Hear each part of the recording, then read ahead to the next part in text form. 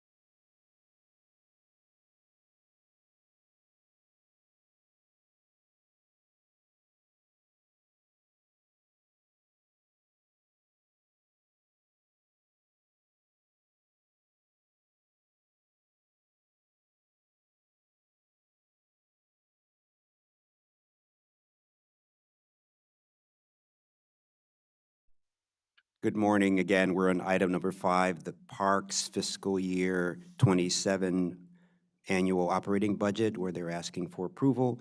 And this morning we have Kate Bentley and Suchi Bear presenting this item. Welcome.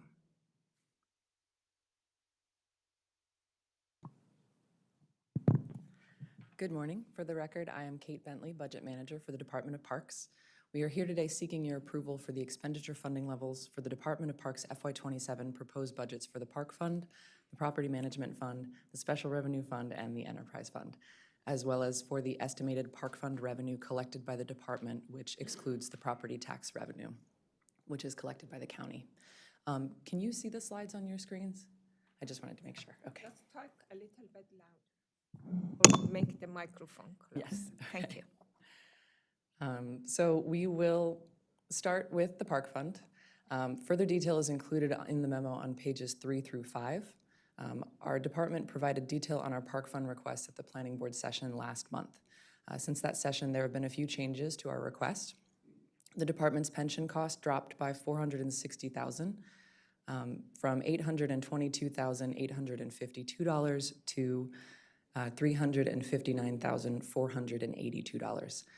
And the parks contribution for the office of the CIO and CWIT base cost fell by $49,142, bringing the CAS charges from an increase of $32,204 to a decrease of $16,938.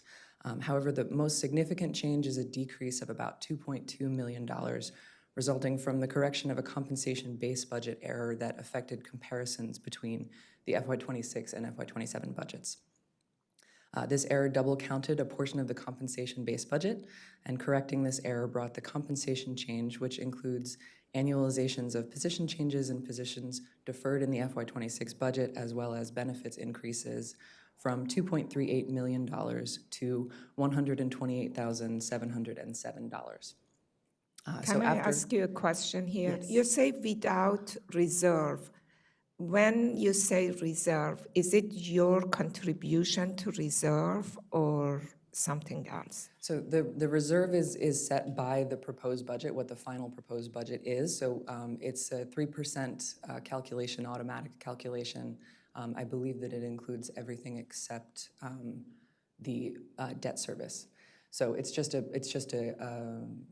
basic calculation based on the proposed budget. Yeah, but do we make a contribution to reserve every year to make it 3%? Is that what we are doing? Technically, it's a portion of our funded budget, so the tax revenue essentially goes okay. into a holding account for the reserves to Every ensure that year, we a have- portion goes to the reserve. Correct. So we do have a reserve sort of change year over year to increase that reserve requirement from year to year. Okay, okay, thank you. So after making these revisions, the total operating increase for FY27 for the Park Fund is now at $5,081,032, which is a 3.6% increase over the FY26 adopted budget. Adding in the funding for the compensation markers brings our total Park Fund FY27 budget request to $151,087,357, or a 6.5% increase. And finally, adding in OPEB gives us the full Park Fund request amount, leaving out only reserves, of $157,452,155, or a 6.5% increase overall from FY26. The table on pages 15 through 17 of the memo shows totals by division for the FY27 proposed budget for the Park Fund.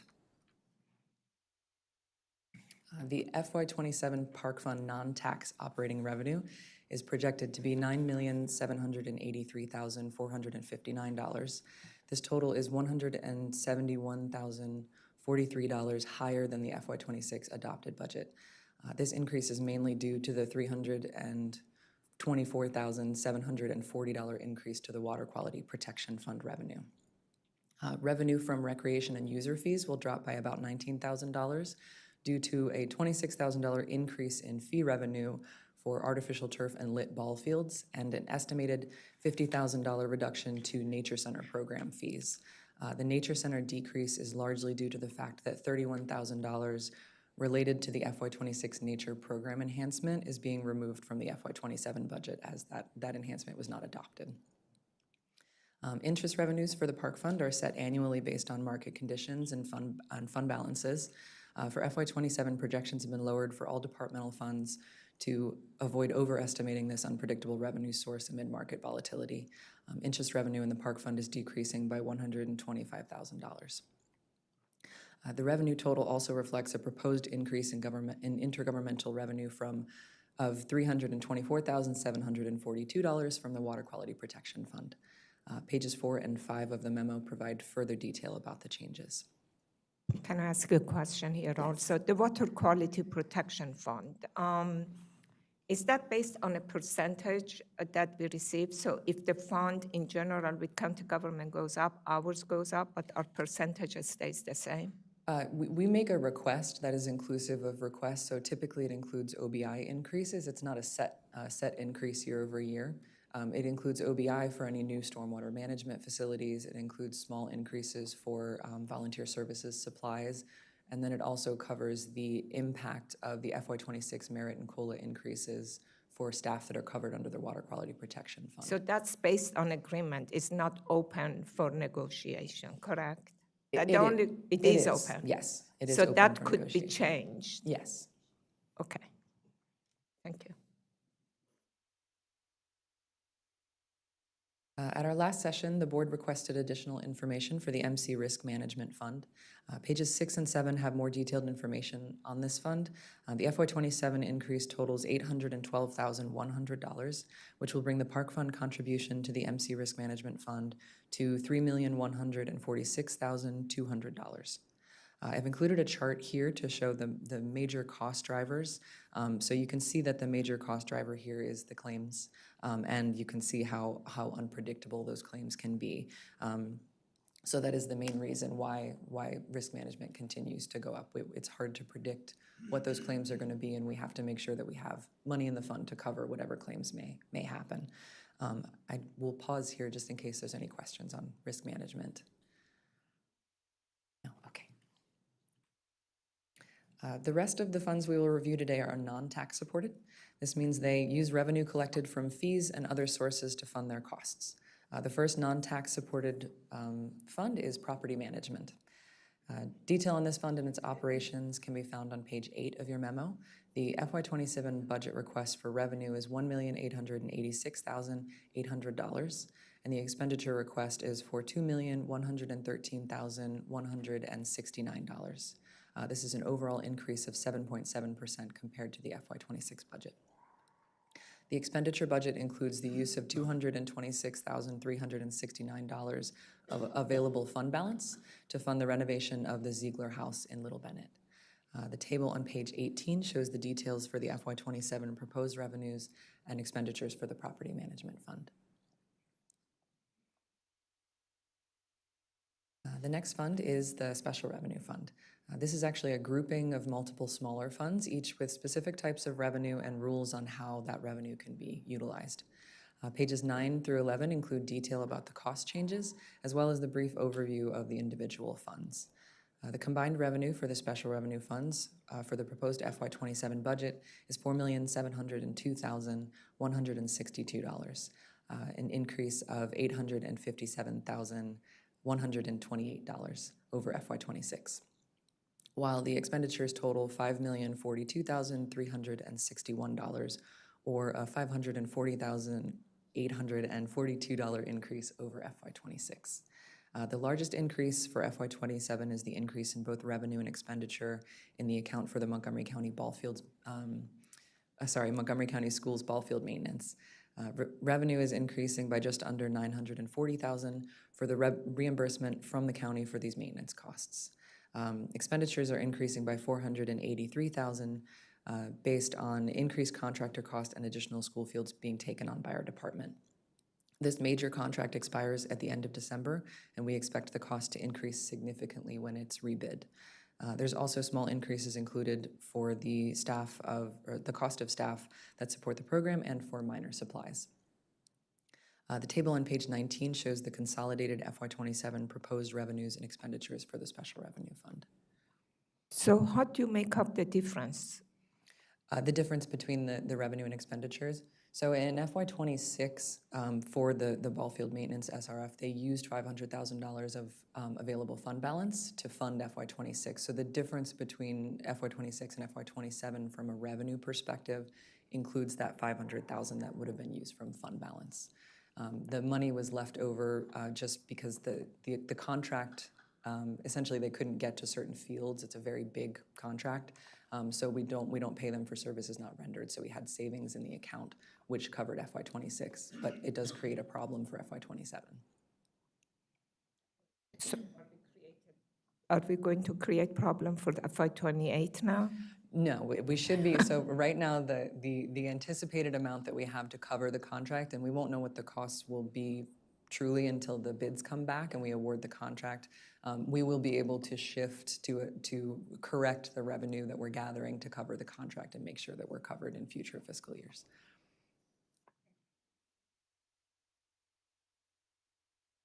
And lastly, we have the Enterprise Fund. Detail on the Enterprise Fund proposed budget is found on pages 11 and 12 of the memo. The Enterprise Fund proposed FY27 operating budget totals $14,215,250 in revenues and $13,117,183 in expenditures for a net profit of $1,098,067.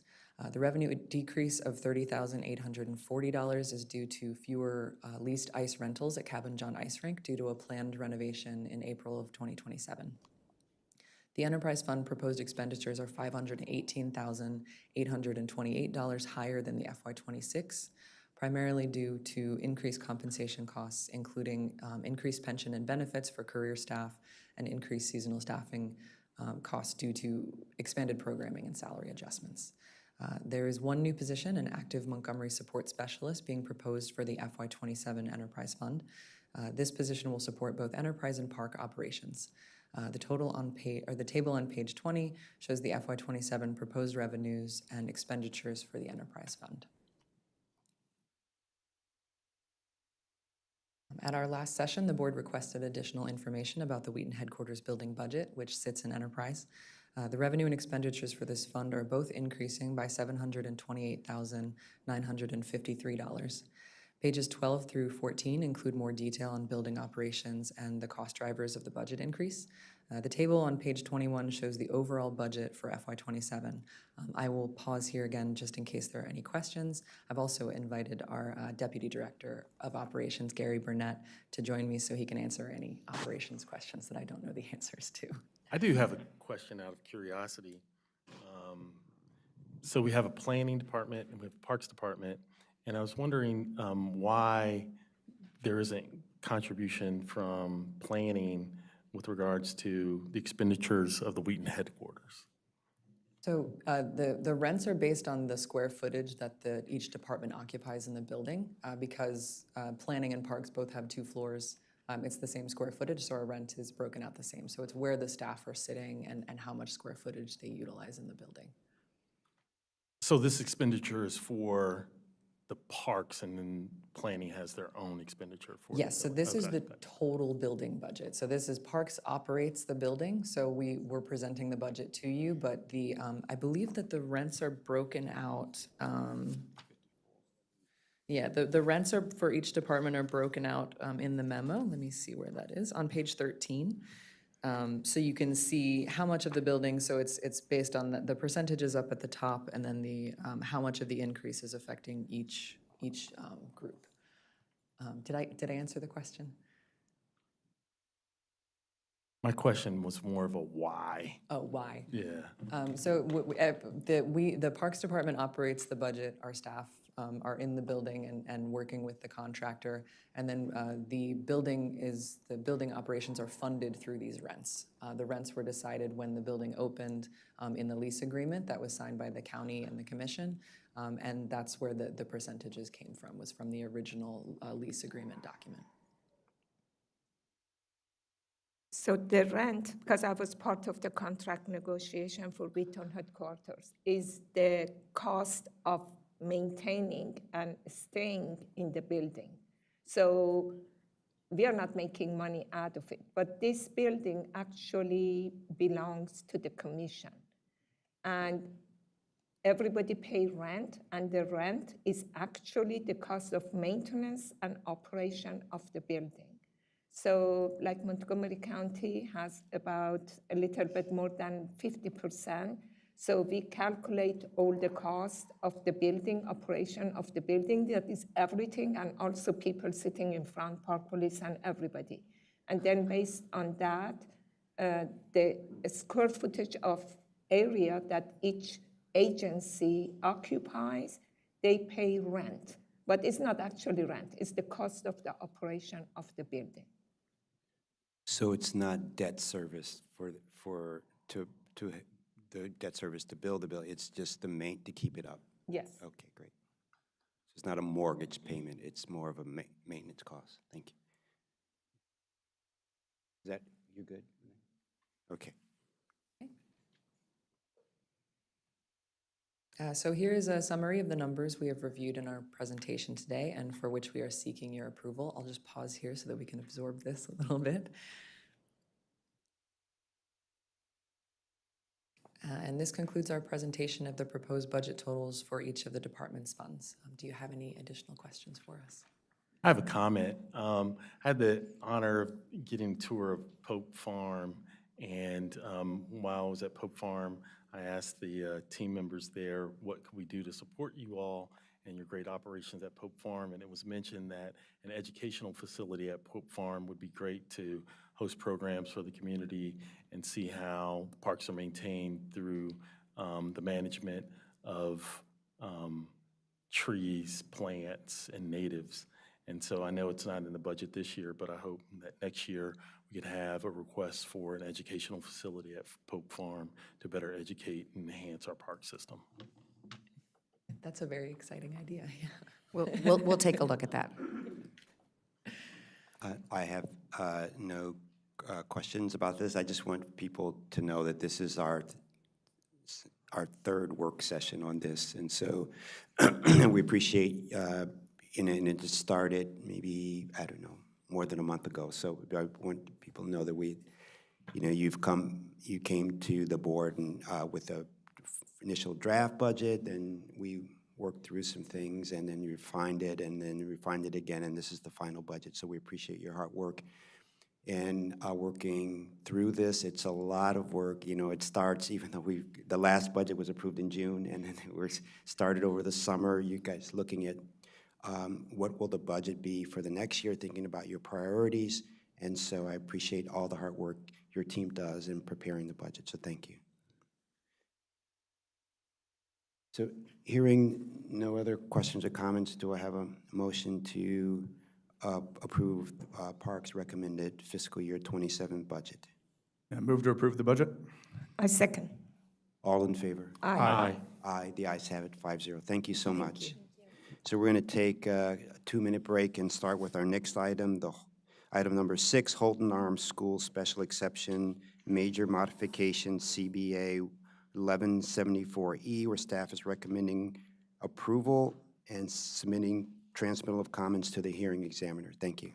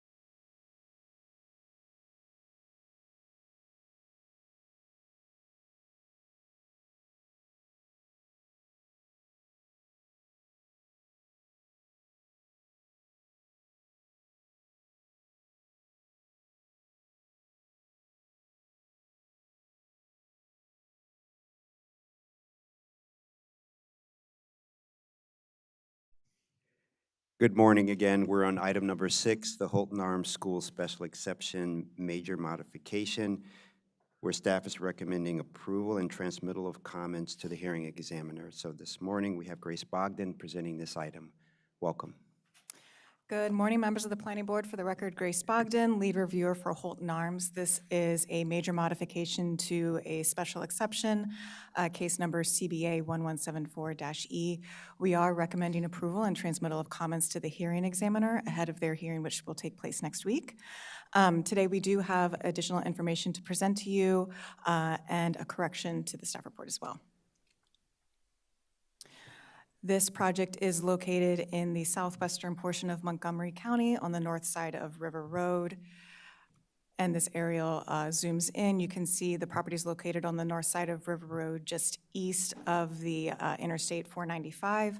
The property is split zoned, so you can imagine to the west, the properties and zoning is R200, and to the east, the properties are zoned R90. Itself, the property is approximately 54.6 acres in size and highlighted in the red dashed line. It is within the 1990 Bethesda Chevy Chase Master Plan area. There is a lot of background for this special exception, which we will briefly summarize for you today, and we have written more descriptively in the staff report. But I will give you the highlights of the history. So in 1961, the Board of Appeals approved CBA 1174 to allow a private educational institution at 7305 River Road. Subsequent to this approval and over the past 6 decades, as you can imagine, there were several other amendments to this original CBA case to allow the school to grow and operate and become the campus that exists today. Some of the major improvements that were made over time are highlighted on your screen, the first of which is in 1987, where the Planning Board approved a preliminary plan for the property, creating one lot totaling 54.6 acres. This preliminary plan includes a condition limiting enrollment to 630 students. And then associated with this preliminary plan, the Board of Appeals approved construction of a performing arts center on the site, a gym, and athletic fields and tennis courts. Again, more amendments were approved between 1987 and 2001, but in 2001 and 2002, there was a major expansion by the school, and so the Planning Board approved the Associated Forest Conservation Plan in 2001, and shortly after, the Board of Appeals approved an amendment to allow the school's increased enrollment to 650 students. And the school expanded to include a new athletic track and field, a new science wing, expansion to that performing arts center, in addition to the lower school. At this time, there were uses that were originally included in the special exception case, but then were split apart and approved under separate special exception numbers. So the summer camp, which is under S2503, was approved for 645 children, and the daycare that had existed on site was formally approved under S2467 for 15 children. And so you'll see in the staff report, there's mention to these associated special exception case numbers, which sometimes were modified on their own and sometimes modified under this CBA 1174 case. But to ensure that we are completely doing the noticing correctly, or at least that the Office of Zoning and Administrative Hearings is doing it correctly, we do note all of the special exceptions within the staff report and are referring to them under this umbrella number. And then shortly after, in 2004, the Board of Appeals allowed an increase in enrollment for both the school and the summer camp to increase its student and camping capacity up to 665, with 5 additional if certain criteria were met. And so you'll see that's referred to in the staff report as 670 in total. So this aerial shows how the school exists today. It's highlighted again in the red dashed line. The school has bought properties in the surrounding area, and so it is approximately 58 acres in size now. The main access to the school is located at the intersection of Royal Dominion Drive and River Road, and there is a thorough internal driveway network on the campus, which we will show you shortly. At the corner of Burdett Road and River Road is American Plan. It's a nursery. This is also a special exception approval case. And then to the east of Burdett Road is Foxhill Residences, which also carries a special exception approval. And to the north of that is Burning Tree Country Club. On Burdette Road, the school does have frontage, and there is limited emergency access available. And then to the north and northwest, you can see the single-family homes. There is frontage on Burning Tree to the northeast.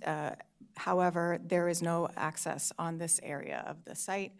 And then to the east, again, you can see more single-family detached homes with Beech Tree Local Park and Burning Tree Elementary School adjacent to the school. On the south side of River Road, at the intersection of Royal Dominion Drive and River Road, is Primary Day School, and one of the two entrances to the Almiron neighborhood. This neighborhood is comprised of single-family detached homes and townhomes, and there's two access points into this neighborhood. That's Royal Dominion Drive and Burdette Road. There's no access points at the south portion of this neighborhood. So over the course of time, this slide summarizes the existing operations at the school, and that is for 670 students for the school itself, for grades K through 12, and it's separated for lower, middle, and upper schools. The daycare on the site allows up to 31 kids and 10 staff, and the summer camp allows for up to 670 campers. And through those amendments over time, there's also limited allowance for rental of the on-site facilities to third-party organizations. There's several limitations that these rentals are subject to, which we've outlined in the staff report. It includes limited participants, specifically to the Holton Arms families, quarterly monitoring, and things of that nature. The diagram on your screen summarizes the existing facilities on the property. Again, it is a campus. It has many structures, but I'll briefly summarize, if you can see my mouse here. There's the Granger House and the Brown House, G and H, where I'm hovering my mouse. In the areas of A, B, C, and I are the lower school and the daycare. M is an athletic soccer field, and then around D, E, F, and C are the upper school, the dining hall, the library. Q and N are outdoor tennis courts and softball fields, and then on the right side of your screen is the athletic field and a field house. As you can see in the blue dashed line, there is a Booze Creek that bisects the property. So there is forest conservation easements that have been recorded. There's streams, there's topography, and steep slopes also on the property.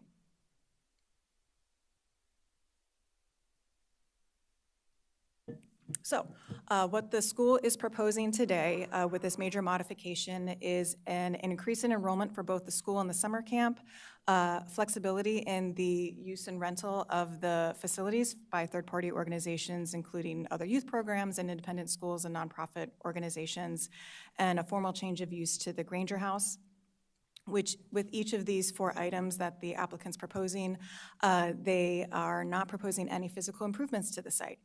They state that with the existing facilities that you just saw, that there is sufficient space to accommodate these enrollments, and there's sufficient parking on site. And so with the increased school enrollment from 670, they state that with the facility as it currently exists, there is sufficient square footage. In fact, they did a utilization rate and found that it's underutilizing the property. And similarly with the summer camp, the enrollment will increase from 670 to 970. There's still limitations that the applicant's proposing to apply to the third-party rental of facilities, and we've included those in the conditions, and that includes limiting the hours of operation for weeknights and weekends, and limiting participants on the site, and times of the year, or number of events per year. And for the change of the use of Granger House, the Granger House had traditionally been used as a residence for the head of campus. And then in 2023, when there were renovations occurring elsewhere on the site, they had asked the Board of Appeals to allow a temporary use change of the Granger House to administrative offices, and now they're asking for that to be formalized within this major modification to continue using it as administrative offices. So this slide here shows the access and circulation on the site of the internal driveway network. There are 310 existing parking spaces, and the applicant is proposing to maintain those, no change in use for that. the applicant is proposing, and there is a condition recommending a bus shelter to be added along River Road where there is an existing bus stop. And so you can see here on the aerial, there is a sidewalk and pathway that runs along the driveway into the property up to the schools. And here you can see highlighted in green is queuing space that's allowed right off River Road, and it totals 525 feet. To the left, highlighted in yellow, is a driveway that separates and allows access to the lower school. And highlighted in the red box is the area of the pickup and drop-off zone for the school. And you can see here there is about 1,700 feet of queuing space allowed for the pickup drop-off area there. And then to the right is highlighted in blue, which is the queuing space for the upper school, approximately 2,000 feet of queuing space with the pickup drop-off zone, again highlighted in the red box. And there's additional queuing space here highlighted in purple if necessary of close to 1,500 feet in length. And where the dots you see on your screen are staff people from the school that help direct and queue traffic throughout the site. So this application heavily focused on the transportation review, given there's no physical improvements on site, but analyzing the increased trips generated from the increased enrollment for the school and the summer camp. The transportation impact study is subject to the 2020 to 2024 LATR review based on the date of acceptance. And this TIS was reviewed by planning staff, State Highway Administration, and MCDOT. And SHA had requested additional queuing analysis to be conducted on River Road corridor itself to ensure there was proper queuing along the corridor. And we met several times with State Highway and MCDOT to determine what the proper mitigation should be for this intersection, and had all concluded that the three outlined on the screen today is the appropriate level of mitigation. And you can see here on the aerial it's showing number one is the extension of the westbound right turn lane on River Road going into the school. And secondly, number two is the addition of the northbound left turn lane at Royal Dominion Drive and River Road. This Royal Dominion Drive is 2 lanes with the exit lane accommodating right through and left turn lanes. And so the applicant is proposing a dedicated left-hand turn lane to improve circulation along River Road. And additionally, there are other signal timing adjustments associated with these geometric improvements that the applicant will be implementing. The applicant has also submitted a transportation management plan to help implement other TDM strategies, and this includes increasing bus ridership levels. Currently, there are approximately 28% of students are bused to the school, and the applicant is proposing to increase that to 36 students, and that would occur along 12 bus routes to the school. And similarly, ridership is proposed to increase for campers up to 16% through 7 bus routes. The management plan also proposes to incentivize carpooling and transit with incentives to students and faculty and staff as well, staggered start and end times for summer programming, and this would all be monitored through an annual report that the applicant will be required to submit as conditioned to planning staff, SHA, MCDOT, as well as the OZA staff that will consider the case. Just to note, the school already has a transportation management plan that they are subject to, and they provide that annual report currently to the Board of Appeals, and our condition is recommending to expand that list of organizations that receive the annual monitoring report. So noticing for special exceptions is conducted by the Office of Zoning and Administrative Hearings. However, for this public hearing, in the absence of any regulatory requirements for noticing this hearing itself, staff did send an email to those that had emailed us during the review of this, letting them know that the public hearing would be happening today and that it is available to the public and they can sign up to testify and submit correspondence as well. The school began engaging the community in 2024 when the enrollment for that school year indicated that they would be submitting this amendment for increased enrollment.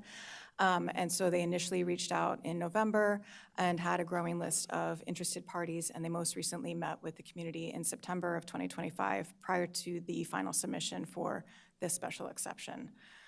Throughout the review of the project, we've received several letters of opposition from the community, more specifically the community to the south of River Road, the Almiron neighborhood, with concerns regarding increased traffic on River Road due to the increased enrollment and impacts that their neighborhood would experience through cut-through traffic.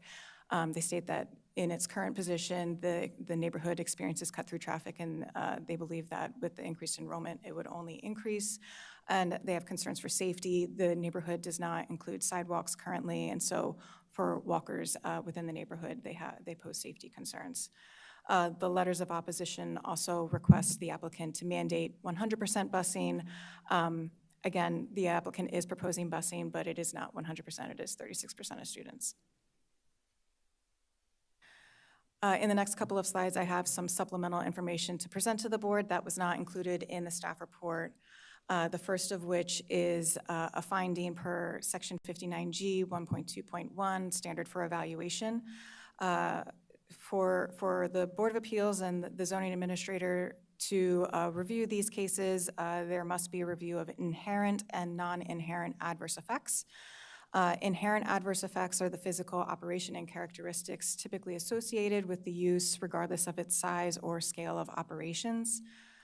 So for this particular case, there is an extensive history of approvals by the Board of Appeals that have documented inherent and non-inherent effects.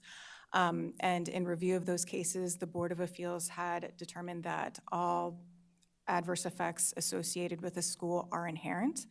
And that includes traffic, trip generation, noise, and lighting. This proposed modification does not change any of those already identified inherent adverse effects to the existing uses. There's no physical changes that are being proposed to the site by the subject application. And the increased trip generation that would occur due to the increased enrollment has been mitigated by the traffic improvements that we just described to you and the accompanying transportation management plan. And for non-inherent adverse effects, these are physical and operational characteristics that are not typically associated with a particular use or adverse effects that are created by unusual characteristics of the site. And so in review of the previous approvals by the Board of Appeals, no non-inherent adverse effects have been identified with the special exception. And similarly with this particular case, increasing the enrollment, staff has not identified any non-inherent adverse effects. Additionally, there is a supplemental information for section 59G 1.2.1, general conditions. And this is a finding stating that the project will be consistent with the general plan for the physical development of the district, including any master plan adopted by the commission. And staff is recommending to add a sentence to the existing finding in the staff report, and I'll read it into the record. The major modification is consistent with the goals of the 2020 Thrive General Plan, as the school will allow for additional enrollment in an existing facility along the developed area of River Road east of Interstate 495, which is identified as a growth corridor in the general plan, thereby supporting compact growth. And lastly, we do have a couple corrections for you to consider. The first of which is recommended condition 7DI, and this is in reference to the transportation management plan that the applicant must adhere to. I is in reference to modification staff recommends to the transportation management plan. And the revision that you see on your screen is essentially to allow the applicant flexibility on who to issue driver parking permits to. Originally, the condition limited it to student driver parking permits of 85, and we are recommending to revise the condition to establish a maximum number of student driver and faculty parking permits of 304. So if there's less need for faculty parking, they can allow additional parking permits to be issued to the students. Can I ask one question on that? Do we know what the current parking capacity on site is? There are currently 310 parking spaces. Okay, so this would actually decrease it by, set a cap that's lower by the 6. For the issuance of parking permits for the annual enrollment, yes. Okay, thanks. And I'll let the board be aware that the applicant is proposing, will be presenting today additional flexibility for one of the other conditions in the staff report as well. And then lastly, yesterday afternoon, we received an email from the hearing examiner asking for additional information. And a couple of those things we were able to address in our presentation to you today. However, there were a couple other items that's going to take staff more time to address and incorporate and clarify. And so what will happen after this hearing is the board will be sending a transmittal letter to the hearing examiner documenting the discussion and action that the board took today. And that will be sent to the hearing examiner tomorrow. And then we will be working on the supplemental memo within the next week, which we will send to the hearing examiner by next Thursday or Friday to address the other clarifications and additional information that they had requested. There's some requests in there that may modify some of the conditions that are included in the staff report, but these modifications are not substantial in nature. It's more of a housekeeping thing where the hearing examiner is asking for us to bring forward information from previous conditions and other associated special exceptions to ensure that the record is clear with these recommended conditions. But we wanted the board to be aware that there might be changes to those. So with that, staff does find that the applicant satisfies the findings for a special exception in the zoning ordinance in effect on October 29th, 2014, more shortly known as the 2004 ordinance, and substantially conforms to the 1990 Bethesda Chevy Chase Master Plan as conditioned and corrected in this presentation. With those conditions, staff is recommending 2 future subsequent amendments, and these are more housekeeping items, but the first one is an amendment to the existing approved forest conservation plan to include those geometric improvements that are proposed within the roadway, which is offsite. It is our policy to have the forest conservation update be updated to reflect those changes, even though it's not on the site itself, it's on the right-of-way confronting the site. And secondly, it is to update and amend the preliminary plan specific to that condition that limits enrollment to 630 students.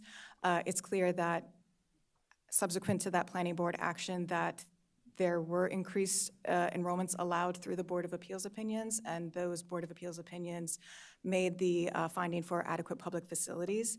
And so essentially, staff is recommending an amendment to clarify and modify that condition to remove the limit of enrollment and allow the adequate public facilities finding to continue to be made with this special exception. So that's really cleaning up the record and more of a housekeeping item, but that will be returned to the board for consideration. And with that, staff does recommend approval and transmittal of comments to the hearing examiner as included in the staff report and corrected in this presentation. Thank you so much. We have 2 in-person testimonies today. The first is Rima Tanis, adjacent property owner. And the second is Stephen, is it Colias? Yes. Could you come on up, please?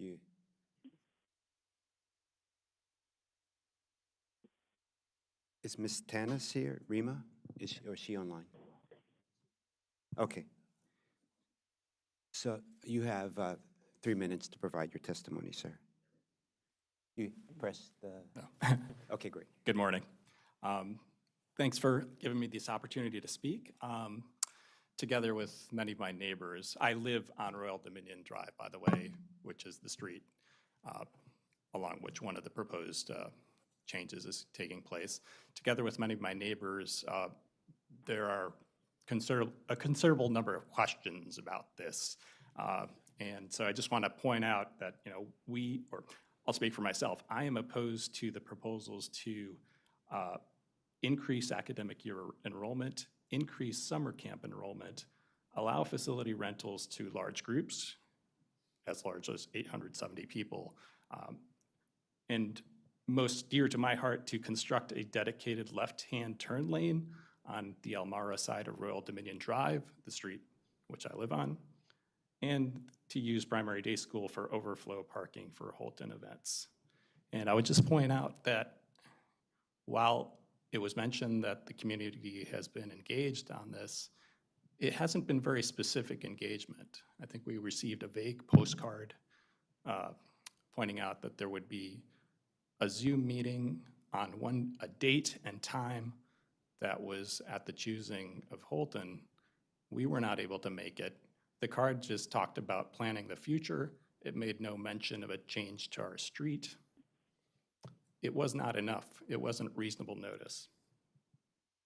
I'll also point out that other schools have used strategies like license plate monitors to tell student families that they may not drive through the local neighborhood. We're very concerned about cut-through traffic through our neighborhood. As mentioned, there are no sidewalks. I fear for the safety and well-being of my child and the neighborhood children. As you can imagine, people are rushing to get to school in the morning. They're not obeying traffic signals, traffic signs, driving at a high rate of speed, often unsafe. The idea of not allowing cars to cut through and to go straight at through Royal Dominion Drive would be like what is done for Walt Whitman High School, the public high school in our area, which is done on Brayburn Parkway, the road leading into that. It's a very reasonable precedent to prohibit cut-through traffic, and it's something that we ask you to apply on Royal Dominion Drive, the road leading into Holton. The District 16 delegation letter will hopefully convey the message that the proposed expansion could have very negative effects on River Road and the Elmira neighborhood. So we ask that no decisions be made lightly or quickly. I noticed that it's been stated on the website that the proposals have been recommended for with transmittal of comments, and it is curious to me and a large number of my neighbors why the planning board would approve this without reasonable consultation with the neighboring community, which has significant concerns in the nature of what I just described. The District 16 delegation letter emphasizes that decisions should not be made lightly or quickly. And I have the permission from the District 16 delegation to testify to the following, that the intention of the District 16 delegation letter was at a very high level to ensure a focus on moving slowly, thoughtfully, and deliberately, including making a new state traffic study, since the proposed Holton expansion plans could have a negative impact on traffic on a state road, River Road, and could have a negative impact on Elmira safety and community access. The District 16 delegation letter was not meant to endorse any specific traffic mitigation plans, but simply to ensure that if any expansion plans were improved, appropriate traffic monitoring and mitigation plans would need to be implemented. Sir, can you start wrapping up, please? Okay, thank you. Lastly,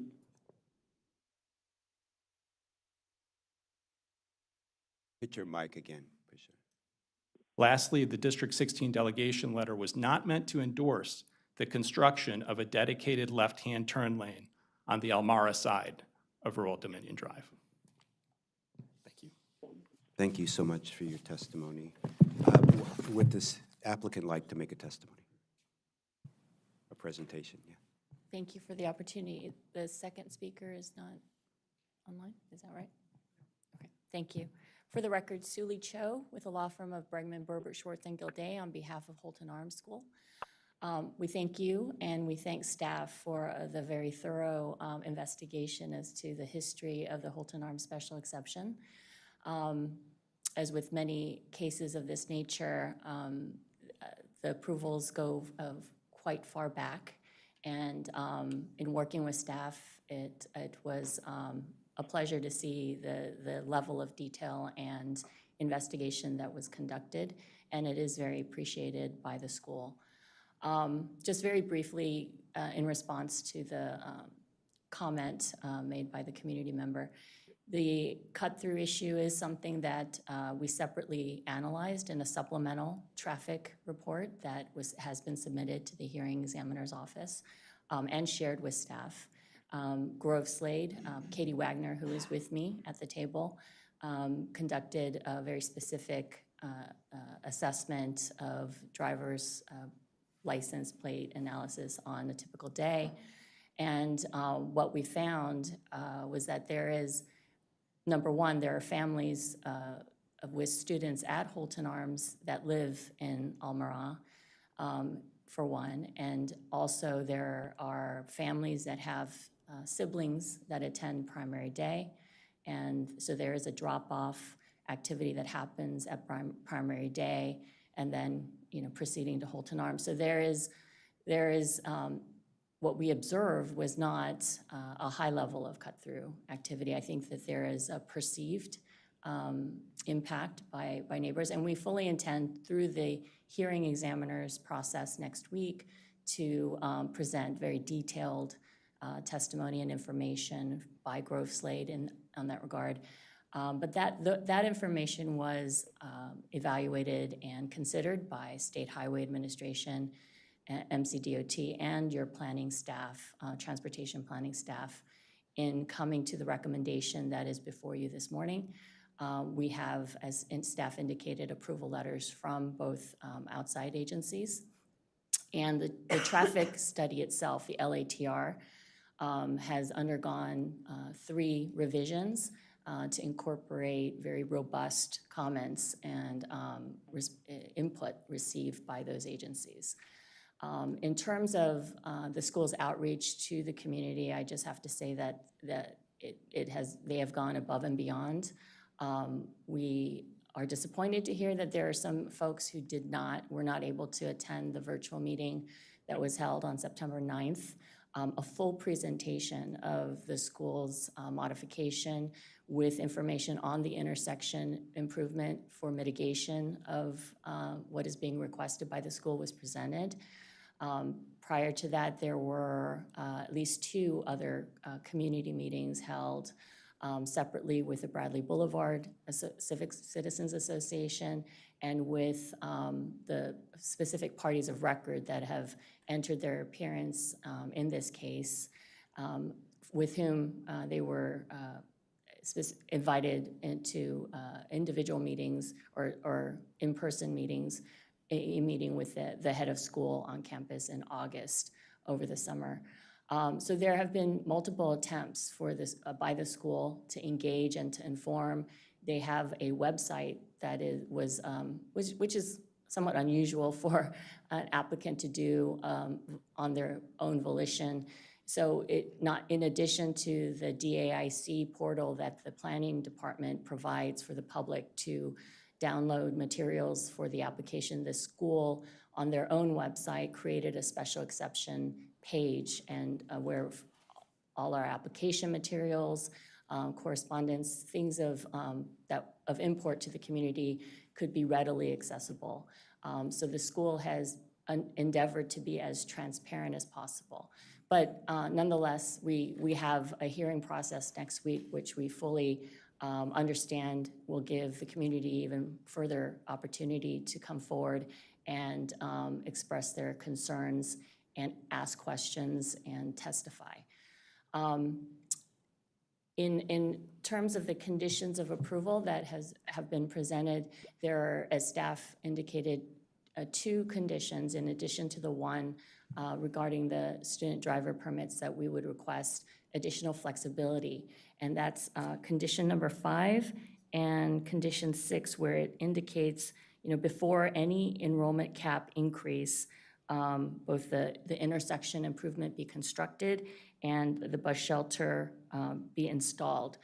Those improvements are directly related to enrollment cap increase. We understand that, and fully required for the student enrollment aspect of this in terms of the academic year for the increase to 200.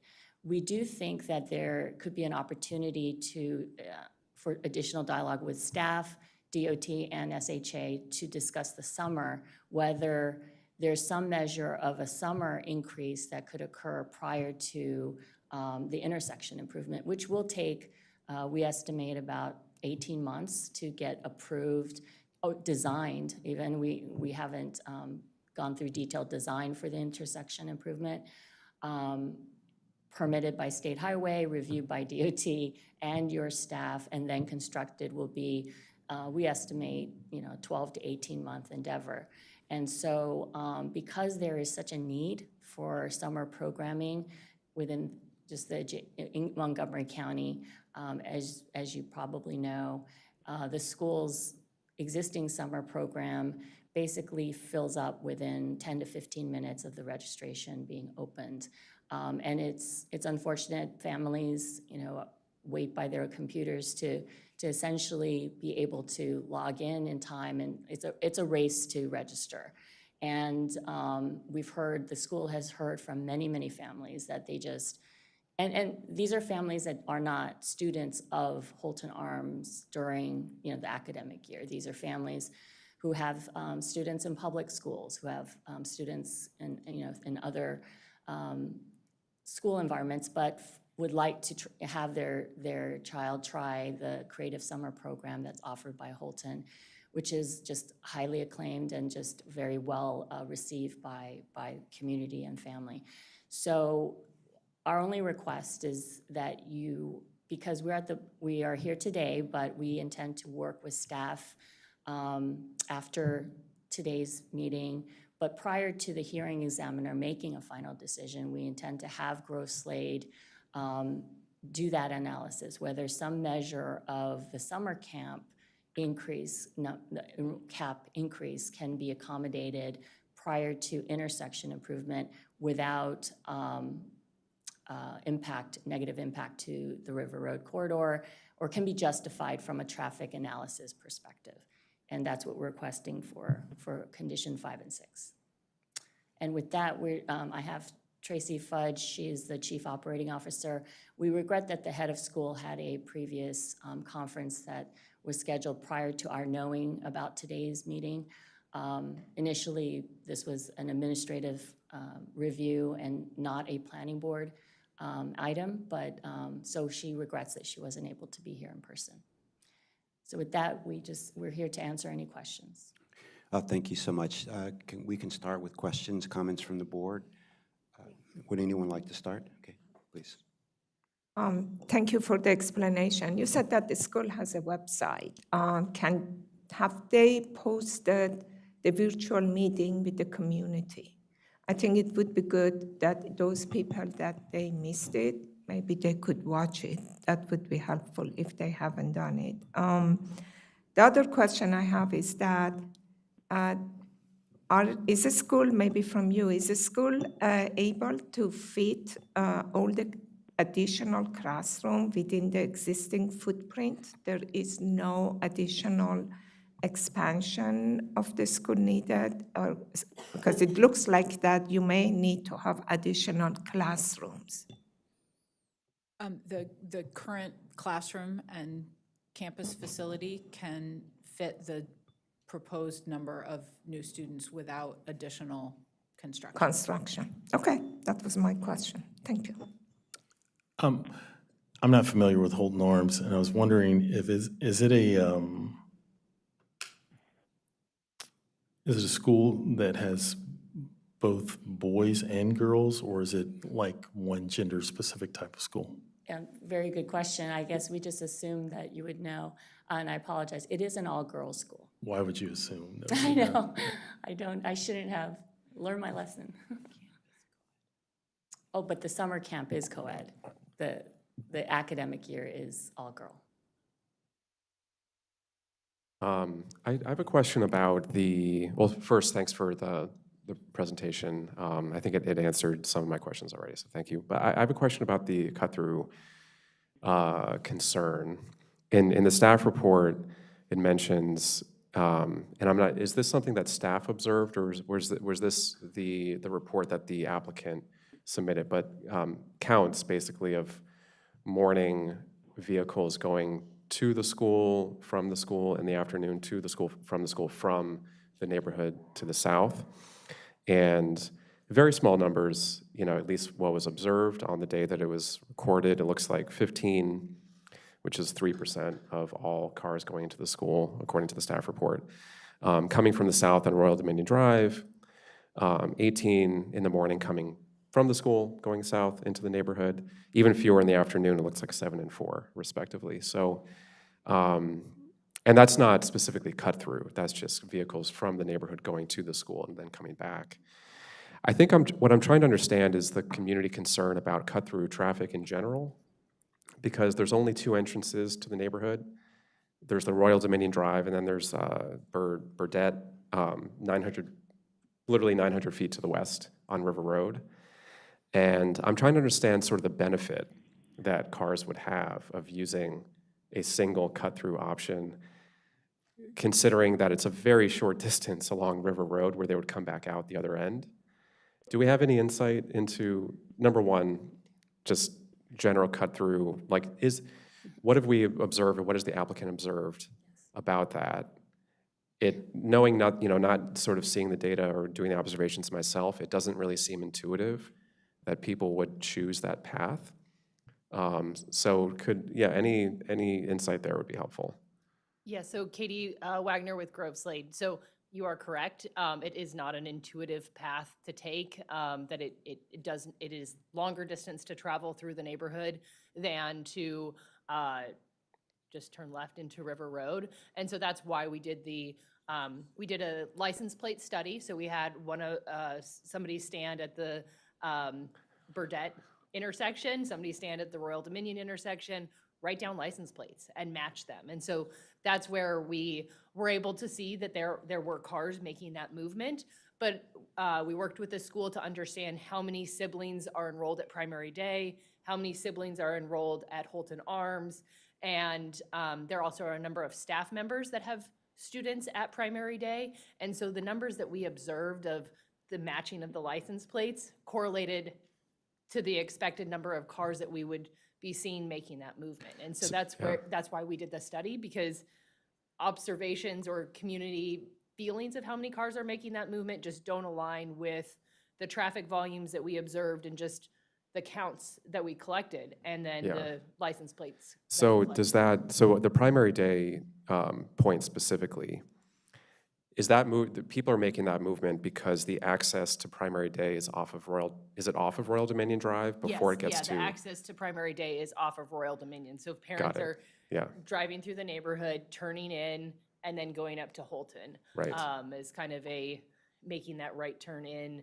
as opposed to if you turn right off Royal Dominion to turn left into Primary Day, it's hard to make that movement because it's, again, a single lane out of the neighborhood. And so, again, the left turn, adding that left turn lane that we've proposed as mitigation would help with that, potentially even reducing the cut-through traffic because they're able to get out of the neighborhood faster. Yeah. I think, that makes sense. So for any trips outside of school-related trips, I don't know, maybe this isn't what you studied specifically, but it seems just unlikely to me that that's a valuable cut-through option. Not. Because the community member brought up a license plate camera reader, and I worked on the project that has gone into, and it is a completely different case that school has very limited access. It only has a right in, right out, and so there is a reason why cars would choose to make that travel through the neighborhood, whereas in this case, it really is not a benefit to travel through the neighborhood. Okay, thanks for that explanation. Second question about the left turn proposal on Royal Dominion Drive. Do we know if that, so it sounds like operationally that would take some time to go through the process with SHA in the county, which makes sense. And I assume that's related to like the signaling primarily. Yes, right? So we're gonna, within the right of way, we are able to add a left turn out of the neighborhood. And again, that's gonna help with the delay that the people in the Elmira neighborhood are experiencing getting out of their neighborhood.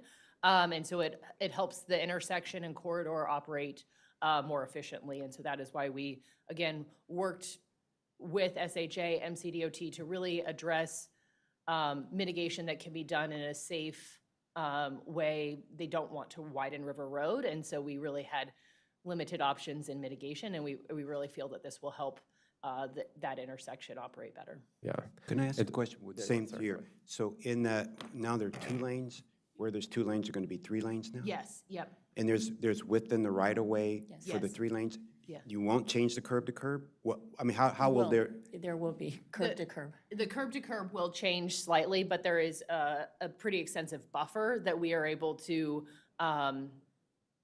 eat into the grass strip to be able to provide that turn lane. And I will note, there are very few sidewalks in this area, but the length of that left turn lane, there is a sidewalk on Royal Dominion from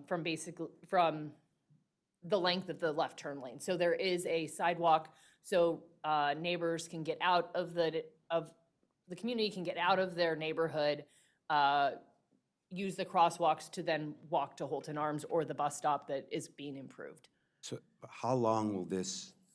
left turn- 150 feet. 150 feet. Yep. And people coming out of primary day school will be able to somehow get into that left turn lane too if they wanted to? I mean, Yes, yeah. And again, there's not a lot of traffic exiting out of Royal Dominion at that intersection during those peak hours. And so cars are able to use the left turn lane and the right turn lane, and it will help the intersection operate better. I would say there are not a lot of cars that were observed, but because the geometry of the existing condition is quite constrained, there are only those 2 lanes, there's a lot potentially going on in that very confined space. So we do believe that adding that left turn lane will significantly improve sort of the operation and the perception of congestion at that intersection. That you'll have cars being able to make the right turn on red because now they're not stuck behind both the lefts and the throughs. They're only in the through right lane. So it, again, will help other cars be able to get out of the neighborhood. Yeah, I had a similar question about Commissioner Linden. You can go with your question, but so people, yeah, I was wondering, so there's only one way in is on Burdette and only one in and out on Burdette and one is in and out on Royal Dominion. So people that are somehow want to cut they're trying to get to the primary day school? I mean, like what's, because again, what would the cut-through traffic want to do?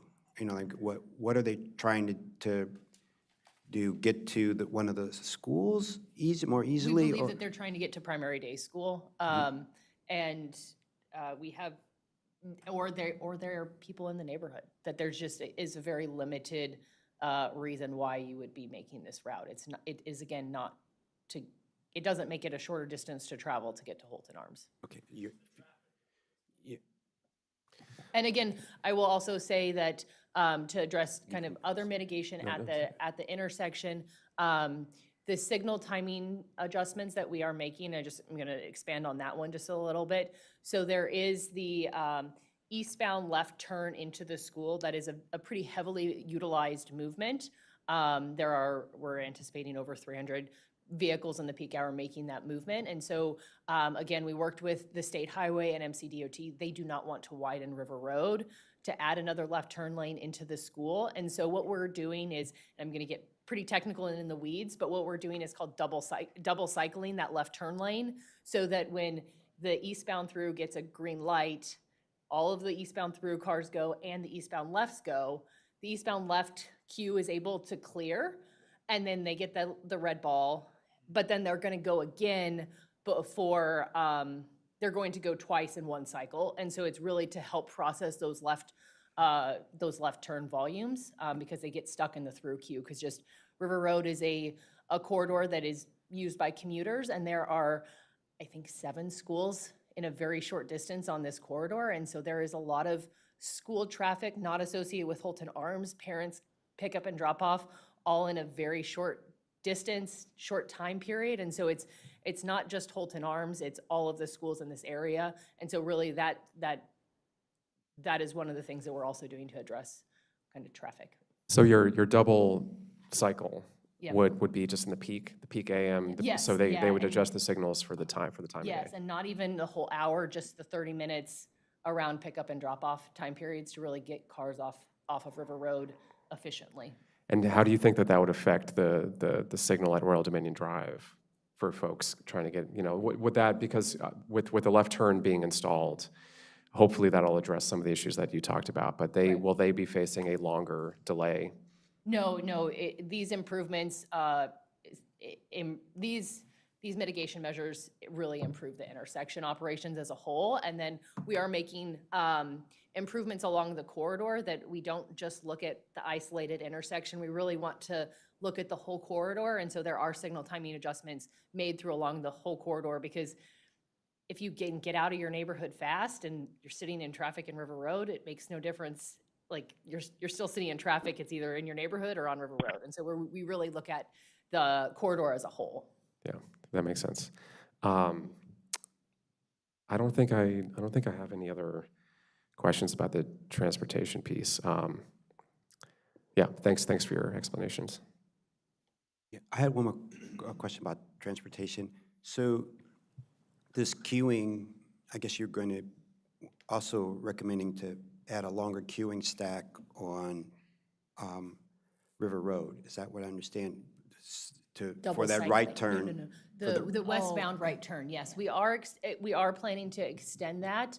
And that's, again, there are a lot of cars traveling on River Road to get to the Beltway. And so the perception is that there's vehicles that want to turn right into the school, kind of caught in the through lane, caught in that westbound traffic. And so by extending the right turn lane, it will allow cars to get out of the through queue and into the right turn lane to be able to turn into the school faster, again, to help the corridor as a whole, not just help the school traffic. And I would clarify that it's not an extension of pavement.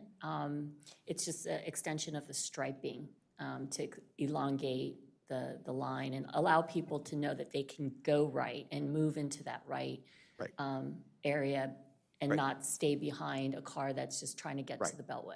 Right now, you're right, the pavement's already there, but it ends the striping ends where the one is. You're going to extend it another, what, like? 500 feet. 500 feet, okay. The shoulder is already there, so we're worked with SHA. Okay, to be able to great. just repaint it.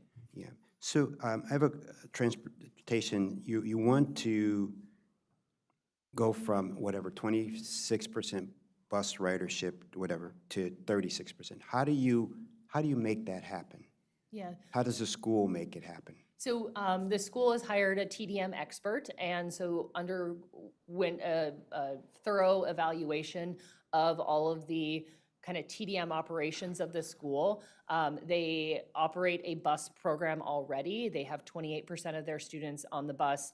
When we did the traffic study, they are really committed to building this program back up. It took a hit during COVID because nobody wanted to be on the bus. They wanted to arrive in their individual vehicles. And so kind of have to retrain students, retrain families that like busing is a good option. And so just this year, they have 31% of their students on the bus. So they're already really committed to revamping that program. And so we worked with the TDM expert to analyze kind of where the pockets of students are, where there are more opportunities to provide more bus service. Currently, there were only like 16 students per bus, and there's capacity for 44 students per bus. So there's the 12 routes that they already run, there is opportunity to get more students on the bus. And so the school really has looked at kind of what they need to do to be able to increase that enrollment, and really think that the 36% was, we had to do a balancing act with SHA where we didn't underestimate the number of trips that this future enrollment would produce. And so that's where we came with that 36%, that the school thinks that they will be able to bus more students, but 36% of students busing was a reasonable number to do with our traffic analysis, identify additional mitigation measures. So there was that balanced approach between traffic mitigation and TDM efforts. One of the other things that isn't highlighted on here, but they also do have a considerable number of students that are carpooling already, that about 21% of students carpool. They have staff with students, but they're also looking to increase that to about 24% of students carpooling, in addition to the busing. I'm sorry. Related to that, I'm just curious, in schools in general, what percent have you seen bus, have you studied this before? Like, is 36% like wow, that's amazing, or is, or is 40% amazing, is It really 20% depends. amazing? Yeah. Like what, a non-car way to get to school, what is, Yeah. what's So- typical, what's typical? Have you, or if you haven't studied, you haven't studied, but I'm just trying to get a feel for what is. Yeah, so I've worked on a number of schools in the county. It really depends on the size of the population that the school is serving. I think Holton Arms, because it is an all-girls school, that just limits a little bit more of the opportunities for carpooling with siblings, that like you have to have an all-girls family Right. enrolled at the school. And so the 36% was is in line with other private schools in the area, especially given the size of the population, that it is a lot of students that they have to get on the bus. And then you also have, with a school like Holton Arms, where they have that, a pretty rigorous after-school clubs and facilities, or clubs and activities program. And so that is kind of a limiting factor in the number of students that can bus, that if you have all your field hockey gear, you have after-school practices and things like that. And so 36% with the 24% of students that are anticipated to be carpooling, it is a significant number of students that will not be arriving by single occupancy vehicles. I think the related challenge, particularly with private schools, and you obviously have a lot more experience with this, all the more experience than I've never been to a private school myself. But the geographic sort of catchment is just so much larger than a typical public school, which is, unless you get to sort of the high school sort of, options that the county has, it's more geographically constrained. And so busing over such a wide area with a relatively smaller student population is just it's a network challenge from an efficiency standpoint. And I think that also just makes it hard. It's hard to compare to like a public school environment in that way. So 36 to me seems both, I mean, it seems like a good goal. It's, for this kind of environment, and I hope you can achieve it. Even though it sounds like, currently a lot of the buses aren't at full, again, which makes sense. You have sort of excess capacity with the current buses you have. So, you won't have to maybe add more buses, which is good. You won't have to incur that expense, but somehow try to optimize, but it's always hard to tell where the new students are coming from, I guess, and you can't really control for that. I was curious if you know how many folks walk to school right now, if any. Understanding, of course, again, people are coming from all over the place, but my question is sort of related to you observed, or at least you confirmed, students coming from the neighborhood to the south. I don't know how many, but to me, that feels like a perfect opportunity to incentivize walking through the TDM program. But I say that also recognizing the fact that there are no sidewalks in that neighborhood. I think this perfectly demonstrates the challenge that neighborhoods like this have, and the mistake that was originally made when they were developed to not put in sidewalks. And what we see, and this is just a bit of a tangent, what we see throughout the county is sidewalk conversations and oftentimes controversies trying to put in sidewalks, particularly for safe routes to school for kids, often receive a lot of resistance from neighbors. I'm not suggesting this neighborhood would resist sidewalks in this case, but these opportunities, I think, sort of speak to a variety of, it's a win-win for the community, like when we can do this. It's a win-win for the community and for the school. It offers kids an alternative to having to hop into a car for literally going 1,000 feet up the road, right? If they don't feel safe walking on the street right now, I get it. If there's no sidewalk, if their parents don't feel safe, I get it. But it's just, it should not be the case that kids live 1,000 feet away and can't walk to the school they go to. And, that would reduce the number of vehicles coming through the neighborhood and going out that intersection. It is curious, this community, because it's about 150, 170, I think 170 total households in the Almara area. And they were developed after Primary Day was already there and Holton Arms was already there. So the schools were there and the homes came, but they didn't include sidewalks. So, from my perspective, when we were just looking at this, even this intersection that we're dealing with is really substandard. For the number of households that are in that area.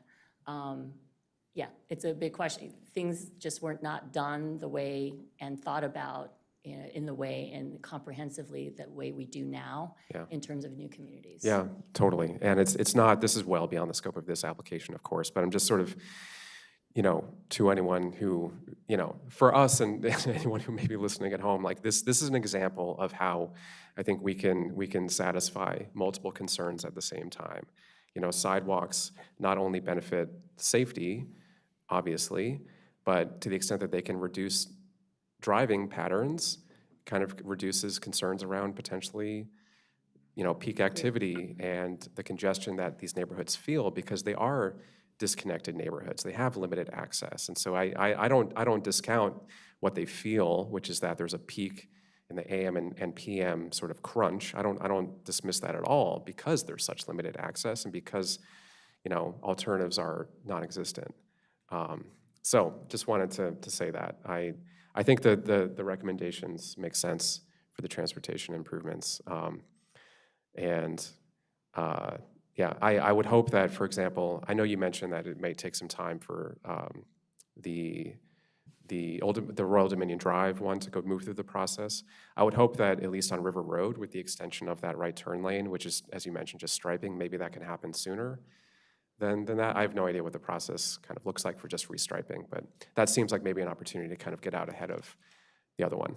Well, and so that's kind of what we want to do. We want to look at this and see if there's some measure, pieces of it that can be done sooner, or if we can justify some measure of at least the summer capacity based on existing conditions. We're not saying that we know that today. We just want an opportunity for Grove Slade to work with staff and the sister agencies to determine that.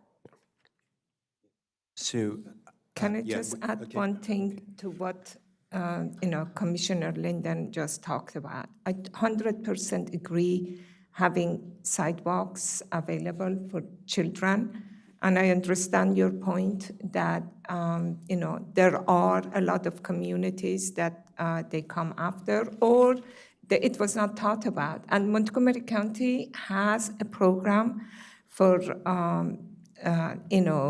school safety that they provide sidewalks, but it's totally underfunded. I personally have my family to ask for a very short sidewalk, and they agreed it's a good thing, but they said it's not going to happen until 3 or 4 in the future. It's not even in their program. That it is important to take the kids for a very short distance, they have to drive them because it was not safe to let the little kids to go on the street. And by the time they want to do it, kids are grown up, and maybe it happens for the future people that they're going to be there. But that program exists, is underfunded. And hopefully, I know that DOT is here listening to us, and they know probably what project I'm talking about. I'm hoping that they could get it funded, that we don't have to drive when the houses are very close and the kids can walk. Yeah. Funding is definitely one of the big challenges. The other one is that it goes up for neighborhood referendum.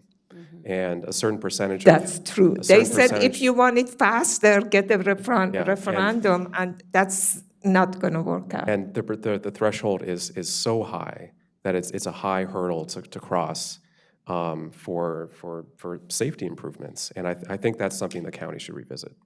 Okay, Sue, yeah, just a couple more comments and we should wrap this up. So I feel that this is we talk about, your point about Thrive, this is a large school, underutilized, right? If it's true, it's 40% utilization, that's not high. And there's an opportunity to increase the utilization, provide more opportunities for students in the area, and also for the summer. You talked about summer camps, and that's really important. Parents, how do you keep your kids active in the summer? There's infrastructure already there. It's not like you want to build a new school. You don't have to go through another forest conservation, sort of the whole piece. It's there. So I always believe in, if you can utilize existing facilities, there's opportunity there. They have this transportation management plan. I couldn't believe all the things they have to monitor during the year. And so the good news is that whatever is done, it'll be monitored, and maybe changes, tweaks could be made as it goes along. And so I'm supportive of this. I feel that the transportation management, the transportation network, any improvements have been thoroughly vetted, and I feel that these two recommendations will definitely help to improve how traffic goes in the area, and then also around safety too. So I'm supportive of staff's recommendations with the added recommendation they wanted us to consider of working with staff to see, we're not approving necessarily today the delaying, starting some summer programs before the transportation needs are made, but the point is, I believe they're saying study. I'd be open to studying. I don't know about my other board members before. That is just for this year, correct? For 1 year? Yes, until, just this coming summer, if there's. This coming summer, but hopefully by next summer, you're good. So Correct. this coming summer is 2026, correct? I want to make sure that Yes. we are on board. Okay. But they're still going to look at, is there some staff, working with staff to look at? Correct. I mean, we just want we just need a couple weeks, and this will be after the staff's supplemental even, I think, that they're planning to send to the hearing examiner. We will continue to work with staff and the agencies to determine if that is acceptable. We're just asking that the planning board give your staff the direction and the go-ahead to engage in that. I'm fine with that. And then also, last question, is there a current parking problem at the site? No, there is no parking that spills out, you can't, onto River Road or any of the adjacent residential streets. Parking for staff and students contained on campus. For events, they have overflow parking areas that are unpaved, but they keep it on campus. They also have off-site options, partnerships with churches on the weekend to park on days that the church doesn't need their parking, that kind of thing. As well as primary day when they don't have a session on the weekend and there's a weekend event, they partner with primary day to use their parking. Yeah, I think all of that's very creative. So thank you. Is there a motion to, if you go back to your conditions, or let's see. Yeah, I'll move to approve and transmit comments to the hearing examiner. Yep. With the additional comment as modified today. I second. All in favor? Aye. Aye. Aye, the ayes have it. Thank you so much. Thank you. We're going to take a 5-minute break and start with our next item, which is item number 77025 Strathmore Street Preliminary Plan and Forest Conservation Plan, where staff is recommending approval with conditions. Thank you.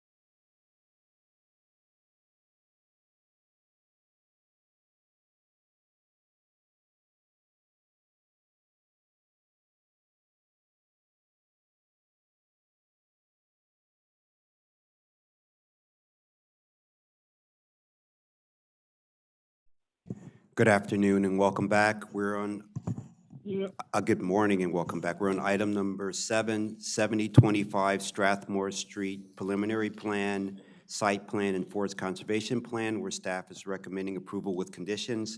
And this morning we have Grace Bogdan with the Planning Department presenting this item. Welcome. Good morning again, members of the Planning Board. For the record, Grace Bogdan, lead reviewer for 7025 Strathmore Street. This is a preliminary plan, site plan, and forest conservation plan, and today we are recommending approval of each with conditions. This project is located in downtown Bethesda, which is in the southern portion of Montgomery County. More specifically, the property is located on the west side of Wisconsin Avenue in downtown Bethesda with frontage on Strathmore Street and Woodmont Avenue. The property is zoned CR 1.5 with a maximum height of 70 feet and within the Bethesda overlay zone, and it is 1.34 tract acres in size and within the 2017 Bethesda Downtown Sector Plan. Specifically, it is within the South Bethesda district of the sector plan. The property is highlighted in the red dashed line on your screen, and you can see it is located at the corner of Woodmont Avenue and Strathmore Street. The property also has frontage on a public alley in the rear. This public alley has access from Woodmont Avenue down to Bradley Boulevard. The public alley is 20 feet in width and it operates in a two-way direction. As you can see on the aerial, the property to the west of the property is more single-family homes in nature, detached single-family homes. There are a couple of garden apartments directly across the street from Strathmore Street. And then to the east, across the public alley, is more of the commercial-type development you'd expect on Wisconsin Avenue. Directly across the alley is older-style commercial, which is approximately 2 stories in height. And then going south on Wisconsin Avenue, there's some recently redeveloped properties such as 7000 Wisconsin Avenue. And this is a recently constructed building that features ground floor retail, a through-block connection, and residential above. By way of background, the Planning Board approved a sketch plan for the redevelopment of this property in January of 2024. The sketch plan allowed a maximum redevelopment of 170,000 square feet for up to 180 multifamily units, with 15% of those being MPDUs, and a utilization of the Bethesda overlay zone density. This sketch plan conceptualized development of the property with access from the alley. It also proposed to extend the through-block connection that was partially begun by the 7000 Wisconsin Avenue project. And then with the approval of this, there were a couple items to be addressed in subsequent regulatory plans, including a request by the Montgomery County Department of Transportation for an operational analysis for the use of the alley, as well as a request from the Department of Housing and Community Affairs to review the income for the existing properties. The property is currently developed with 32 garden-style apartment units. And so the DHCA essentially asked for further study of the income levels of those apartments because there is a goal of the Bethesda Downtown Sector Plan to maintain market rate affordable housing in the area. Could you just say, when you say public alley, it's 20-foot wide, cars go in 2 directions. Why don't they call it street? What is the difference if they call it a street, not an alley? That's a great question. I'm not sure the definition distinction between a street or an alley. I can defer to transportation staff and we can review that. Yeah, I was just wondering what benefit or disbenefit, we call it alley, if it acts like a street. I think someone can explain, I don't know. I mean, we can have Carlos come up. Elza Heisel-McCoy, Chief of West County Planning. For the record, I think it's probably the county's roadway standards that define the section and the naming. Is that correct? Yeah.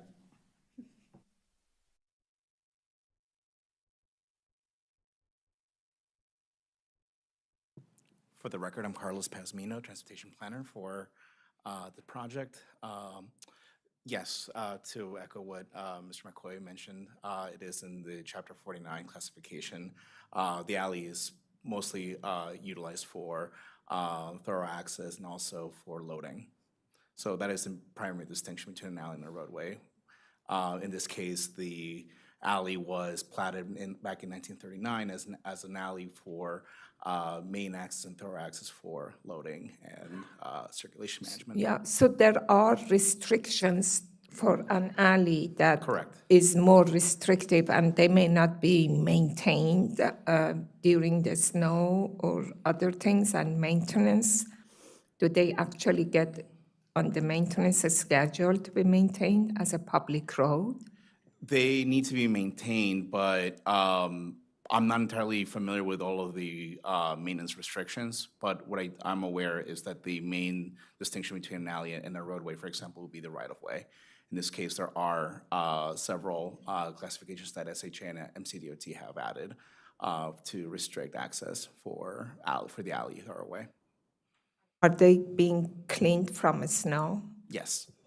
They have to be maintained like any other major access point.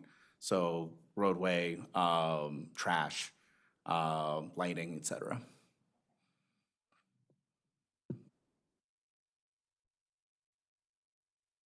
Okay, so today the applicant is proposing a preliminary plan to create one lot to allow the multifamily development, along with the adequate public facilities analysis for this redevelopment. The site plan is requesting to construct a new 70-foot tall residential building for up to 170,000 square feet. The unit count is reduced slightly from what was conceptualized at sketch plan for up to 172 units, maintaining 50% MBDUs. And then with the additional study that was required by DHCA, the applicant is proposing to provide 6 additional units as rental apartments. And so this doesn't quite meet the definition of an MPDU. The control period is shorter. It's for 20 years, and it's set for those earning 80% AMI. So in total, when you add the 26 units of MPDUs and 6 additional affordable units, it does achieve the 32 units that exist on the site today.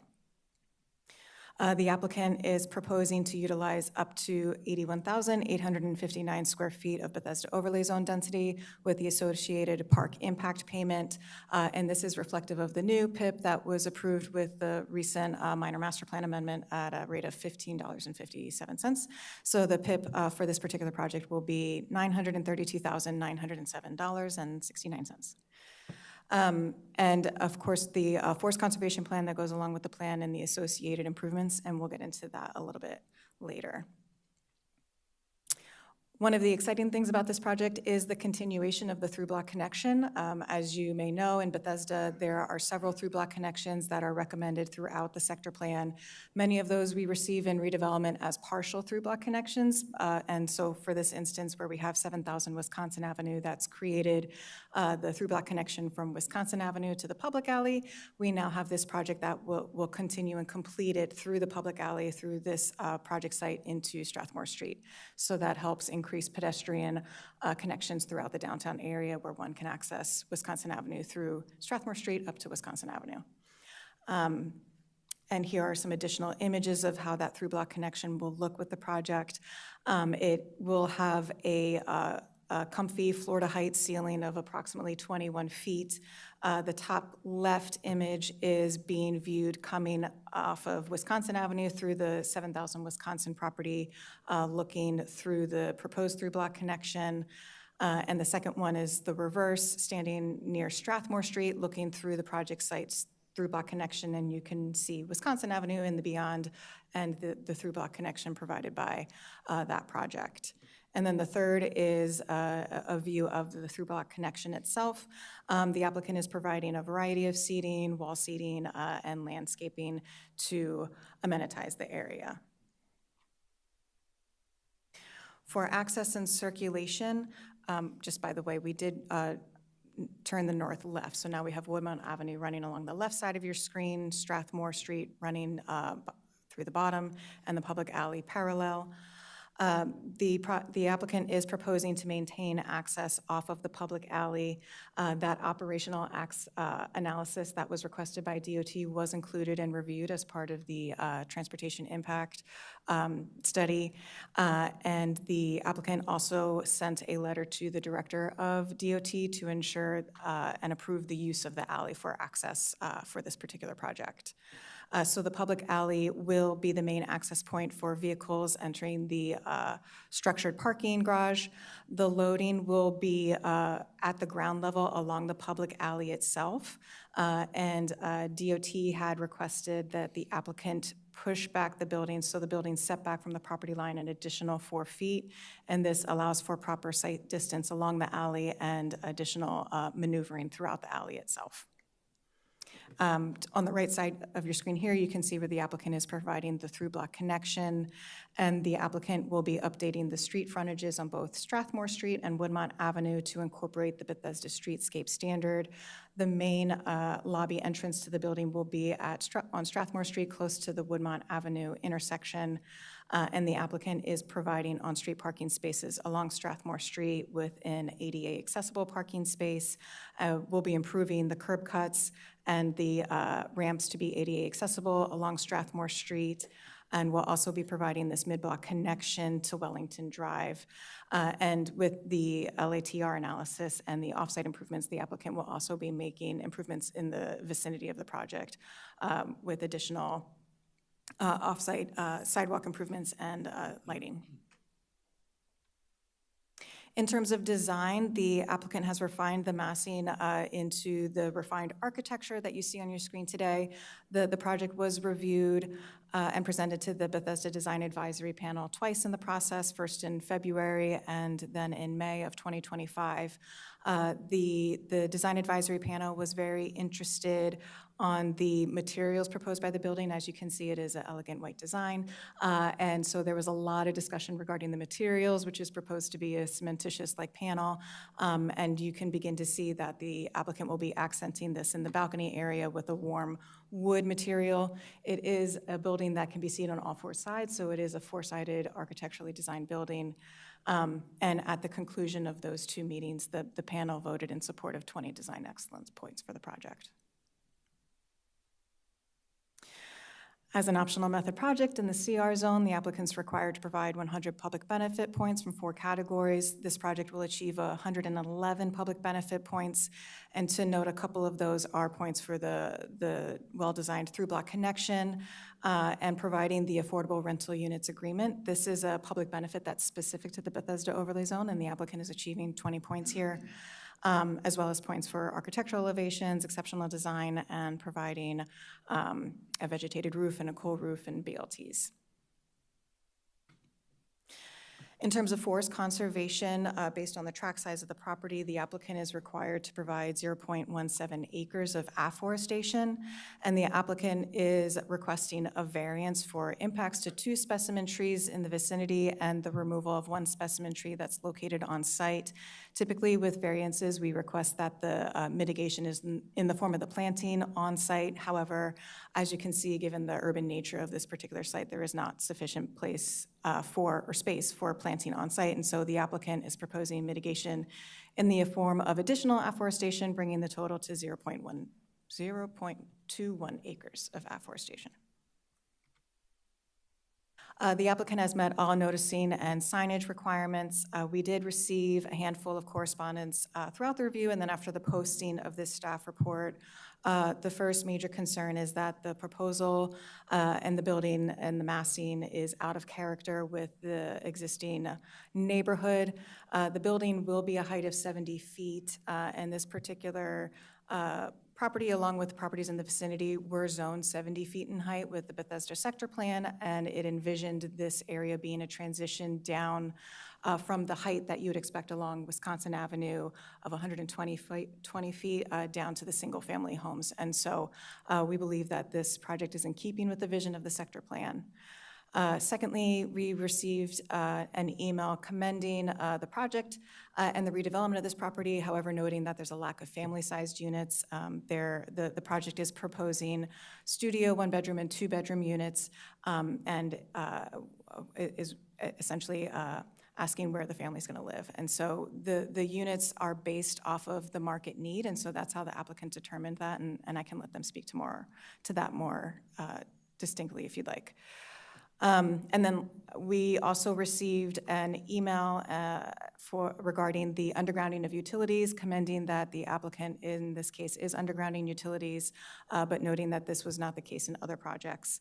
And then lastly, we've received letters concerning the use of the alley for access and noting that the existing alley is substandard and that it cannot accommodate additional use that this building proposes. Again, the alley was studied through that operational analysis that was included in the TIS, and DOT did support this with the director's approval for the use of the access. And we do have DOT staff available on the line today if you have specific questions. So with that, staff does find that the applications satisfy the various findings of the subdivision ordinance, the zoning ordinance, and forest conservation law, and substantially conforms to the 2017 Bethesda Downtown Plan as conditioned, and we are recommending approval of each with conditions as included in the staff report. Thank you. Thank you, Ms. Bogdan, for your detailed presentation. We have two people that have signed up to provide testimony today. The first in person is Al Carr, and the second online is Dr. Gerald Robin. So we'll get Mr. Carr to go first.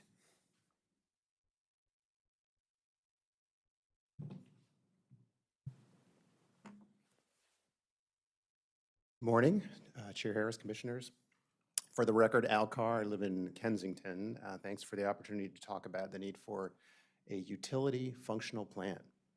This is a great project, dense housing near transit, incorporating affordability, streetscape improvements. Kudos to the staff for recommending burying overhead wires and to the applicant for being willing to do that.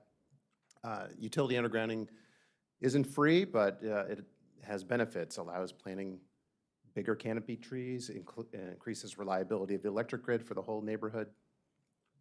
But this project highlights the lack of a consistent set of rules when making undergrounding decisions.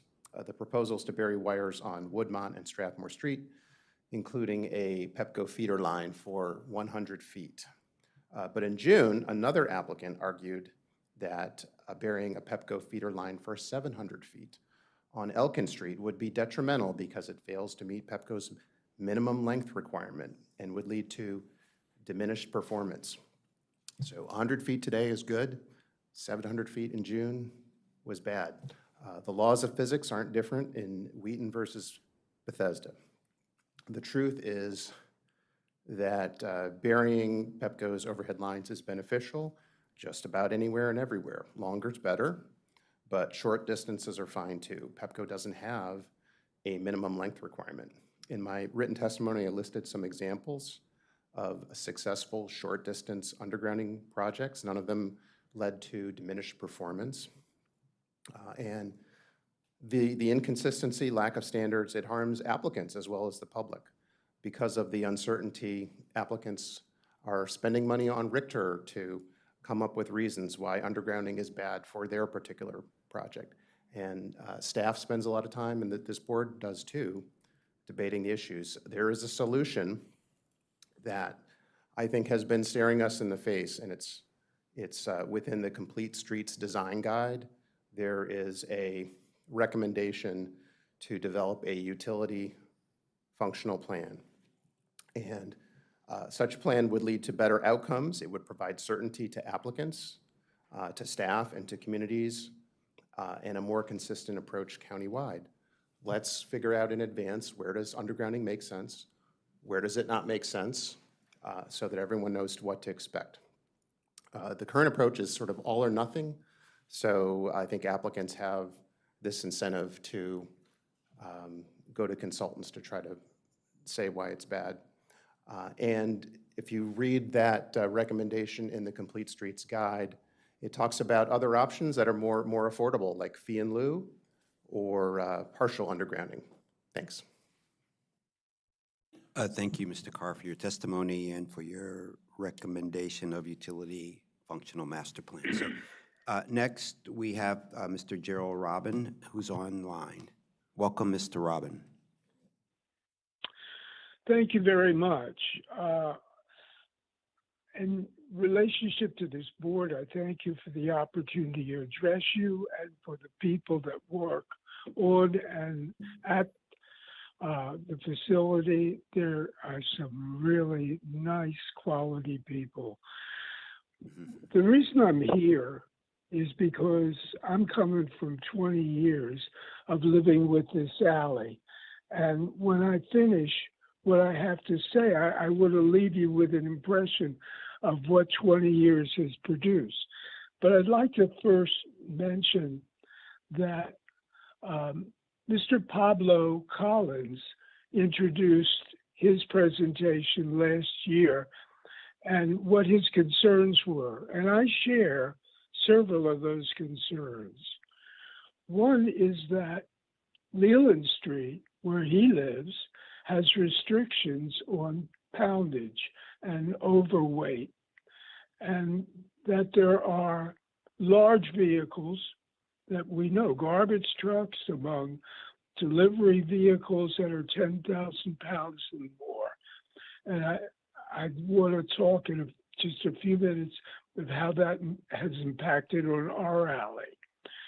Secondly, he talks in regard to over the number of service vehicles needed to service a building that has 172 units and has 152 spaces available that people will be moving into. That's like a small village, and it's going to create a significant impact upon our community.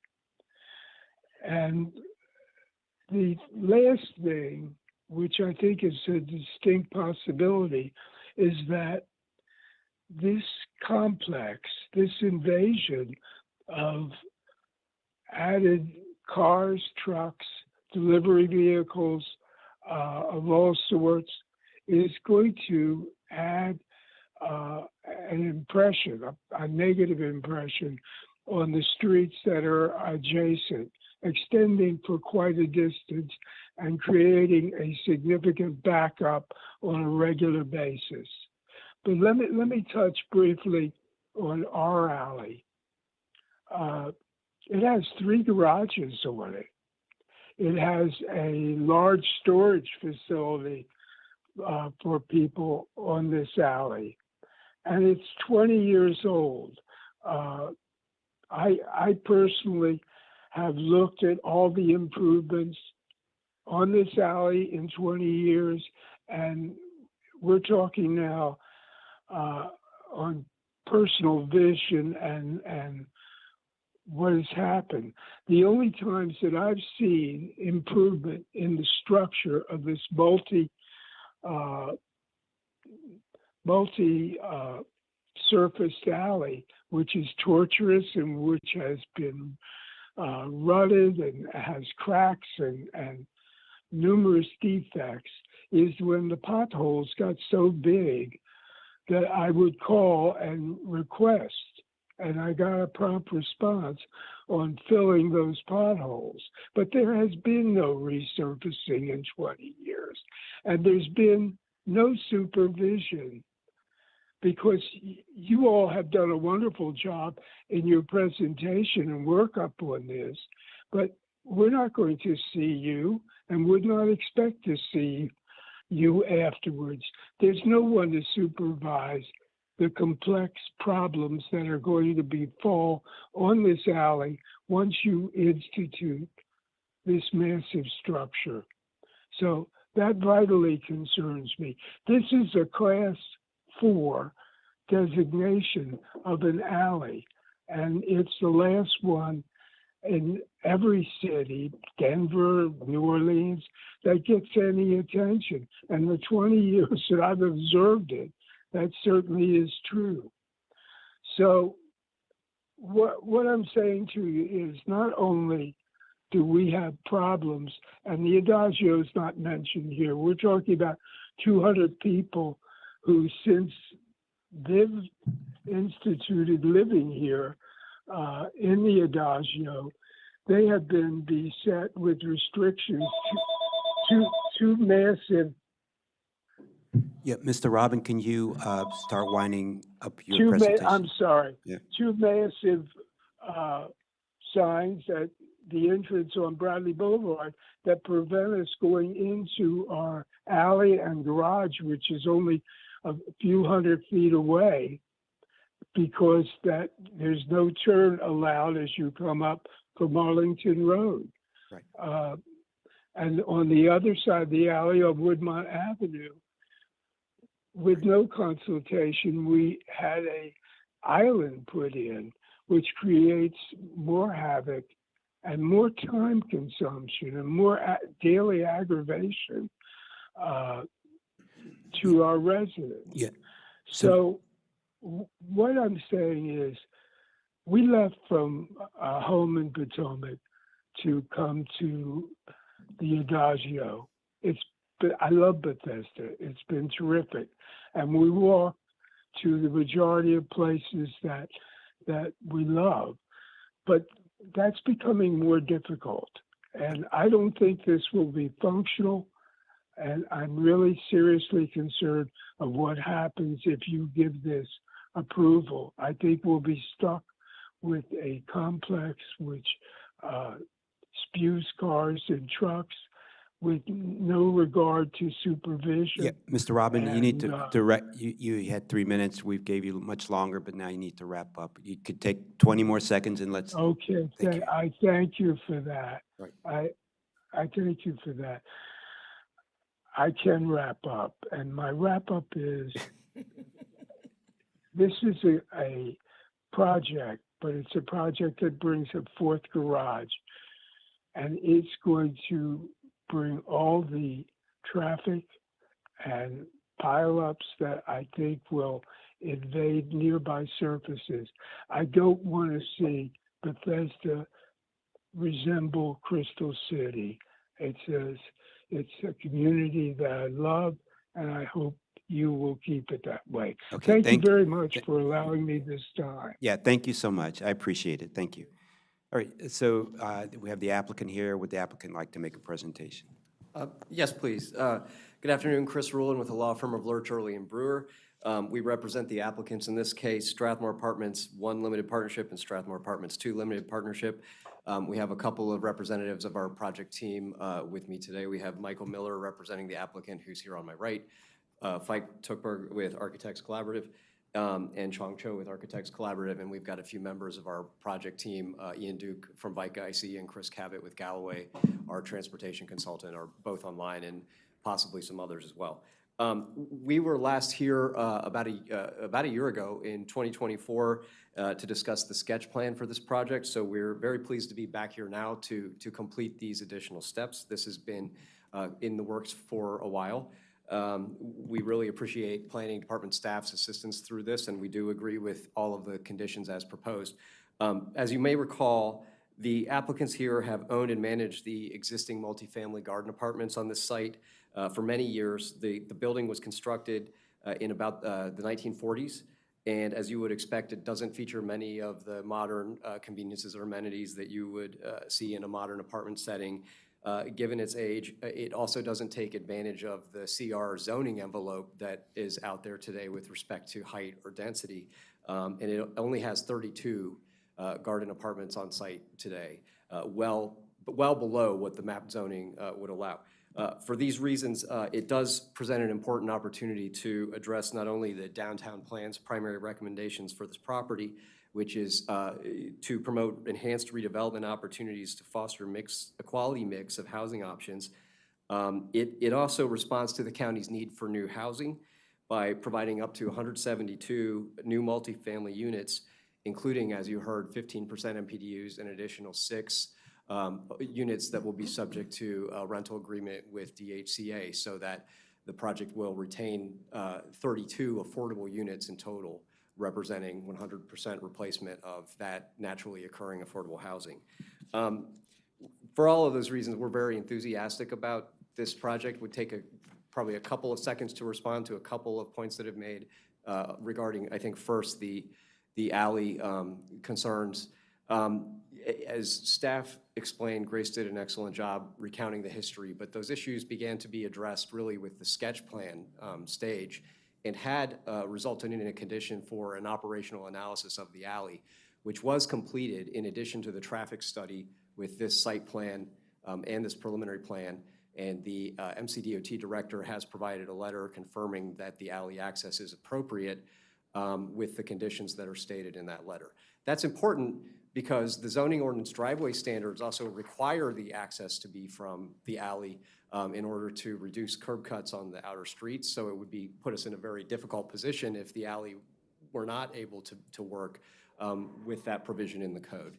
I think secondly, just to briefly touch on it, the comment that was received about family-sized units, that certainly is a goal that we understand, but it's not something that's really able to be addressed in this circumstance with the replacement of 100% of the affordable housing units. We're taking already some impacts to the pro forma, and we have to achieve sort of a certain unit count to be able to make the economics of that work. Here on this site, that's particularly difficult with what staff mentioned, the 70-foot height limitation. We can utilize density from the overlay zone, but our height is ultimately a transitional height that does step down. So there's sort of only so much that can be done in that envelope, and that's sort of, you know, the explanation for why the pro forma is as it is. But with those two comments, that's really all that we have. We're happy to answer any questions that the board may have, but we really very much looking forward to bringing this project to reality, and it's something that we're very excited about. So thank you. Yep, I'm also very excited about this project. It's adding what is more than tripling the amount of housing that's currently on the site, and you're providing this, in addition to this, the 15% MPDUs, adding the 6 other units, you're preserving the existing affordability that's on the site, so that's great that you're doing that. In terms of the alley, it seems like you're setting the alley back 4 feet, so the alley is going to percept in that area wider. And then I just with the question, who is responsible for maintaining the alley once? And are you going to rebuild the alley, or just, you know, they talked about the current conditions of the alley, but how is that going to happen? Yeah, the response, since it's a public alley and it's been dedicated to public use, it actually is a condition, I believe, that's supposed to be maintained by the county, by MCDOT. There are some conditions in our approval letter to make sure that we are keeping the alley clear and that, you know, fostering awareness with the owners, but it is a public alley. I don't know if VICA is online, if they want to speak to anything about the question on construction. VICA, Maryland, we are anticipating having to rebuild part of that alley at the 20-foot width because there's a substantial amount of utility work that is being done along the frontage. Okay, thank you. And let me know when I can ask a question of the yes. speaker. Yes, sir. Yes, sir. This is you had your time, and now it's time for the applicant and the board. So, that was my question about the alley. I think in terms of it looks like a very attractive building. I just had a question. You know, like when you get points for architectural elevations, then you also get points for exceptional design. How does that? Do they overlap in some way, or how do you distinguish one for the other? Okay. Sure. So there are no requirements or provisions in the zoning ordinance that don't allow applicants to achieve points in both. I mean, by nature, if you're providing design excellence, you need to demonstrate it through architectural elevations. So we typically do not like it when applicants receive points in both, but given that this is a 4-sided architectural building and the design that they've provided, it really achieves a lot of the criteria that's in the architectural elevations and design excellence points. Great, that answers my question. And at 70 feet, is it what? Just out of curiosity, the construction type, is it like a stick over a concrete podium, or what is the construction type? Out of curiosity. Hi, my name is Tug Burke, and I'm with the Architects Collaborative. Currently, what we're planning is the top 5 stories would be frame Everything below that would be concrete. That includes the garage and the first 2 floors. Great, great, great.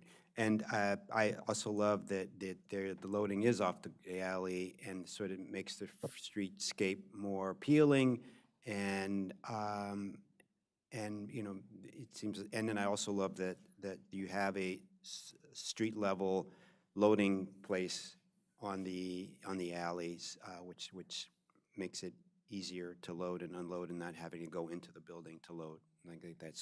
So all good comments, great design, and I look forward for the project moving forward as quickly as possible. Do you have any sense of your schedule for developing the project and getting under construction? Hello, my name is Michael Miller with Gelman Companies. We would very much like to start the project as soon as we can, but it will be based on the market conditions. We have to go back out and get new numbers on the construction. We've obviously been planning and getting approvals for quite a while, so we had numbers at one point, but everything is dynamic and changing. So it'll be largely based on construction and financing availability. Okay, thank you. Those are my questions. Okay. The sooner the better, because the cost of the construction going up. It's a very beautiful and elegant building. I really like the design. It's beautiful and it's proper for the location. Just wondering, is everything rental or do you have anything for sale? It's just rental. It's just planned as a fully rental building. Okay, that was my only question. Thank you. Any other questions or comments from the board? Okay. Hearing, seeing none. Okay. Just one brief comment, just in response to the testimony about utilities and a plan, a broader countywide plan. I think that based on previous conversations we had, I think we largely agree that we need kind of a more comprehensive countywide approach to this. That in some cases it's more important, more of a priority for all the reasons that you mentioned. In other cases, it maybe more impractical or more cost prohibitive for reasons to do with the project itself or the nature of the utilities in that area or the land or whatever the case is, the constraints of the site. But I just wanted to note that, to say that, you know, at least I personally agree that there needs to be a countywide, broad, comprehensive approach. And I think that's sort of exactly what we've talked about before. So, but thanks for your testimony. Yeah, and on that note, we have reached out to PEPCO where to at least start some discussions on the where you definitely need to do it for reliability reasons and other reasons, and then that could work into maybe looking at a broader around the county. But we are also, as board member Linden, Vice Chair Linden said, it is important to understand where you should have it so it creates more certainty, and so we are definitely starting those discussions, or hope to start those discussions with PEPCO soon, okay? And I wanted to thank Alcor that has taken upon himself to keep pushing for that. We all agree it's an element that is important, and we all working toward that, but I wanted to appreciate the work that you're doing on your own as a volunteer. Okay, great.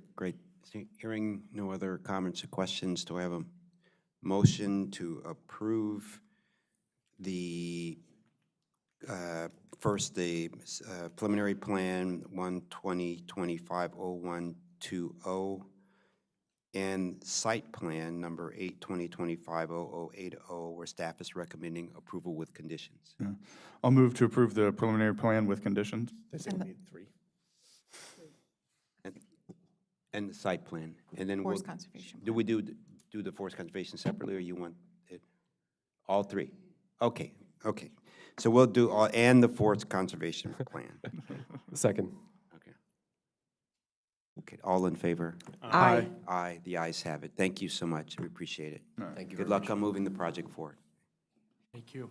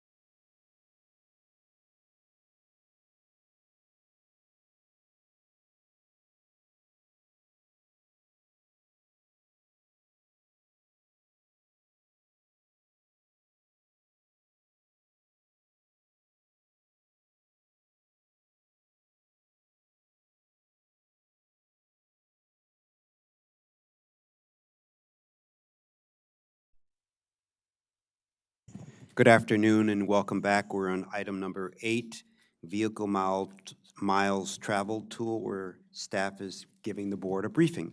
And this afternoon, we have Richard Brockmeyer of the Planning Department presenting. Welcome, Mr. Brockmeyer. Thank you. Again, for the record, Richard Brockmeyer, Transportation Planning Supervisor with the Transportation Planning Division. Today, I'm going to be providing a summary of the VMT study and tool that was recently completed. So the project and the study are the result of an MWCOG TLC program effort. The project itself kicked off in September 2024, and we wrapped up the final work in June of this year. The purpose of the project was to evaluate how Montgomery County can transition its transportation impact analysis towards using vehicle miles traveled as a key metric. The work was led by a consultant team made up of Fair & Peers, Grove Slade, and Foursquare. And initially, I'd like to just recognize Eli Glazer sort of setting things up and leading at the start, and then I got involved later in the process. We also had representatives from MCDOT as well, Chris Van Alstyne, Andrew Bossi, and Sandra Brecker. The deliverable from the project included a best practices literature review, which was included as an attachment to the staff report, and analysis of existing processes, which took the form of a memo, which was also included as an attachment, and then a VMT calculation tool, which I believe was, we made a PDF version that was also as an attachment. So what is VMT? While there are lots of ways to measure it, the concept is actually pretty straightforward. It is vehicle trips multiplied by length. So the two examples here demonstrate the concept. The first, or the top one, is one vehicle going 1 mile, which equates to 1 VMT. But on the bottom, we have 4 vehicles, each going 10 miles, which equates to 40 VMT. So why should we be considering using VMT as a metric? How is it different from other metrics? One of the reasons is that it better captures the effects of driving. It can be used to think about measure things like land use efficiency, energy consumption, air pollution, and greenhouse gas emissions. Traditional measures used for transportation analysis like level of service really are only looking at one thing, congestion for drivers at intersections. And this broadens that view out. But there are some limitations to VMT. Typically, it requires the use of models and other tools, particularly the use of travel forecasting models. It also raises new questions. Level of service, or LOS, is pretty straightforward to understand. A means little congestion, F means gridlock. But VMT requires us to think about what is good VMT, or reasonable VMT, versus what would be considered excessive VMT.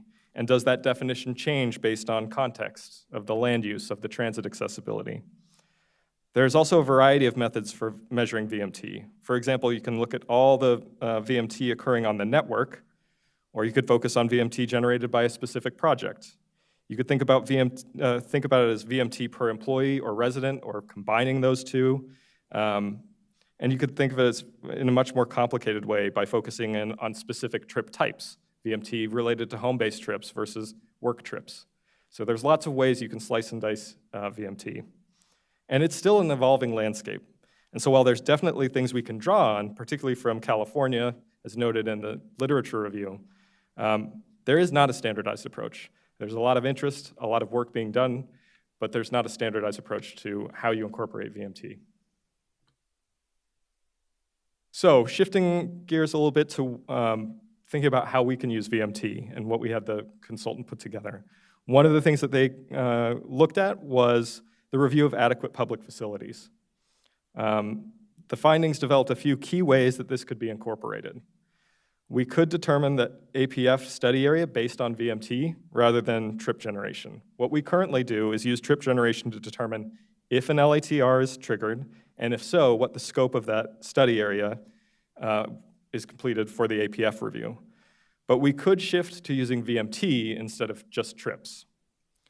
We could establish VMT-based standards by policy area to account for different land uses and transit realities. For example, maybe we would have a lower VMT threshold for projects in an area with high density and a lot of access to transit than we would in a more rural area. We could also tie mitigation requirements to VMT thresholds and emphasize investments in non-vehicular infrastructure for projects that exceed that VMT.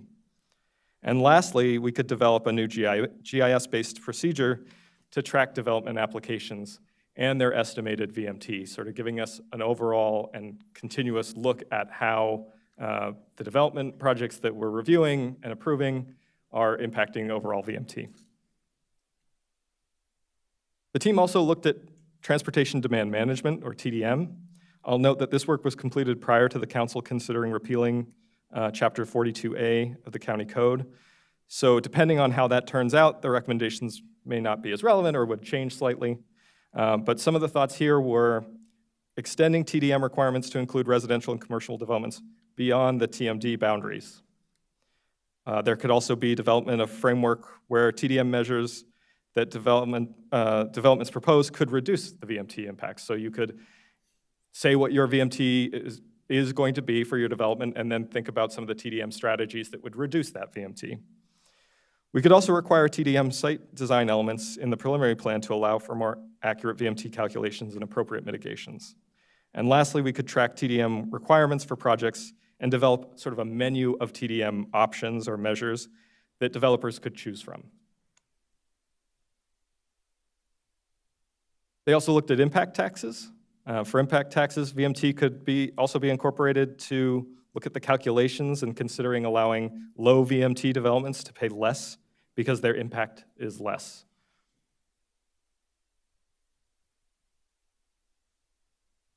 As I mentioned, one of the major deliverables was also a VMT calculation tool. We tasked the team with developing a tool that could feed directly into our current processes and use transportation metrics that we're already using. We also wanted the ability to calculate average daily and peak period VMT for common land uses. Of course, we also needed all the assumptions to be documented, as well as allow users to input the data for policy areas, because we do have different policy area adjustment factors in what we currently do for looking at trip generation. And we also sought to make something relatively user-friendly with a low bar of entry, so something that was accessible and not too complex. It's like I mentioned, there's a lot of different ways to slice up VMT, and it can become incredibly cumbersome, or it can be a little bit more straightforward. And we tried to focus on something that was a little bit more accessible and easy to use. The final version, or version 1.0, is powered by county trip data, ITE land use categories. It does indeed produce the daily AM, PM, daily AM and PM peak VMT, and does so instantly. As I'll demonstrate in just a minute, I'll walk you through how to use it. We do adjust things using our policy area adjustment factors and travel demand model data to incorporate local travel patterns and trip distances. And the tool is an Excel-based user-friendly interface with dynamic visualizations. One very quick question. The first bullet on this slide, county trip data and ITE land use categories. Can you clarify which county trip data we're using, or just where that data comes from? Yeah, so it's in a couple different places. So primarily the tool uses the ITE land use categories to develop trip generation. Then we're using the policy area adjustment factors, which we talked about in June when we brought the LATR update. And that's using replica data primarily to develop that. Okay, got it. And then there's also trip distance, which comes from our travel demand model. And we do that by policy area. So model, ITE-based assumptions, replica data. And replica data is that GPS, like location-based data? It's informed by that. It's a synthesized, like a modeled, so it's modeled data, but coming from big data sources. Okay, got it. Thank you. Just for the layman, replica data, that means like replicating something? It's the name of the service. It's called, that's the company, it's called Replica. Okay, they great. provide a variety of kind of tools that can be used. So we used the replica data to develop or update our policy area adjustment factors back in June of this year. Okay, thank you. So this actually schematic kind of breaks things down on how the tool functions. So the user puts in their planning policy area, and then they put in their land use information, so what they're proposing to develop. And then the VMT is automatically generated. And as you can see here, the tool is automatically drawing from trip distance data, ITE trip generation, and then the policy area adjustment factors. And then the result is the VMT broken out by daily AM and PM periods. So with that, I am going to switch things over and show you how to use it. Can everybody see that okay? I can zoom in a little bit. So there's an instruction tab that sort of walks a user through how to use it and how, so best practices and how to share results. And then there's a VMT calculation tool. This is where the user inputs all the data, generates the results, where all the information is stored. But we do have a tool backend.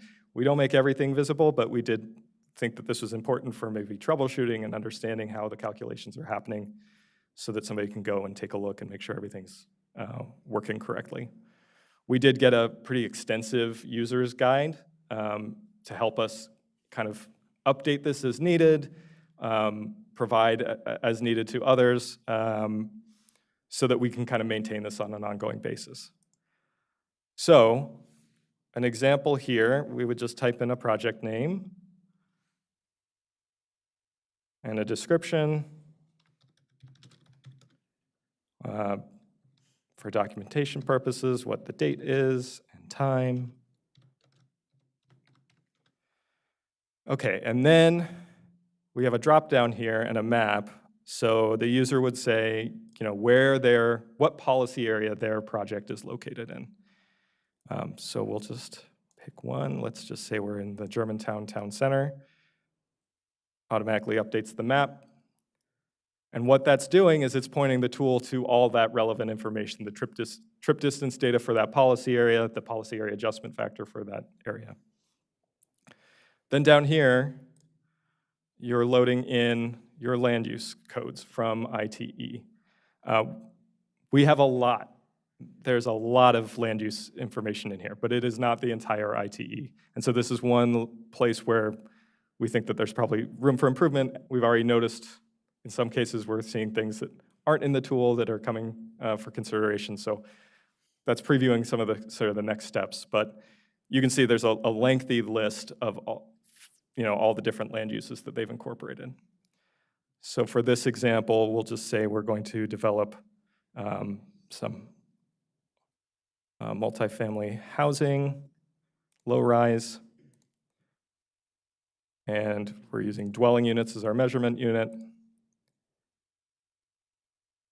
And let's say we're doing 100 units. And this is the only part where you need to have some engineering judgment, some idea of how to use the ITE trip generation, is determining whether you're using the average equation or the fitted curve equation. And there's some specific ITE guidance on when you use that. But that's really the only part that a novice couldn't just pick this up and use. And in some cases, there's only one option. So we'll just say we're going to use the average equation here, both for daily, and actually I'm going to change that to fitted curve because I suspect that this land use has that information. And then this default overlay category is just saying, based on the land use you've selected, multifamily, it's going to apply our policy area adjustment factor for residential uses. But you do have the ability to override that if there's some reason that you want to use something different. The nice thing is that this is built out to include up to 10 land uses. So a fairly complex, multifaceted project with multiple uses can be incorporated here. So let me know if this gets too much in the weeds, and I apologize. It's great that it provides for so many different land uses. Is it simply additive in that sense, or does the tool understand the relationship of land uses in some way? So like internal capture?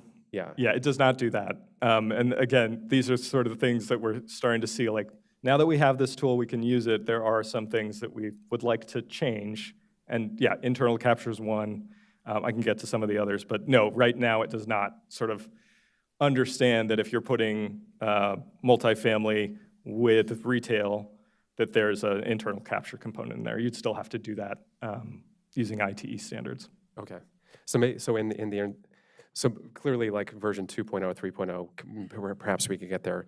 In the interim, maybe there's some kind of adjustment factors that we could develop. Just, I know we're thinking about this as kind of pilots first and then roll out later on, but it would be interesting to see how we could try to account for some of that within the tool. Yeah, I think probably where I'd like to head with this is that we add in the ability to actually do the internal trip capture reduction from ITE and just incorporate that into the model, into the stream of the tool. But yeah, some work to be done there. So to understand, I said that this is giving me a brain ache. That's what I'm trying to understand because I'm not a transportation planner. This tool just gives the traffic generated or mile per vehicle generated just for this new multifamily that you have, correct? Yes, correct. But because we don't know what is out there, don't you have to have an idea that what is out there to see if this goes over the threshold? Yeah, really good.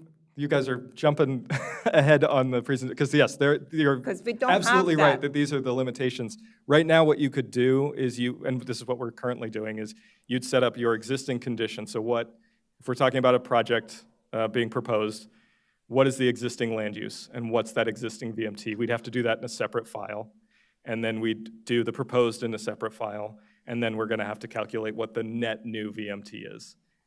Ideally, we do that all within one file, but that's not how this is set up currently. So if you want to do the existing VMT, you have to go through all the area of this land use location that you picked, because they have residential, they have commercial, and residential, they have all of these different things. That takes forever.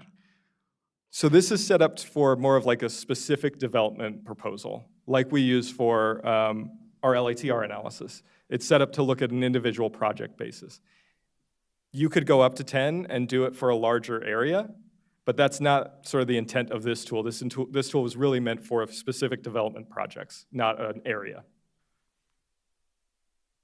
So how does it work? Because traffic is not just passing through that specific area. Traffic passes through the whole So area. we're not talking about background traffic. We're not talking about Okay. pipeline traffic. This is just, what does this development, either existing or proposed, what is its contribution to VMT? Like, how much VMT is it adding?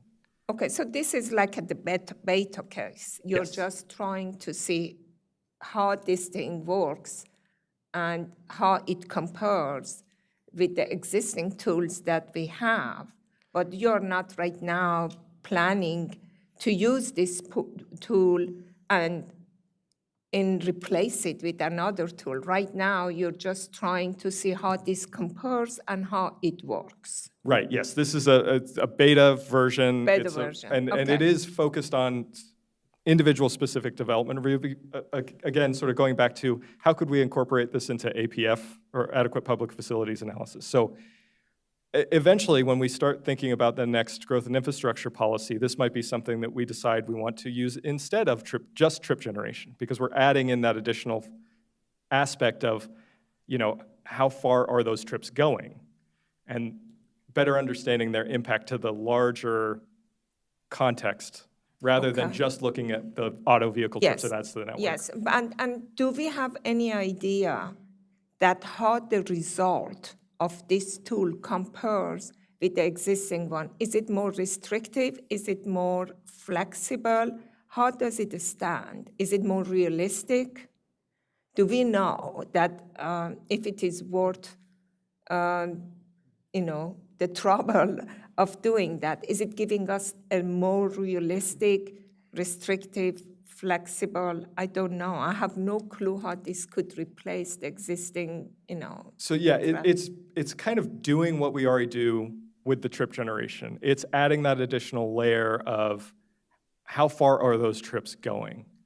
So it's kind of building off of what we already do and adding that additional layer of how far do the trips go, to get a picture of the actual larger impact than just, we're adding 20 cars to the network. We're now saying, well, what's the impact of those 20 cars? And we can calculate that into, using VMT, we can convert that into GHG emissions, into pollution. There's ways that you can look at VMT and safety. So there's ways you can use the VMT outputs to kind of understand more holistically the impact of a development. Okay, so if we do that, does it mean that it's going to make it more expensive or restrictive for development? No, the tool would not do, this would just be a way to calculate the VMT impact of a proposed development. All that other, like how restrictive, that would all be policy based around that. So this gets into the question of what's reasonable VMT for a development versus what would be excessive VMT. And we'll have to think about through the growth and infrastructure policy, do we shift to using VMT? And if so, what are those thresholds and what are the policies around VMT that we'd have to construct? Okay, that would be good as long as it doesn't create additional, measurement that we have to measure. And, hopefully it doesn't end up to make it additional work or additional fees in future. That's something that we want to think about. For the record, David Ansbacher, Transportation Planning Division Chief. So one way to think about this is if you're to look at a development in downtown Silver Spring that generates 10 trips versus a development in Damascus that generates 10 trips. Currently, we might be considering those to have very similar impacts. There's a little bit of an adjustment factor that Richard talked about, but they're going to have very similar impacts because they're both generating 10 trips. But we know, based on the data that we have, that trips in downtown Silver Spring are a lot shorter than trips in Damascus. If you're trying to travel from Damascus to go shopping or to go to work, your trip is going to be a lot longer. We're not capturing that today. This tool, this VMT tool, will say that the impact from that new development in Damascus is greater than the same development in downtown Silver Spring. That's a great explanation. I think it's a good tool. My question is, who will this benefit and how will it be a benefit? So it's a way for us to broaden our view of the development impact. Right now, again, as Dave mentioned, we're talking about, what is the vehicle trip added to the network? And then we use that to determine whether somebody does an LATR, and then the number of trips is how we determine how much of an area they look at in the LATR. And then when it comes to motor vehicle tests, we look at sort of just the congestion, the delay at an intersection and the impact of that. This allows us to broaden that view a little bit more and understand that developing in Damascus, using Dave's example, is probably going to lead to some higher VMT than if you were developing in downtown Silver Spring. And again, there's going to have to be a lot of conversation around policy around that, but it helps us sort of calculate that and understand those impacts. Does it get rid of the LATR? No, this would not get rid of it. It would just be, this could potentially determine, we'd set a VMT threshold of your project generates X number of VMT, we're just letting you go, like we currently do. Like if you're under 30 net new vehicle trips, it's considered adequate, and you move along. So if you're over that, you do LATR. Right. We'd have to set similar thresholds for VMT. And I would add that, LATR is a requirement of our growth and infrastructure policy. So we are not due to update that again on our quadrennial cycle until 2028. And this is kind of laying the groundwork for us to be able to consider some changes to LATR into the growth and infrastructure policy at that time. So it's great that we're doing this now in this beta kind of environment to be able to see how this could help us. Great, thank you. So do you think you'll be like shadowing projects, as do this along with what? Yeah, over so the I next- clearly should have put the next steps in Okay, front there of you this, go. but let me, I'll show how the tool works, and then I'll show you sort of the next steps of what we're thinking.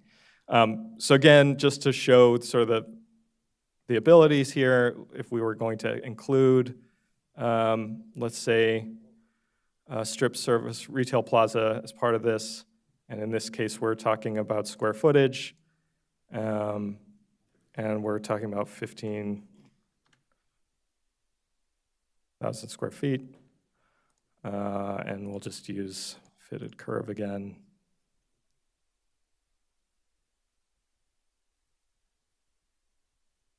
Okay, so then you just hit generate final results, and it will think for a second and tell you that everything worked. And now you can see your daily AM and PM VMT. You can get the total, you can get it broken out by the land use types. You can kind of see these charts that are kind of ready for reports in various kind of formats to help understand like what land use is generating the most VMT, things like that. How it plays out versus PM versus AM, how much more daily there is. So we have a couple different ways of looking at the data and charts that are output. Yep. Is one of the things that's included right now, a VMT per capita or per resident or per worker measure? Not right now. That is something that could be added relatively simply. You would just have to put either your residents or employees or probably service population is most likely what we might use as a combination of the two. Yeah. I think that's great to know. It would be a simple add-on based on sort of what already exists here, because I think that would be a really useful contribution to understanding, again, kind of the relative impact of different kinds of land use developments. Because right now it's, we see a total number and that number has a certain sticker shock value when, but in reality, it's like if we're trying to align our goals in kind of common directions, it helps to sort of demonstrate the case about like why certain land uses are actually beneficial, particularly land uses in certain contexts, and how that's different. To use your example, like Damascus versus downtown Silver Spring. And you could do it based on the service population of the proposed development. You could do it based on the service population for the policy area. So there's a lot of different ways you could consider that. Could you please explain again what this pie chart actually, if you bring it down a little bit, no, up, So could you explain what they are? What do they mean? Yeah, this is just putting it in a different format from the tabular format of just like, so we've got two land uses, and so it's showing your multifamily versus your retail, what is contributing to the VMT most. So in the daily, there's more VMT associated with the strip retail plaza than the multifamily. You can see in the AM peak, there's actually more VMT associated with the multifamily in the AM. PM is opposite. So it's just a way of it outputting the tabular data that's shown here. Does it make sense?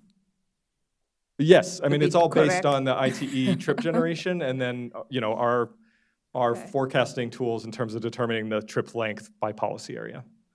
Okay. So our travel model is giving us the data that we're using to determine like how far on average do trips in Germantown go versus trips in Silver Spring go. And that's where we're getting that added element of the trip distance. I'm still trying to put my hands around it.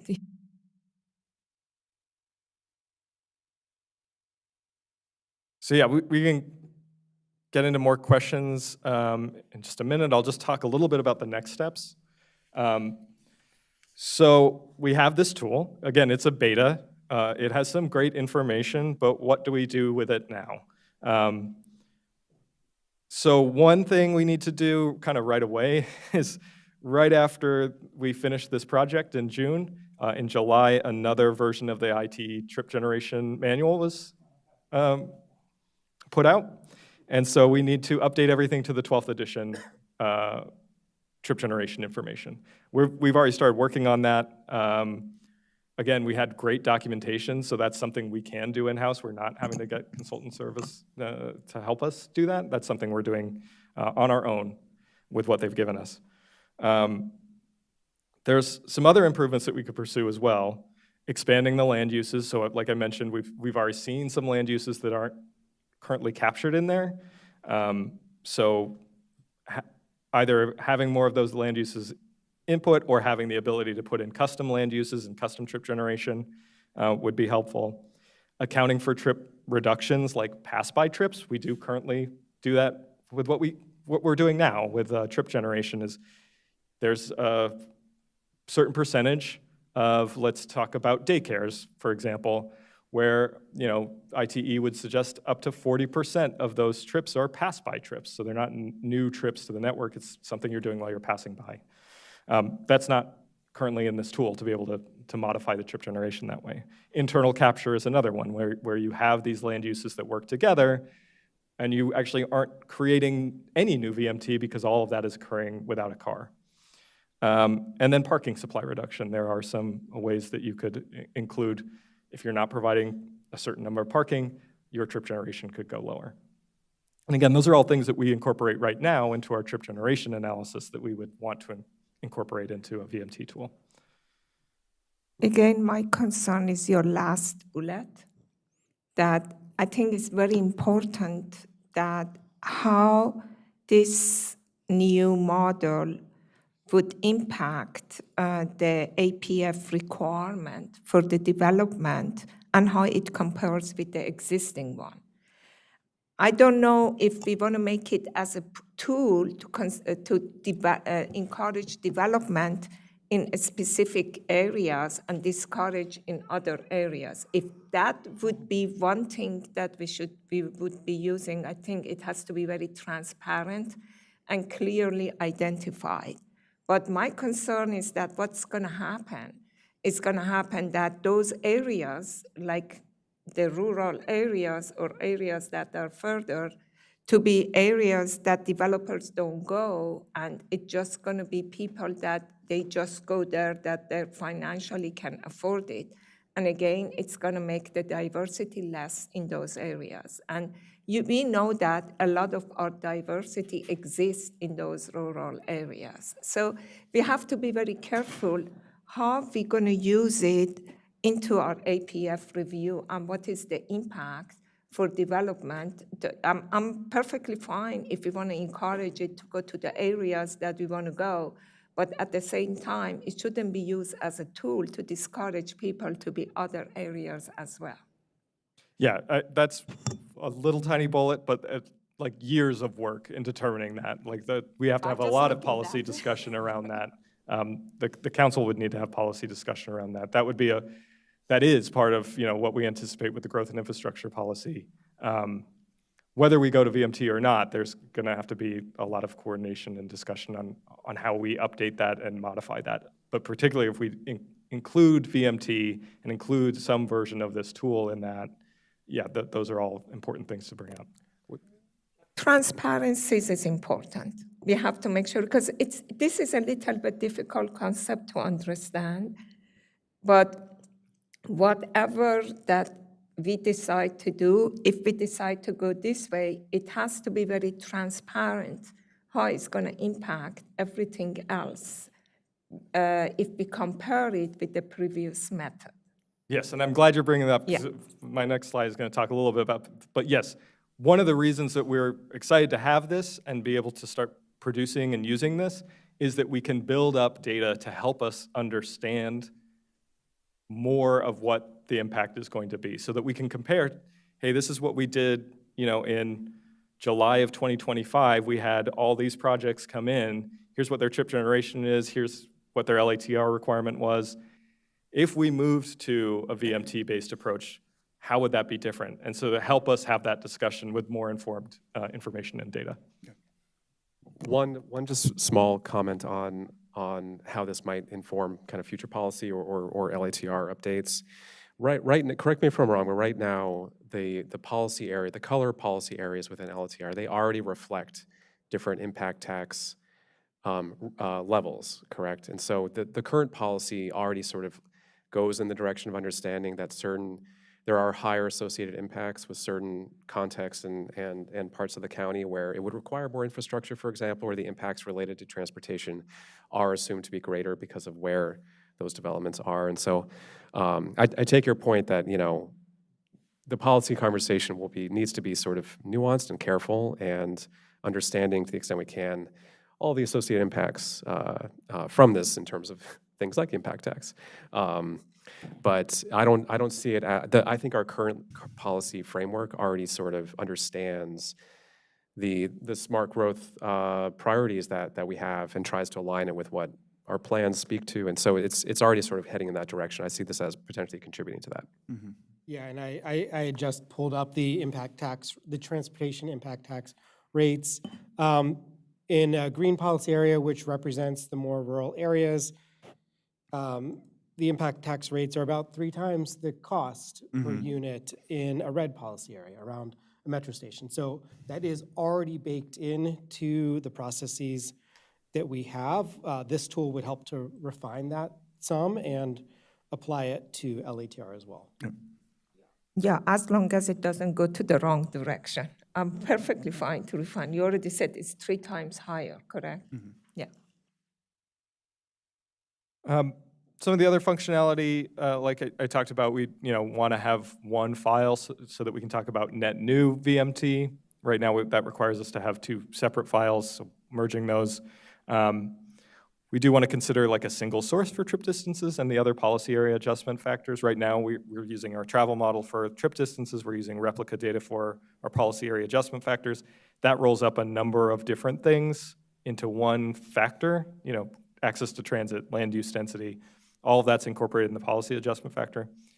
Do we try and use the same data set for both? Do we try and take out individual parts of the policy area adjustment factor? Those are all sort of open questions that we'll have to think about. But I do think trying to get to a more single source so that we're not using one data set for one aspect and another for another, just keeping them on the same level. And then we are developing a database for development project VMT outputs, but there's some work to be done there. The consultant team suggested that we make that into a GIS format. That's a great idea. We just haven't had a chance to do that. We're doing it kind of more file-based approach. And then the big one is determining if and how to incorporate VMT into the APF review and the GIP update. So just wanted to give you a little bit of the database so far that we've built. We've have about 34 development applications that we've created the VMT data for. We are doing that work. My staff and primarily our intern, Marie, is doing a lot of that data crunching, putting that together. We're not requiring applicants to do that at this point. But this one has helped identify issues with the tool that we want to correct. So seeing where we have land use is not reflected, or seeing like, oh, they assumed a 40% internal capture, and we have no ability to do that, or not an easy way to do that in the tool. But then it also lets us track projects that do and do not trigger LATR now, so that we can do that comparison later on. So just, again, this is very preliminary, but and you'll see there's more in the land use types than there were than the 34 I mentioned, but that's because we are seeing projects with multiple land uses. But we're seeing a variety of land uses that we're incorporating or that we're developing VMT outputs for. We're seeing mostly orange area policy areas, but we are getting some policy area reflected. But again, this is something we're just going to be doing on an ongoing basis, so hopefully we build up a data set that has all that information. And then we do have versions of things that we know that triggered LATR, mostly things that didn't trigger LATR, and that will be very helpful when we come down to, if this is the direction we want to go to, what are those thresholds of when we require LATR or not from a VMT perspective? That was what I was going to ask, actually, was have you established where you think the threshold would be? Is it different via policy area? Like how many are triggering LATR that wouldn't have otherwise, or vice versa? Not yet. We've not dived into that quite yet. Okay, I think that he asked the same question I was going to ask. I didn't get it. So this is based on the new model, but you haven't compared it with the existing model to see how the difference is. Is that his question? We know that the trip generation is basically the same. Now we've added in the length of the trips. Yeah. And so, yeah, what we'll need to start thinking, once we have a better data set, kind of a more refined workflow for developing this data is that when we get into the discussions of what is the right threshold for VMT, and is that different by policy area, or is that an overall threshold that we use, this data will help us to have that discussion with actual data to do that comparison with. Yeah, and do you compare it with the existing one to see that how different it would be? I think that's important that we know. Because if based on the current model, if this project wouldn't go through LATR, but based on this new model, they would throw them into LATR, is it justified to add that additional cost to development? That's what. So again, the requirement to conduct LATR is part of the GIP, the Growth and Infrastructure Policy. So right now, that policy says if you don't generate 30 or more net new trips, the vehicle trips, you don't have to do LATR. This has nothing to do about whether or not what that threshold is. When we take up the next Growth and Infrastructure Policy in 2027 for 2028, we will establish again another threshold to determine whether an individual project needs to take on LATR. And if LATR continues to go down the existing test, it could look exactly like it looks today, or we could incorporate some other measures or other evaluation using this tool. But there would still be some threshold that we would recommend to the county council would adopt as part of.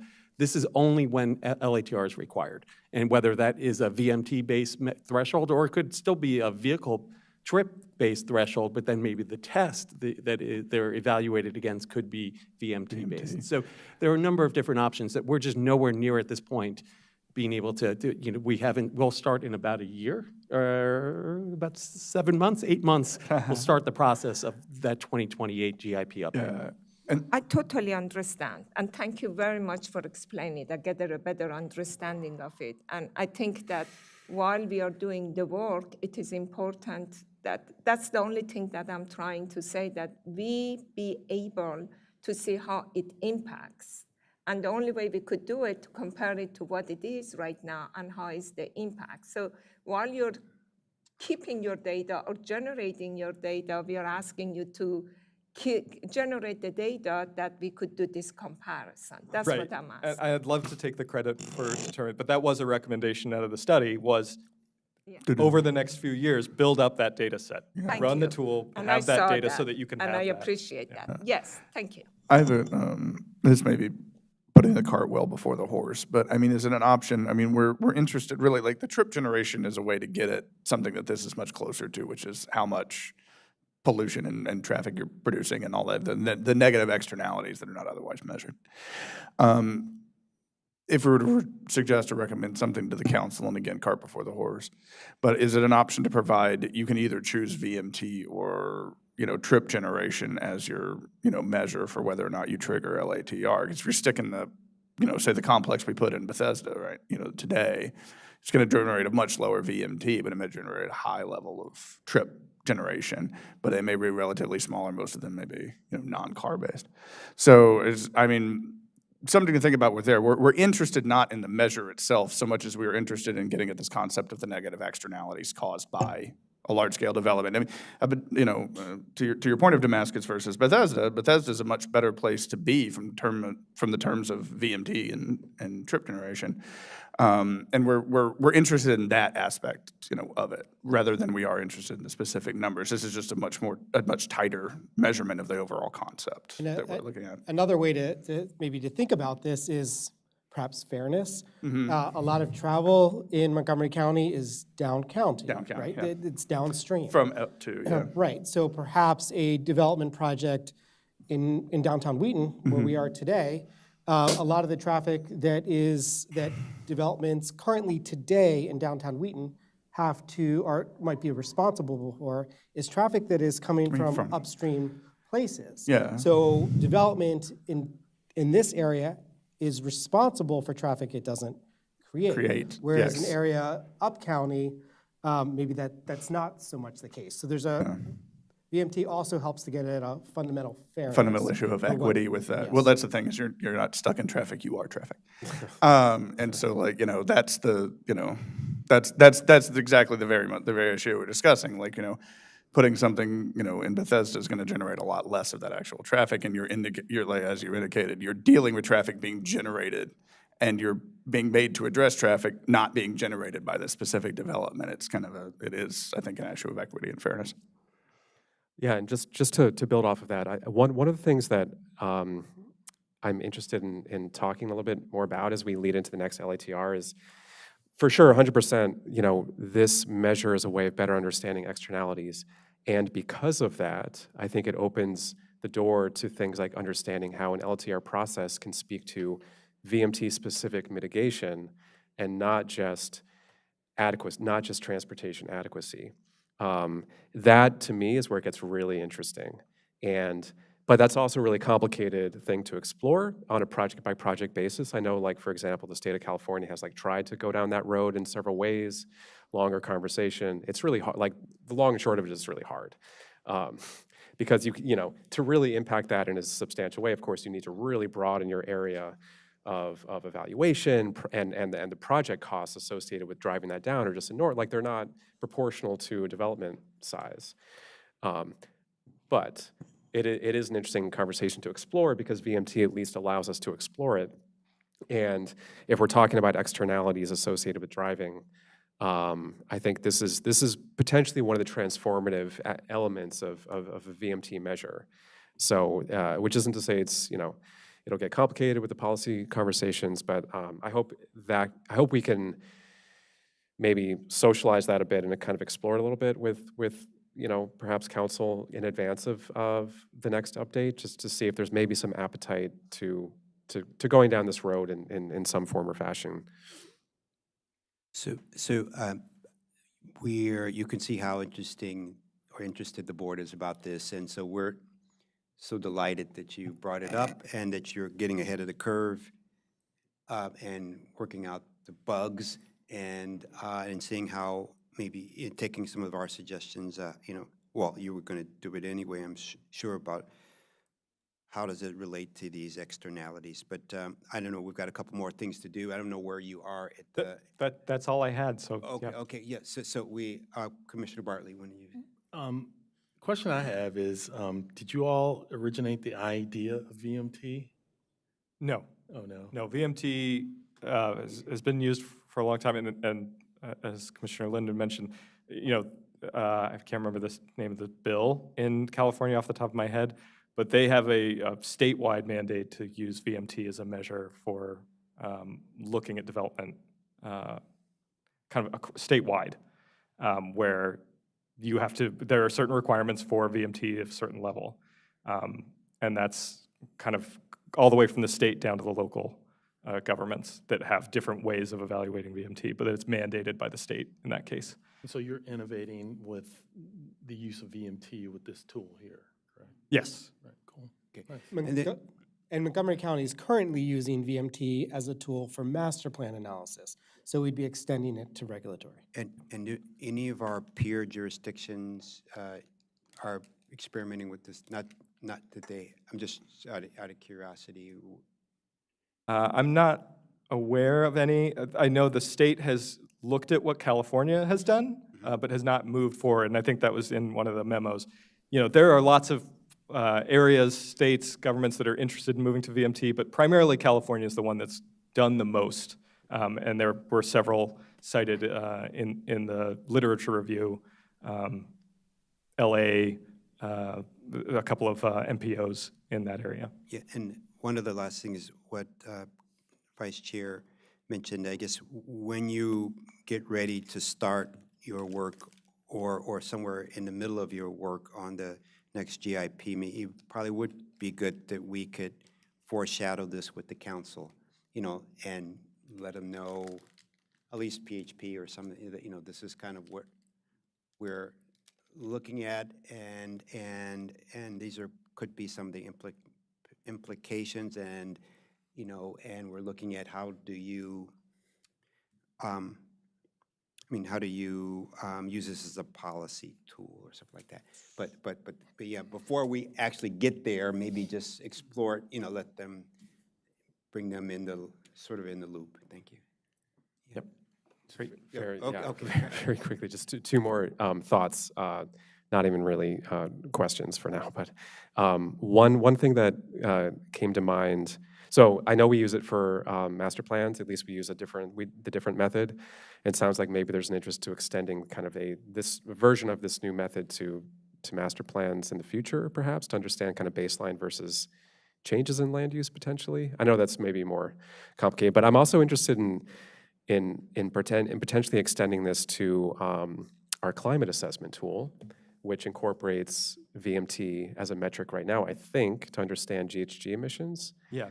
And if there's a way to sort of, this feels like a more robust, it's leading in the direction of a more robust way of measuring that. And I'm wondering if in the future updates, if there's a way to sort of sync these together so that kind of our variety of different tools are speaking the same language and kind of aligning, moving the same direction. So that's one thing. And then I just wanted to also put in a plug, as long as we're talking about land uses. I noticed that the example you gave was like low-rise near rail transit, low-rise not near rail transit. And I'm wondering if there's other opportunities such as low-rise near high-frequency transit, or sort of like other variations of transit that are not kind of in close proximity to rail. Obviously, BRT is the big one, but it doesn't necessarily have to be that. It could just be, high-frequency ride-on, to the extent there is high-frequency ride-on. I wish there was more of it. But, kind of at least teeing up that potential, because we know that there are a lot of existing apartments that are just close to kind of regular bus lines, and future apartments will be too. So just a thought on that. Yeah, just a note on that. We are right now sticking with the land uses from the ITE trip generation manual, where they have it, near transit or not. Right. Primarily, we're just using not near transit because we're adjusting with the policy area factor, whether it's near transit or not. Yeah, yeah. And that, the question I didn't ask was whether there are opportunities to maybe in the future ditch IT altogether, because that is one of, I think, many limitations that IT introduces. And, there are others, of course, too, I think we're aware of, but that's a longer conversation. I'm not sure if in any of the case studies you noticed other jurisdictions that didn't kind of ditch that in favor of other data sources entirely. Because you mentioned, maybe there's a single source that can fuel the methodology in a more streamlined way. I'm not sure if there's examples of that out there, though. Yep, we'll look into it. Yeah, so thank you so much. You didn't know there would be so much interest, did you? So thank you. So thank you, and we look forward to the next step. And we're going to take just a couple-minute break, 2-minute break, and start with our next item, number 9, the Torquato Romano Landscape Contractor Conditional Use and Forest Conservation Plan, where staff is recommending approval with conditions to the hearing examiner on the conditional use application, and to approving with conditions the forest conservation plan. So thank you. We'll be right back.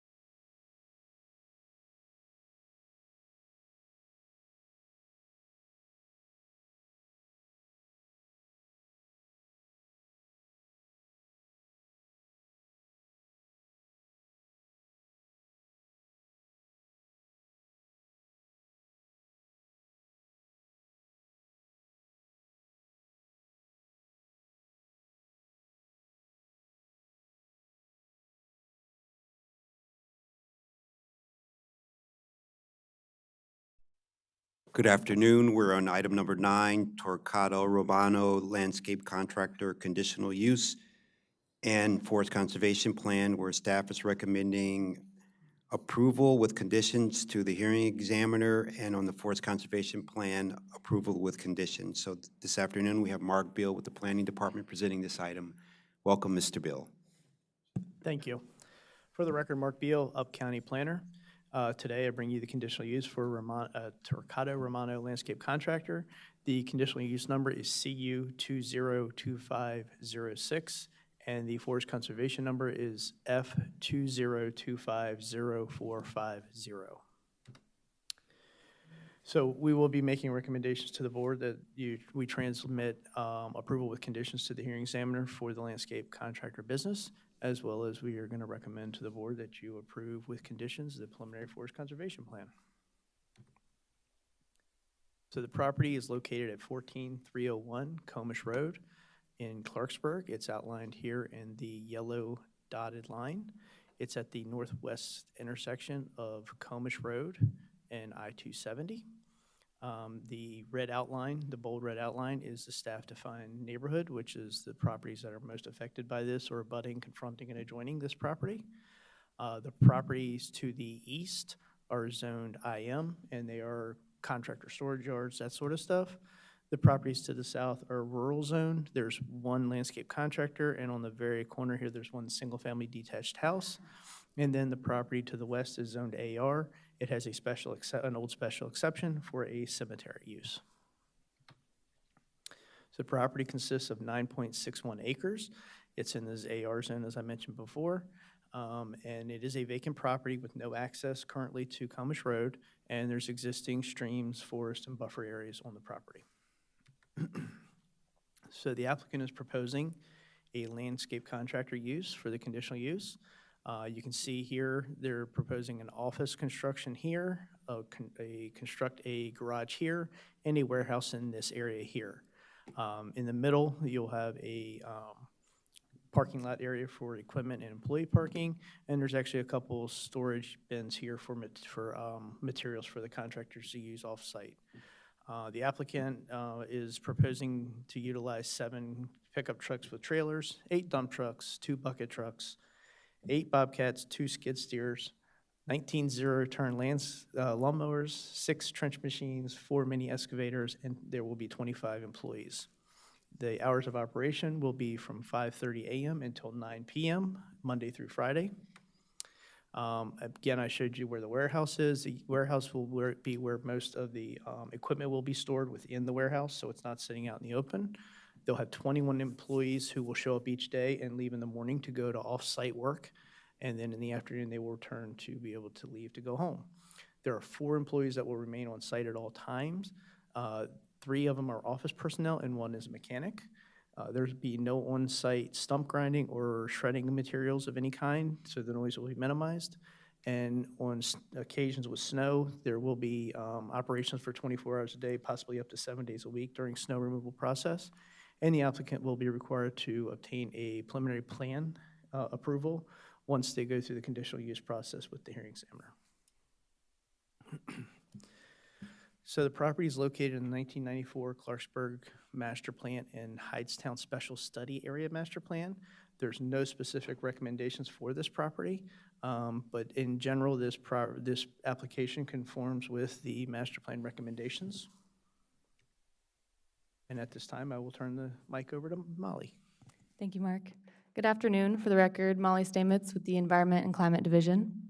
So the applicant has submitted a preliminary forest conservation plan number F20250-450. And as you can see on the slide, the entire property is forested and the stream valley buffer is outlined in blue.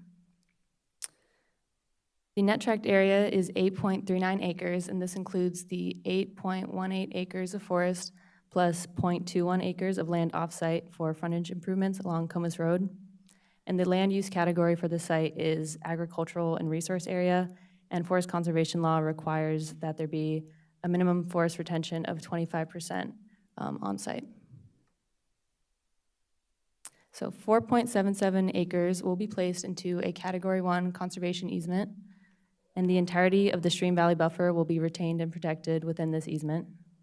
There will be 3.41 acres of forest clearing, and the applicant plans to meet their planting requirements through the purchase of a forest bank, which will be off-site.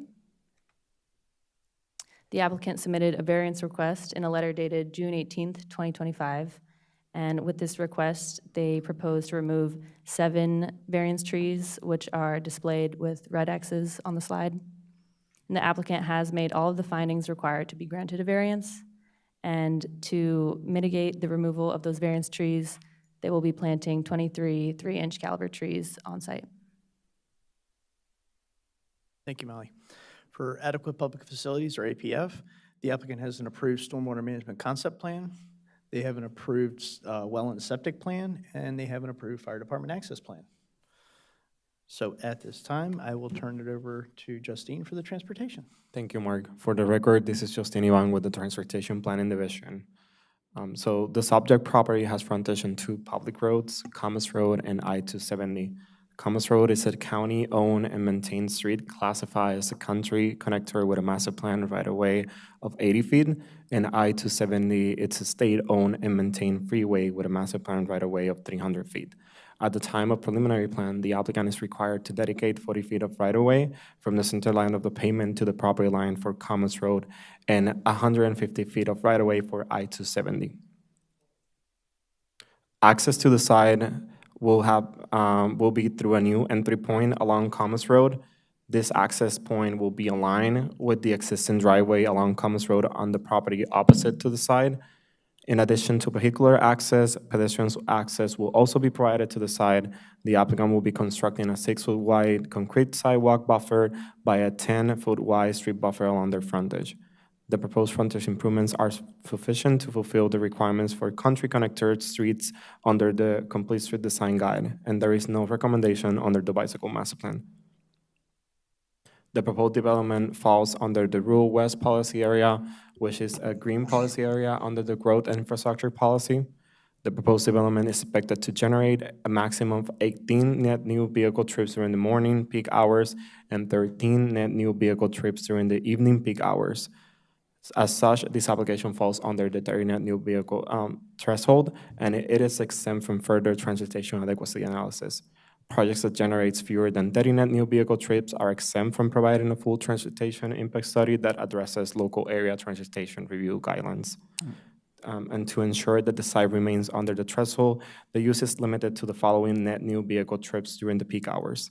In the morning, no more than 25 trips, and in the afternoon, no more than 20 trips. Back to you, Mark. I have a quick question on the previous slide, real quick. Just for the sidewalk and the buffer, is this, we talk a lot, at least in down county more, we talk about the pedestrian comfort. Is the sidewalk going to have a buffer between it and the road? Is it going to run right up against? Because it looks like at this point that it's inside the buffer. Yeah, the sidewalk will be buffered. So it will be the travel lanes, the street buffer, and the sidewalk. And the sidewalk, okay, so yes. It just looks red and looks like the buffer's on the other side of the sidewalk, and I wanted to just double check. Oh, yes, that was a mistake, and it is inverted. Okay. But it's the opposite, yeah. That's what I thought. I just wanted to make just sure. a clarification, yeah. Thanks. Oh, no, thank you. Appreciate it. Yeah. Thank you, Justine. So for the, excuse me, for the conditional use findings, you were done, right? Okay, for the conditional use findings, the applicant is conforming with the general requirements for conditional uses in the zoning ordinance, as well as the specific requirements for the landscape contractor in the zoning ordinance. The application is consistent with the recommendations of the master plan. It is compatible with the surrounding neighborhood and character of the area, and it will not cause undue harm or adverse impacts on the surrounding neighborhood. And the application also satisfies the requirements of the Forest Conservation Law of Chapter 22A, as well as the environmental guidelines. All noticing requirements have been met, and staff has not received any community correspondence from anyone at this time. So therefore, staff is recommending approval with conditions for the conditional use CU 202506 for landscape contractor be transmitted to the hearing examiner, as well as staff is recommending the planning board approve with conditions the preliminary forest conservation plan with a number of F20250450. Thank you for your time. Staff's here if you have any questions, as well as the applicant. Thank you. Yeah, thank you for your presentation. Would the applicant like to make a presentation? Thank you, Mr. Chairman. Michelle Rosenfeld here on behalf of the applicant. Ms. Torquato Romano. With me is Anthony Romano, his son, here if there are questions. We also have our engineer and our transportation specialist and a landscape architect who worked on the documents. We appreciate staff very much. We worked closely with them and have no questions or concerns about the recommended conditions. And we're happy to answer questions, but aside from that, we simply would ask that the board concur with staff and to recommend approval. Okay, thank you so much. Just, I'm in favor of the project. I just had a couple questions. One is, there's a lot of specificity on the types of vehicles that are going to be. Does that have to be that way? I just want to know, what if in the future they had one more of X vehicle and one less of the other? I mean, so what is the purpose of stating, or is this going to be in a resolution eventually, that how many vehicles? Could you just go over the need to specify all of the? So with the conditional use for a landscape contractor, you have to specify the type of equipment, the amount of equipment, the number of hours, the number of employees, and that sort of stuff. So you have to have the zoning ordinance asks for those specific items as part of the review of the conditional use. Yes, they will. They are conditions that we recommended to the hearing examiner, and then the hearing examiner then will, if they agree with us, then they will then put them into their resolution, and it'll be a part of the record. Any changes to that, yes, would require a conditional use modification or amendment in order to change those. But it is a requirement to the code to be able to have that stuff spelled out so that the hearing examiner can make a finding that, okay, this is what it is, and then they will make a conditional use with those. And may I ask a follow-up, Artie, for that? And there's not an option to say like a maximum of, like you could say maximum of like 10 standard pickup trucks or something like that, or is it just specifics to the? Usually it's been, I mean, the last few that we've taken, it's been specifics. It hasn't been a maximum of this, and people have not added any more than what they've had that they currently are using somewhere else, or whatever the case may be. Okay. Yeah, we've not had a maximum of, it's just, Yeah, here's the that's just a heck of a thing to come in for an amendment if you added a extra dump truck or something like that. So if they need to go into the hearing examiner for an amendment to add a piece of equipment, it would maybe something that the hearing examiner would then say, well, this is a minor amendment, it's not a major amendment Okay, kind of so thing. there's an option. So there is an option to go minor amendment if they feel that it's not impacting the neighborhood in any sort of way. The increase of hours, more employees, sometimes that will dictate needing to go through a major amendment type situation. But, like one piece of equipment usually, is not a major amendment. But again, it's the hearing examiner's call as to if it's a major or minor. Okay. Okay, so maybe, I mean, if that's the current rules, but maybe something to put in the parking lot is, I don't know, could they, in the future, could there be some changes on how conditional uses are done so that there's some flexibility in how they're structured? Because, we're also talking about not major changes, but, we want to make it easier less costly for people to do their work, and if they have to have minor changes, that they don't have to go through, hire an attorney, apply for an application, and all of that, and in order to, we don't want to put you out of work there, but You won't. It's just a thought, but yeah. So that's that. If we can make sure we don't forget that, maybe. I just made a note of it on my computer. Okay, thank you. Thank you. But I'm supportive of this application. And any other questions or comments from the board? No, hearing and seeing none. So why don't we take a vote on here? Should we do two separate or one? Two separate. Okay, so to have a motion to recommend approval with conditions to the hearing examiner for the conditional use application CU 2025-06. Yeah. Move to approve with conditions and send to the hearing examiner. Second?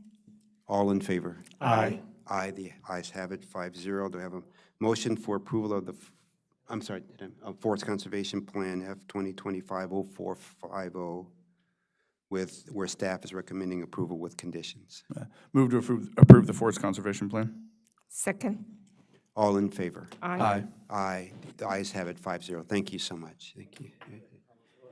And we'll take a 2-minute break and start with our last item of the day. It's item number 10, Germantown Sector Plan Amendment, Community Engagement Report, where staff is providing a briefing to the Planning Board on the community feedback received for the Germantown Sector Plan Amendment.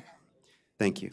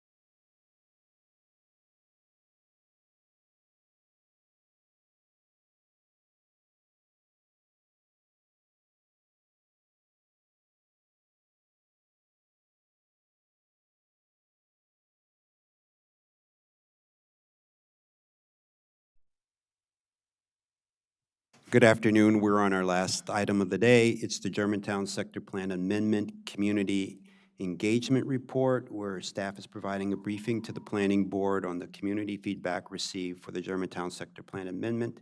and getting any comments from the board. And we have Jamie Pratt today leading this presentation along with the planning team, and that division headed by Don Ziegler. So welcome, everyone, and we're looking forward to your presentation. Thank you. As you mentioned, this is Jamie Pratt from the Up County Planning Division, and with me today, it's Lily Mernon from Parks and Justine Yvonne from their Transportation Division, and Don Ziegler, and we have Patrick Butler up on the dais to handle any of the hard questions.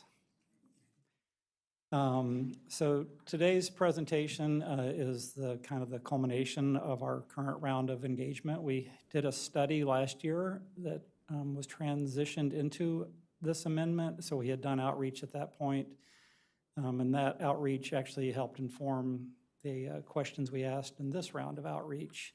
And we anticipate bringing some emerging ideas to the planning board next month. If all goes well, and then we'll have some preliminary recommendations for you to react to by early 2026. And then the draft plans will come next summer. This is just an agenda. We're going to go through what we heard and what we made of what we heard and who we heard from. So the plan area, as a reminder, is the central portion of the larger Germantown area. It was kind of known as the employment corridor in past plans that kind of refers to all of I-270 more or less, but there's also the town center and the 355 corridor that are all kind of part of the employment commercial areas of Germantown. So you'll see there's lots of shopping centers in the plan area, the biggest one being the Milestone Center. There are office parks, mostly along Century Boulevard, and a few on Seneca Meadows Parkway here. And there is the Department of Energy site and Montgomery College. And then it's adjacent to and includes a very small portion of the Black Hill Regional Park.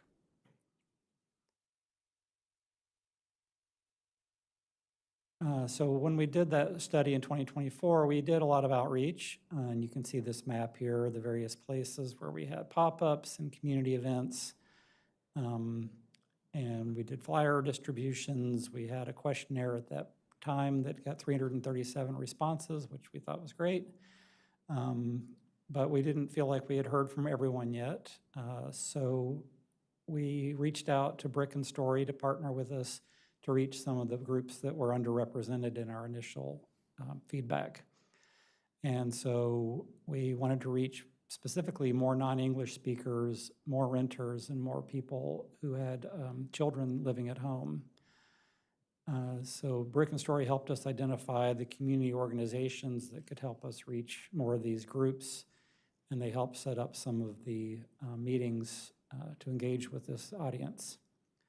And they helped us utilize a mix of approaches to reach the different kinds of audiences. The various event types we used helped us reach many of our targeted demographic groups. The pop-ups especially helped us reach Spanish speakers and renters and parents, as well as some low-income individuals. The pop-up at the transit center helped us reach transit riders, not surprisingly, and the workshops attracted a pretty broad spectrum of attendees. So most were homeowners who have lived in Germantown for many years, but we did get a diverse racial and ethnic representation from the people who came. We also sent e-letters and postcards to a lot of people, informing them of the plan, informing them of our community events, and we advertised with community partners such as the Up County Regional Services Center, Councilmember Balcom, the Gaithersburg Germantown Chamber of Commerce. They all included information in their own newsletters to their constituents, which helped get the word out.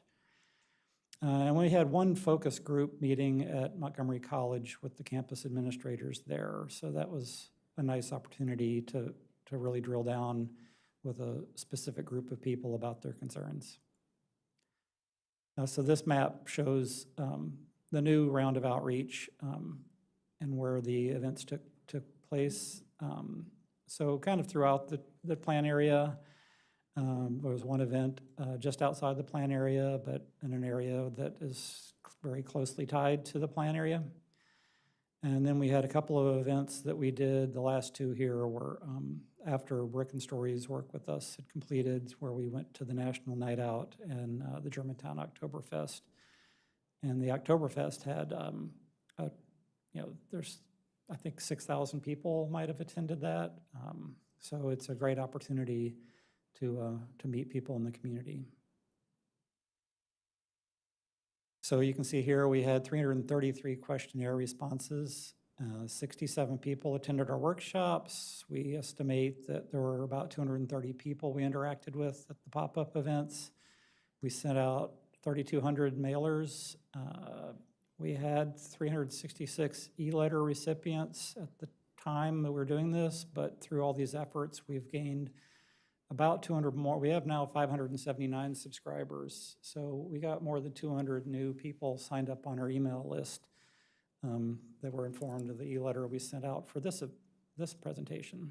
What is the population in the planning area? Do you know? It is, I should know, I mean, Germantown has about 90,000 people, but this is probably about 40,000 in the study area. But I'm not exactly sure if that's correct. It's somewhere around there. Now, the study area is a little bit bigger than the plan area because of the boundaries of census tracts, but that's generally been our audience for this project. So we hosted 5 pop-up events. These have been a great way to engage with the community members because these really allow us to meet people where they are, such as where they work, as part of their commute, where they play, and where they study. So many people in this event, they're happy to spend a few minutes talking to us about their experiences, but they don't necessarily have time to attend the workshops. So these pop-ups have proven to be a great way to reach people. The workshops allow people that are interested to dive deeper into the issues that affect the Germantown area. So we had those at the library and at the high school, and each of them had these interactive stations for people to dive deeply into the topics that the plan will cover. And then we had the questionnaire that I mentioned that was widely advertised through all of our flyers and e-letters and these mailings that we sent out. And many people were able to fill them in on paper at the events they attended. So as far as race and ethnicity, Germantown is sometimes named as the most diverse city in the country. Sometimes it's number 2 behind Gaithersburg. You can see the blue bars on this chart show a fairly even distribution of racial and ethnic groups across the biggest groups in the county, with a few that are some other race or multiple races. So it's a really diverse community. They're really proud of their diversity there. And we feel like some of these pop-ups we did, or all of the pop-ups really, and the community events really help us reach a lot of these groups that wouldn't necessarily show up to some of our workshops.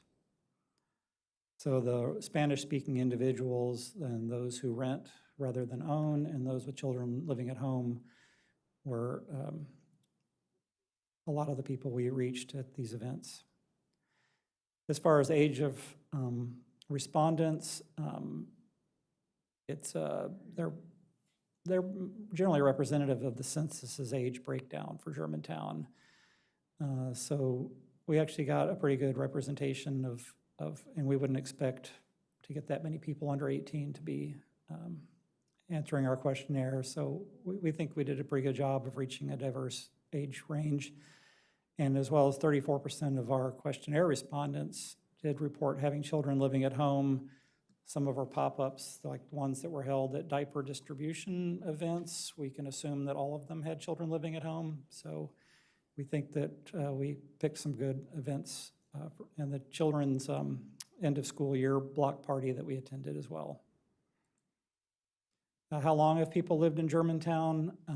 About 52% of the respondents and 58% of the workshop attendees have lived in Germantown for 16 years or longer. But this is only slightly higher than what would have been expected based on the census figures, which shows that 41% of Germantown residents have been there for at least 16 years. So it's not too different from the general distribution of the population. 20 to 23% of the participants have been there for 5 or fewer years. And this is, I think, a great participation rate, given that only 9% of the population has lived there that long. And where did people respond from? From our questionnaire, we asked, what neighborhood do you live in? And Waters Landing was by far the largest number of respondents, followed by Churchill Village and the town center. And then you can see scattered around the entire plan area are people who had responded from different neighborhoods, which kind of shows how important this area is to so many people in the Germantown area. And the ones that are over in Waters Landing and Churchill Village, they don't have a separate village center like a lot of the other parts of Germantown. So the town center is kind of their town center. If they had to meet with neighbors, this is, so it's probably more critical to the people living in this neighborhood than in some of the other ones. Can I ask one quick question on this? Was it a little surprising that it seems as though more respondents, and I know this makes sense in some ways because there's more residential areas outside of the planned boundary, but was it a little surprising we didn't get more responses from inside? At least what appears to be inside the planned boundary? Yeah, I had noticed that.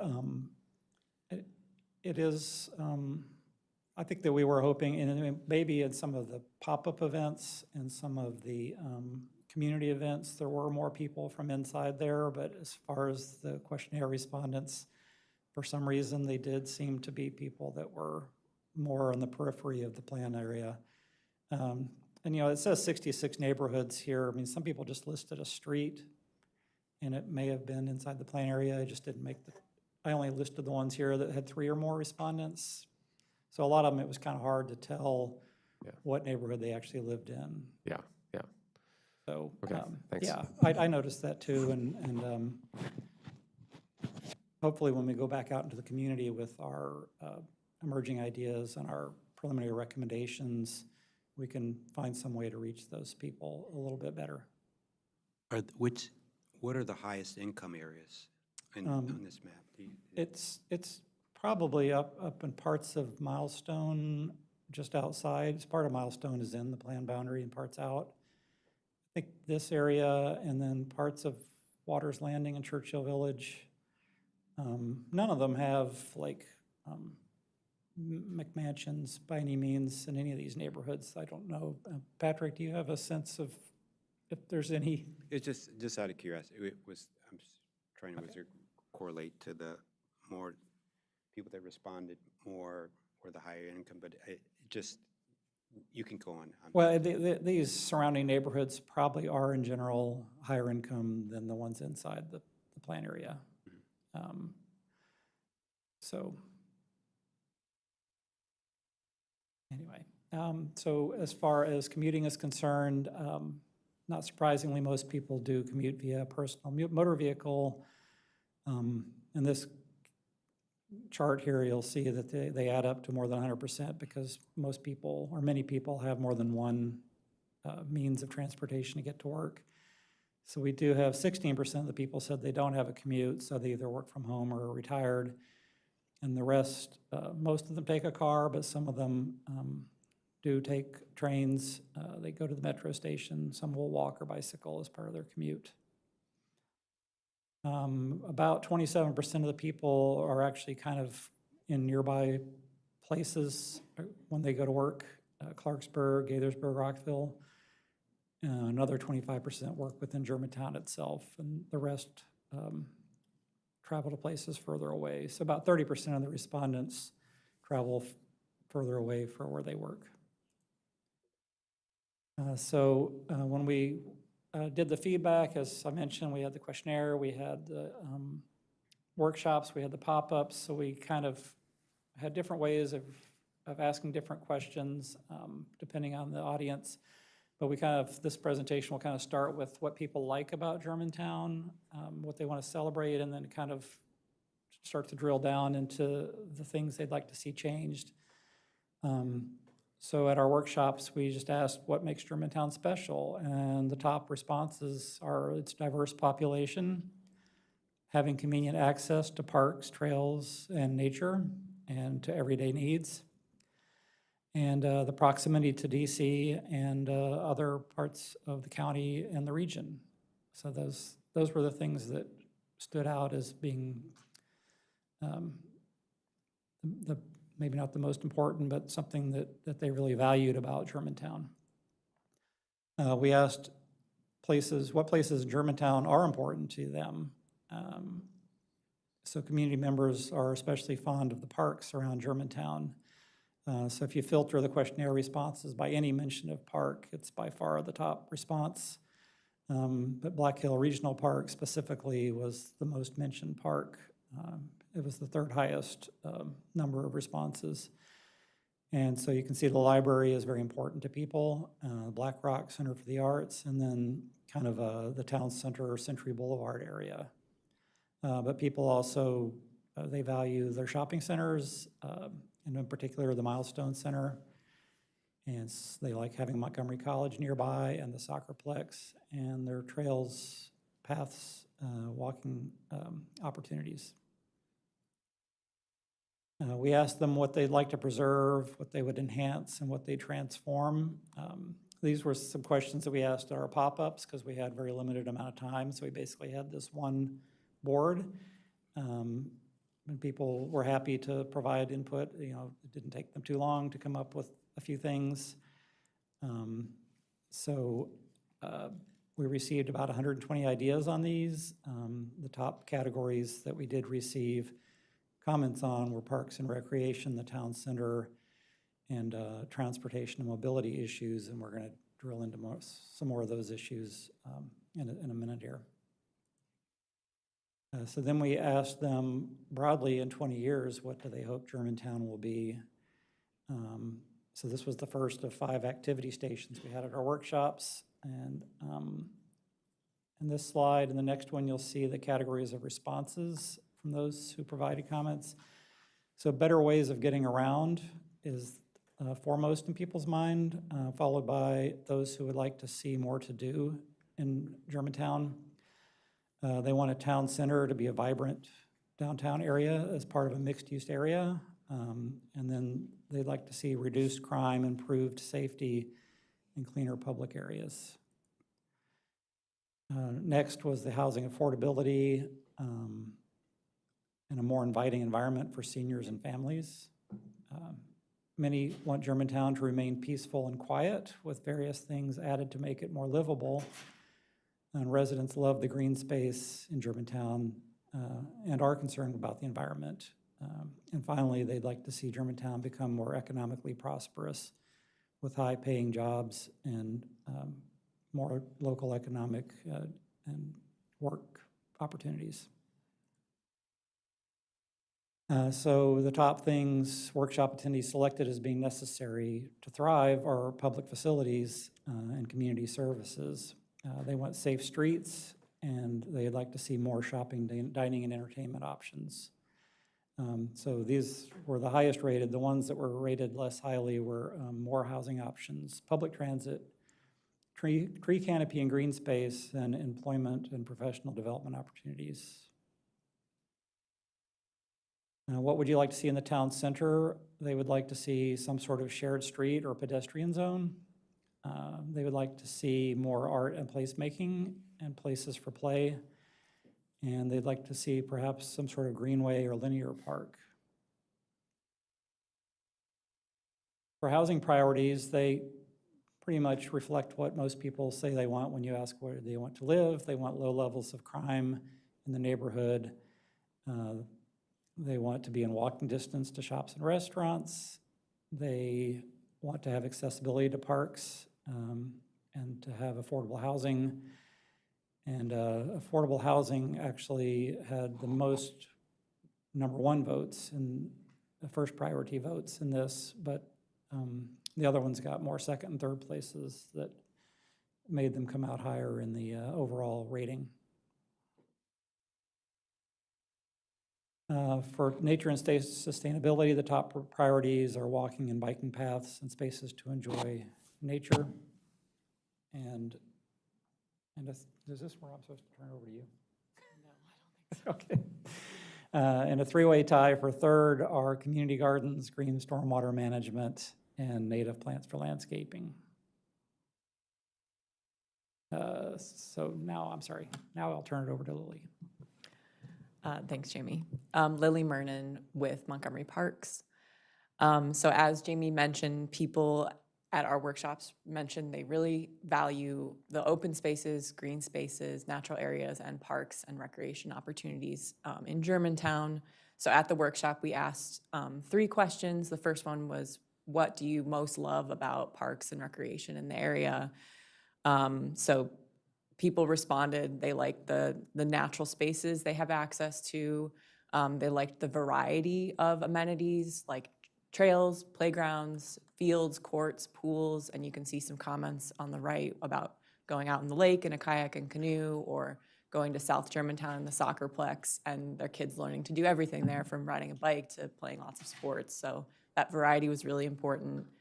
Accessibility, walkability, those were highly valued. You can see some comments on the right about living near the Black Hill Trails and being able to walk to those, and also especially playgrounds or other places for kids to play, that when you could walk to them, that was highly valued.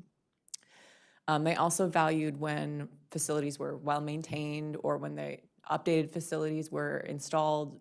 We got some comments, for example, about a right-sized restroom that people valued in one of our parks. And they also valued that community aspect of these recreation and park spaces where family and neighbors could join together, and spaces like picnic shelters or other rentals were highly valued as well. The second question we asked was how people got to our parks and rec centers.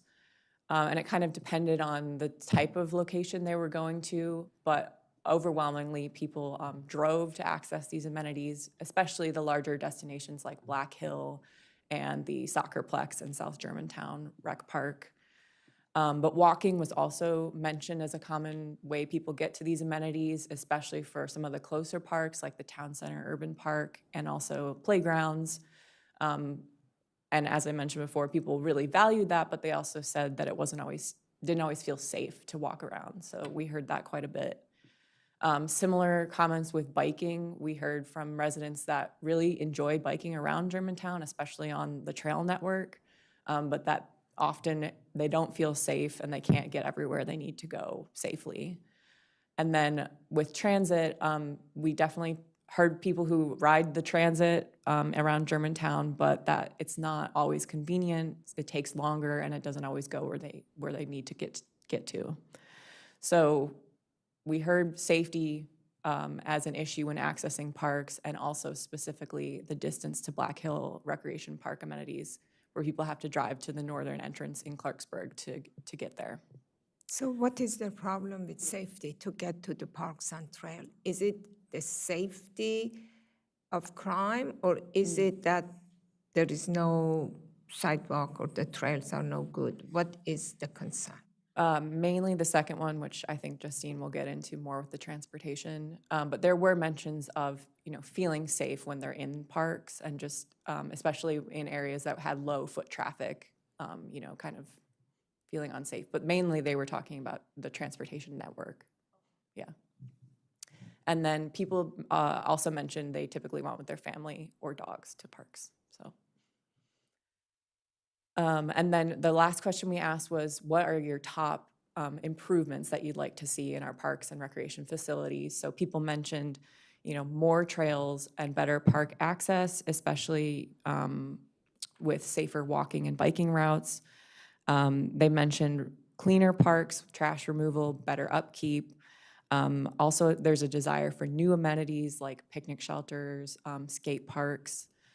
And they also mentioned better transit connections. And there were some creative ideas like a seasonal shuttle that people mentioned as something that was there previously and maybe reviving that. There were also calls for more recreation options for multiple generations and, specifically elders and also children and teens. And then they were asking for continued protection for water quality and wildlife as well. And I'll hand it to Justine. Thank you, Lily. For the record, this is Justine Ivan with the Transportation Plan Division. And the exhibit on screen shows an activity board with a question that asks community members what is missing in different parts of Germantown. And when we ask workshop attendees, this question, missing sidewalks, side paths, and bike lanes, received the most mentions. The top areas of concerns in the combined milestone and Nelsville Village shopping centers areas. The next most requested improvements are for lower speed limits and better signalage, especially near the transit center and the shopping centers. This includes more signs, such as stop signs, pedestrian and bicyclist crossing signs, and also signs visible to all people, especially to motor vehicle users. Another thing that the Germantown workshop attendees mentioned is that they would like to see more crosswalks, protected intersections, or traffic signals, with the milestone center being the area of most concern. And finally, attendees indicated that they would like to see more bus shelters and better lighting, with the transit center and milestone center getting the most votes. Another exercise that we did with the Germantown workshop attendees was that we asked them where they want to go and how they would like to go to those places. Workshop attendees interacted a lot with these activity boards as they placed an impressive 261 tiny dot stickers. And results show that in general, people prefer driving to stores, but they will also like to have the option to bike or walk to them. People also prefer getting to parks and recreation centers on foot, although most people still drive to the large regional parks. Montgomery College was the top location for people that they would like to bike to, and the Shady Grove Metro Station is the top destination for people who want to reach by transit. At several of our events, we asked people where they have difficulty getting around in Germantown and why. The map on the slide here shows some of the most popular locations where improvements were requested. As we can see in the map shown on screen, there are many places where people ask for safer street crossings indicated by the yellow square signs there.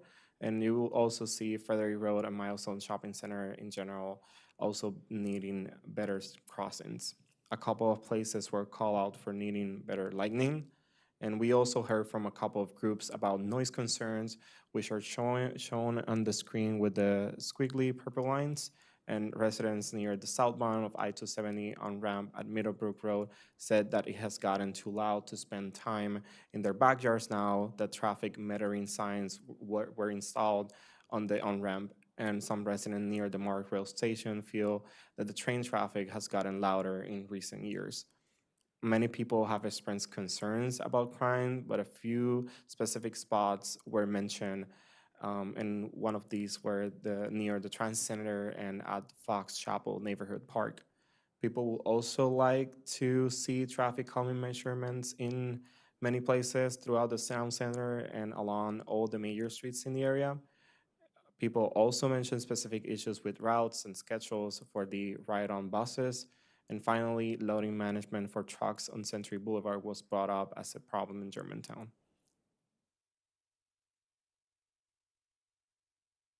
Can I ask one quick question before we get to findings, just on the transport? That was a really helpful overview, thanks.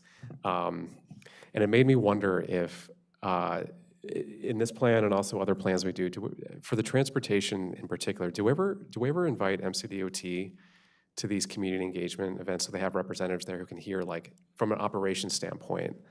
Yes, yes, MCDOT have attended to our workshops, and also we closely coordinate with them to actually let them know what are the community concerns. They can see them firsthand and from the community members, the concerns that they have within the Germantown amendment area. That's great. And do we ever see instances where like MCDOT will, they'll hear all these, concerns about crossings, sidewalks, a need for controlled intersections and on and on.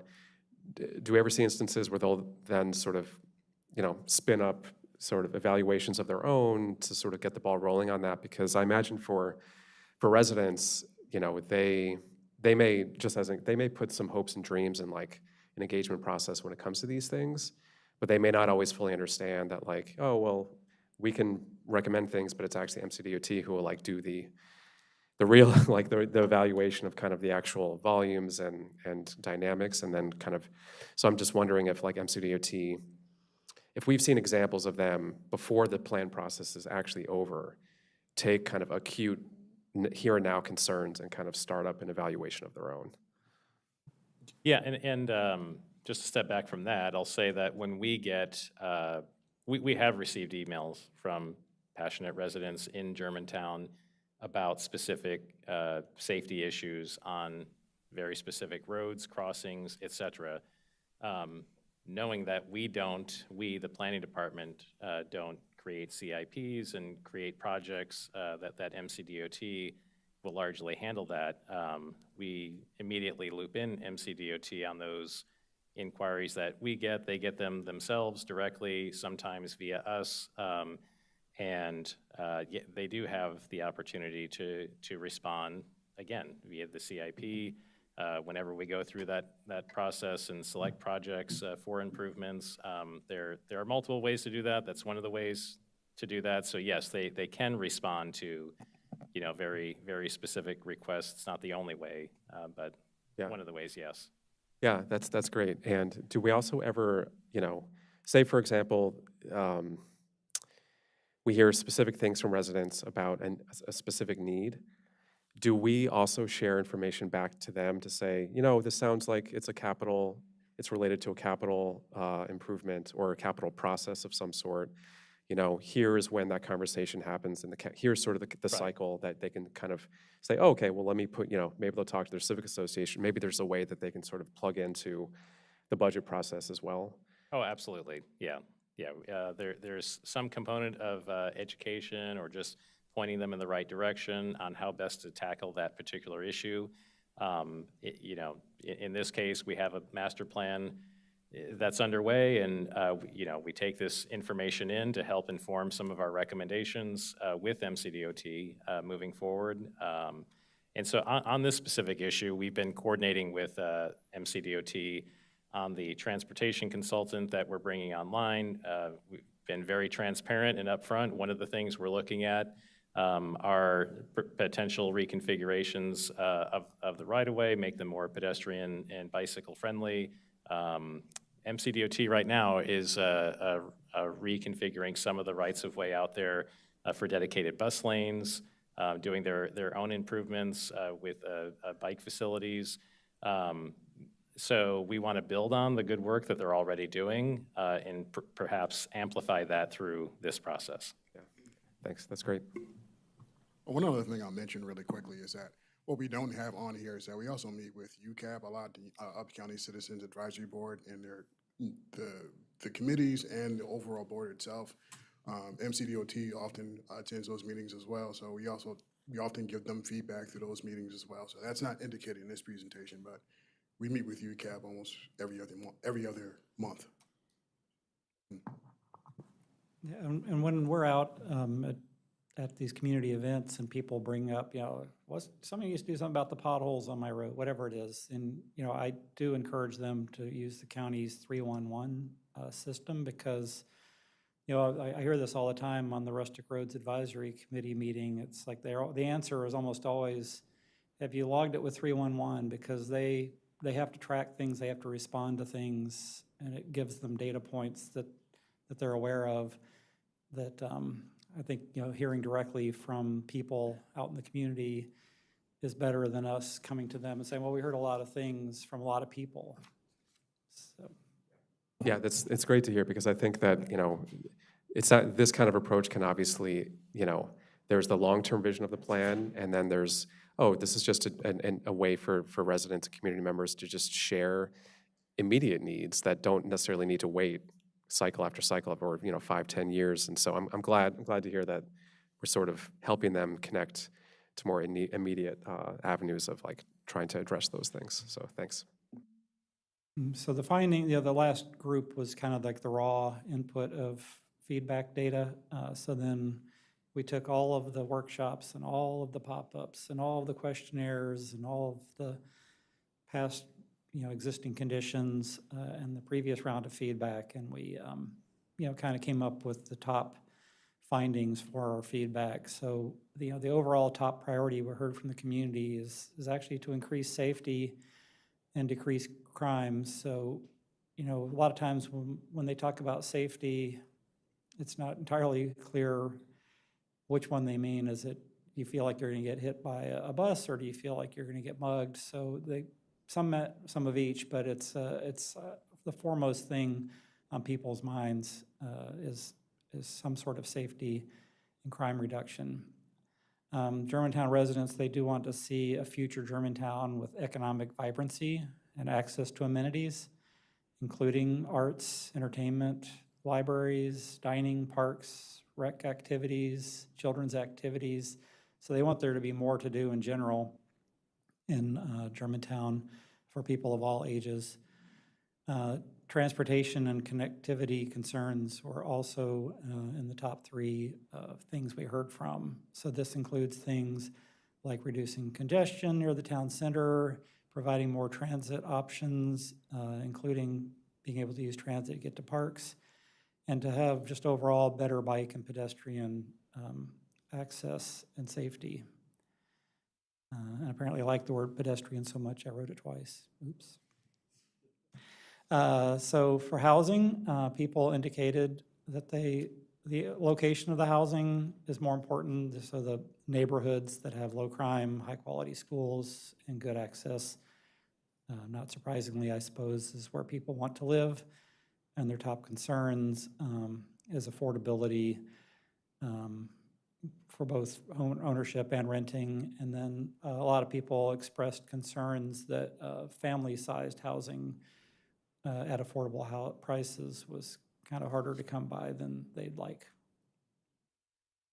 For the environment and sustainability, the top concerns were the loss of animal and plant diversity, tree loss and a lack of shade, and extreme heat. So the top sustainability priorities were to have more spaces to enjoy nature, to be able to walk and bike more easily, and to have more tree canopy to make Germantown cooler. Again, with parks and places, people really valued their green spaces and walkable recreation, like the town center and playgrounds. The variety and the quality of recreation amenities and places for people to gather were very important.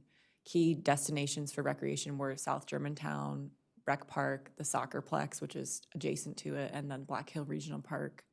And then community hubs, the most important and mentioned most were the library and the Black Rock Center for the Arts. And then the biggest concerns people mentioned were access to Black Hill Regional Park, again, from the south, more trail connections to other key places around Germantown. Cleanliness, maintenance, and safety were all concerns, especially like physical safety in some of our lower traffic parks, as well as a desire for safer walking and biking routes and improved transit connections to parks as well, and a desire for new amenities that met, those intergenerational desires for recreation and also locations like picnic shelters, skate parks, things like that. For the transportation insights, most people in Germantown commute by a personal vehicle, and most shopping trips are also done by a car, or using a car. Based on community feedback, this is mostly due to a lack of transportation options in the Mazapan area. There are several extensive links of pedestrian walkways and bicycle facilities that are missing, and the bus service is also limited. There are many that combine transit for their commute and many who rely on the bus as their main mode of travel. And we continually heard from people that they wanted more bus routes with more frequency and longer hours of operation. Some people also express concerns with safety on buses and bus stops and at the transit centers. Many people express concerns about traffic congestions near the town center and encourage the addition of safety measures to these areas. And people in Germantown frequently walk when they can, especially to nearby parks, to the MARC station, to the town center, and to the school. On their walks, they frequently encounter aggressive driving, making them feel uneasy and therefore discouraging them from walking to these areas. They also see a lot of places where trails and side paths could use better maintenance. In the same line, we got the consensus that many community members strongly support the addition of dedicated bike lanes, side paths, and sidewalks separated from traffic, especially with trees on streets with high posted speed limits. Back to you, Jamie. So, in conclusion, the residents and community stakeholders, they do take great pride in Germantown. They love its rich cultural diversity, they love its parks, its cultural institutions, and its proximity to the DC metro area, as well as convenient access to shopping. They hope to see much of what already exists made more safe and better connected. They want to see more accessibility as the area grows, so more easier access to more places with more modes of transportation. Safety, as it relates to pedestrians, bicyclists, and drivers was highlighted as a top priority across all the demographic groups. There were a number of specific places, including the town center and the Milestone Shopping Center, that people frequently visited but would like to access more easily on foot or by bicycle. Residents noted many places throughout the plan area where they hope to see improved pedestrian crossings, better lighting, traffic calming measures, better transit options, and affordable housing options for both renters and owners were also a top priority, which they think will help Germantown maintain its diversity, which is a key characteristic that they think makes Germantown feel special. So that's the final slide here. So, you can make comments, ask questions about any of this. We will be back hopefully in December with our emerging ideas that build on what we heard and what we know. And yeah, well, this is wonderful information, and I like that you even went back out and got more information to learn what the community desires and needs are. I thought that was really important. You don't have to answer this now, but one is,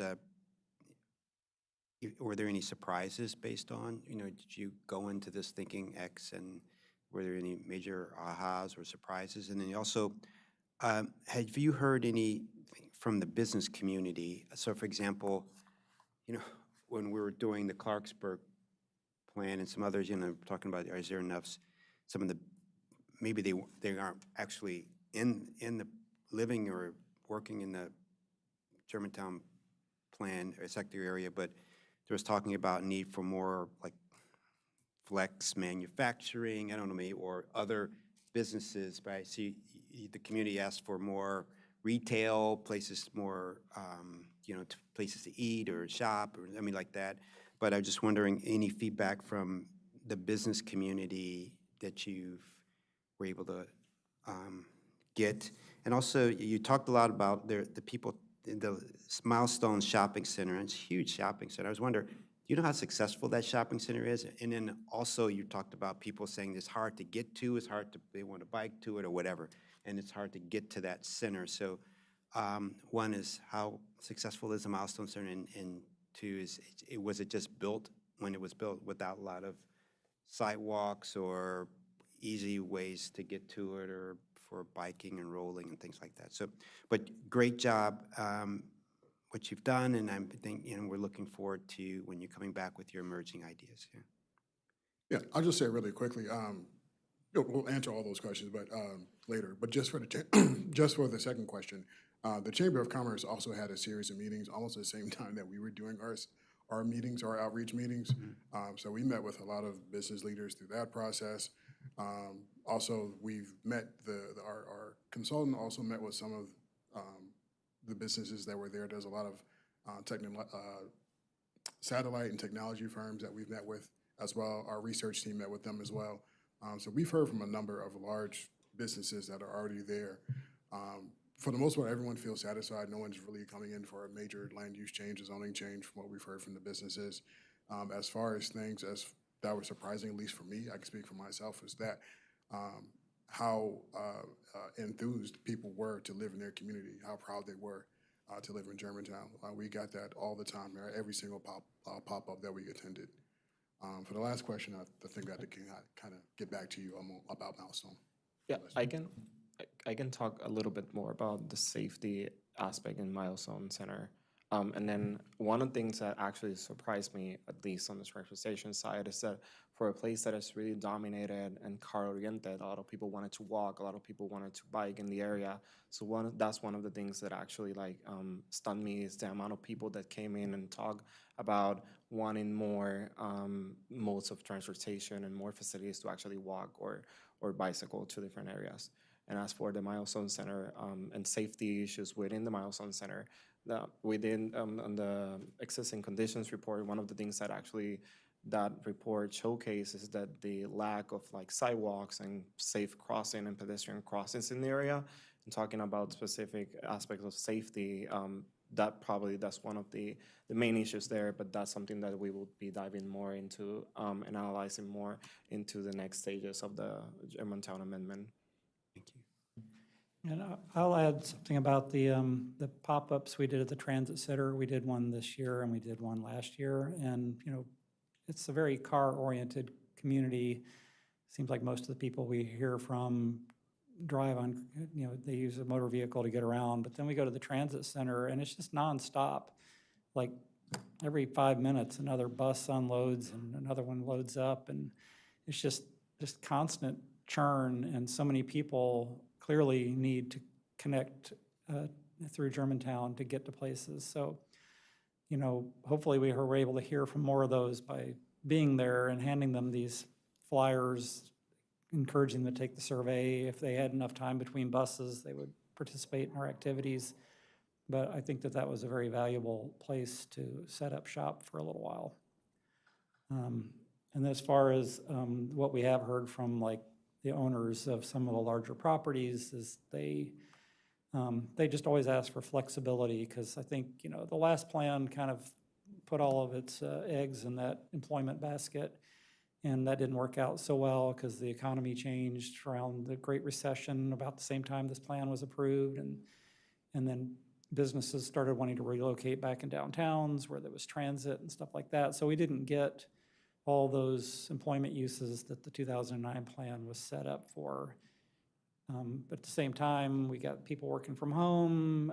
The job market seems to be changing, with government shutdowns and things like that, adding a lot of uncertainty. People just, in general, just say, we just need as much flexibility as you can give us, because we just don't know. People have completed projects in the last year to convert their office spaces to attract tenants, and they've been able to just attract 15% of their building maybe get occupied after spending $1 million on renovations. So they just want flexibility. And I just want to correct myself. When I said the land use and satellite firms, those were the ones that weren't asking for zoning changes. But along Century Boulevard, they were definitely asking to get rid of the restrictions from the previous plan.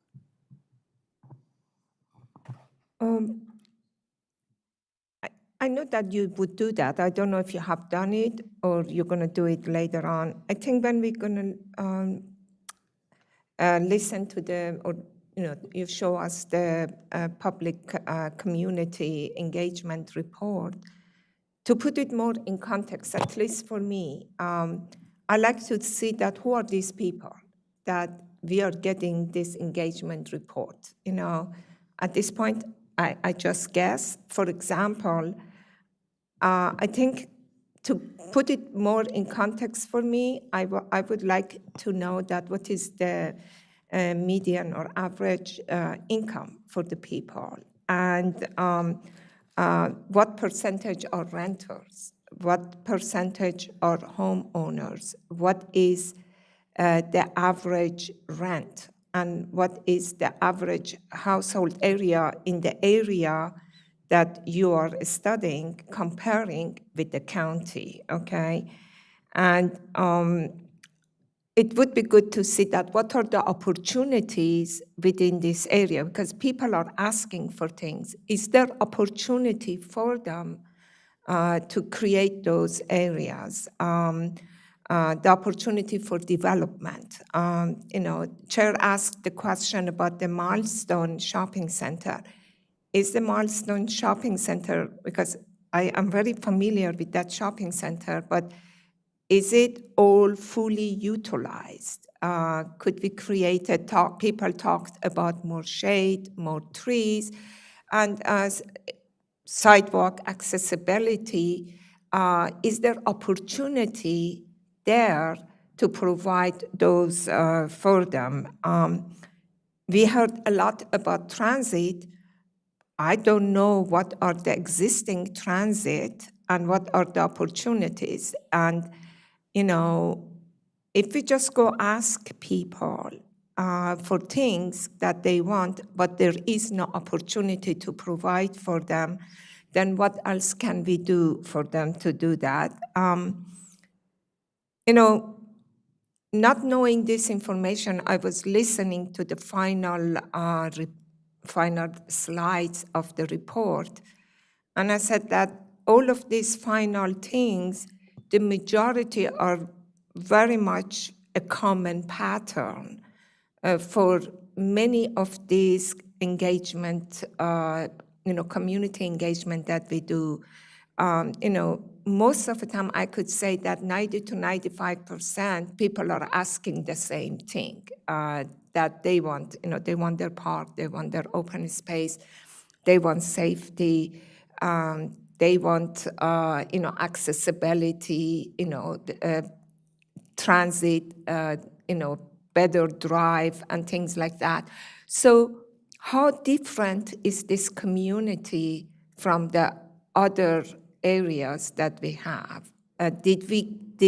Was it any kind of value added to all of these outreach that we did? Because you spent a lot of time to do the outreach. Was it a value added? Did you get something different? I know you mentioned that they were very proud of their ownership. How can we, living there, how can we use that in our master planning or sector planning that we are doing? These are the things that I think we want to look for when we do that. I know you do all of those, but when you bring this community report and I don't have there, I'm sitting there, I say, okay, so what is different? And why people didn't say affordability is their number one? Maybe the houses there are already a little bit affordable, I don't know, but that was not top request. Maybe we didn't have enough people, I don't know that what it is. Yeah, Sure. Oh, go ahead. Yeah, I can take a couple of comments before others chime in. For the questionnaire, we definitely did have more demographic information that was attached to the posting here that broke down by where people lived, income, and things like that.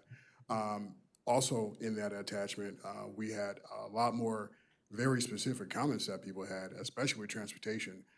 So the value added was definitely needed. Just I can think of 20 different intersections that people pointed out, like this needs to be safer, this needs to be a better crosswalk, we need a better park in this location. So we were just trying to give a broad outline of what people said, but they definitely gave us like very specific recommendations. I can think of like 30 recommendations we can write right now just off of what people said. Yeah, people were very specific. They were articulate to build on what Don is saying. And then again, Justine, very specific in the recommendations in their experiences and what they were asking for in terms of improvements. Not just, oh, we want better walking. They were very specific about what type of environment they would like to see within the particular core of Germantown. And I think I want to step back for a second. We did actually put this on your agenda. We took it off because we were trying to combine both the community feedback, the additional engagement that we did when we pivoted from a study to the plan. We wanted to go out and make sure we communicated to people this was no longer a study, this was a plan, and have them a little more targeted in their feedback for us. And Germantown is one of the most important activity centers within Up County. It's one of our largest activity centers. It has activity centers within this activity center, like Milestone, like the town center. And so what we're hearing is that people are really proud of Germantown. They love Germantown, love the community, and we're hoping to make some small but significant changes for the community moving forward that will allow these activity centers and the larger Germantown Activity Center to become a better version of itself. So some of the areas where the plan fell short, you're getting into some of the big ideas, which admittedly, again, we broke apart from this feedback report, but we will have, we'll start touching on the very issues you're describing are coming in a part two in a month. Yeah. I know you did. But it's That's helpful what- hearing, yeah, I thank you. know you do. I was just saying that it was a little bit hard for me to put in context. In regard to the specific report, I totally get it. I was not going to go to specific report because how different this master planning or sector planning would be from something that DOT does. Because DOT probably, they do a lot of studies to figure out that what kind of transit they need to have there. They do their own planning, they have their own projects, what kind of intersection improvement they have to do and so on. DOT does those as well also. But I think our job as the master planning would be that what are the opportunities available more than what DOT does, okay? And is there something that we could create that people, they desire and they want? And this master plan can be an added value to that. That's what I was trying to pinpoint, that Right. what, yeah. Sure.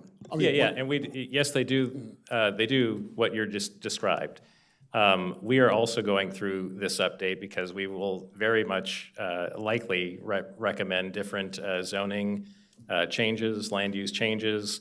So it's not helpful if they're doing their own planning over here and we're doing our own planning over here and we're not talking to each other. So we want to make sure that any future plans that they have for transit, for reconfiguration of rights-of-way, that we're in sync for this community, bringing all of those ideas and planning efforts together so that they're coordinated, intentional. We just had a meeting yesterday with on TOD of exploring potential development along the Brunswick line and any expansion of that with the state and some of their representatives. So, you know, we're talking with all of these agencies and we're making sure that our efforts aren't getting in a way. Again, I'll use the word amplifying the efforts across the state and county agencies.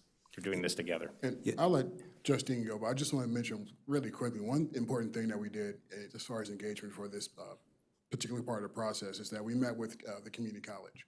And they told us that their students didn't feel safe walking from the campus going into the town center. Now, as planners, that's something that should be a slam dunk. Just connect this major population base of people who like to walk, bike anyway, to the town center where all the shops and retail are. But they were telling us they don't feel safe, the buses take too long to get there, and that there's people who live less than 15 minutes away who refuse to let their kids even walk to community college. I don't think we would have got that if we just did the traditional Farms community outreach, if we didn't go back out again.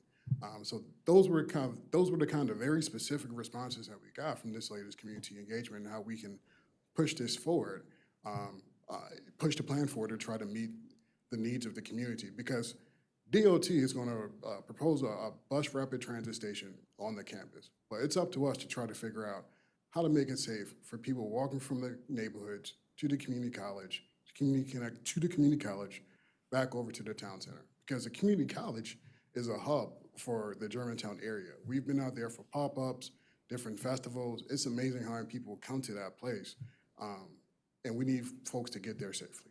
Yeah, you stole my line, Don. But to add on that, and in that same line, Yeah, I think the core of this master plan or the master planning process is the community engagement. We go into the community, we talk to the community, we hear from firsthand from the community what they want, what they need, what the deficiencies are in the area. Because the data is one point, we have the data, we gather the data in coordination with MCDOT, and we have that. But the data tells us something to one point, and to complement that story, we need community engagement and we need the input from the community so we can actually know what is needed. And to name another specific example, we had a map that showcased the master plan facilities, specifically the bicycle facilities in the area. And when you have the map with the community, there are some community members that come into us and they say like, oh, you have a side path here. We don't actually need a side path. We need a sidewalk, plus we need a bike lane here because there's a lot of people that will use this shared use path that is meant for bicycle and pedestrians. And I don't think that the volume of people that are gonna be there, it's gonna be safe for pedestrians to walk at the same time the bicycles are trying to go in and out in the same facility. So I think that's probably the most valuable thing, and that's what set us aside, is that we hear from them firsthand that they need these facilities, that they have these problems, that they don't feel safe walking next area, and they need either more signs, or they need more protected crossings, or they need more wide facilities buffered from traffic because the speed limits are too high. So I believe that's the main thing and the main piece that actually I serves just with this wanted community to make sure engagement. that you don't, I do not mean that this community's outreach is not significant. It is. But what I was trying to say that what is the additional value added that they can't get it with, like things that usually they want. Something that there are opportunities that we could provide that they cannot get it on, as a usual, like they complaining about the traffic safety. That's not something that we can do right now. And this is what their concern is. Yeah. Our master plan is going to go for another 20 or 30 years from now. So we should emphasize on the opportunities that could be within the next 5, 10, 15, 20 years.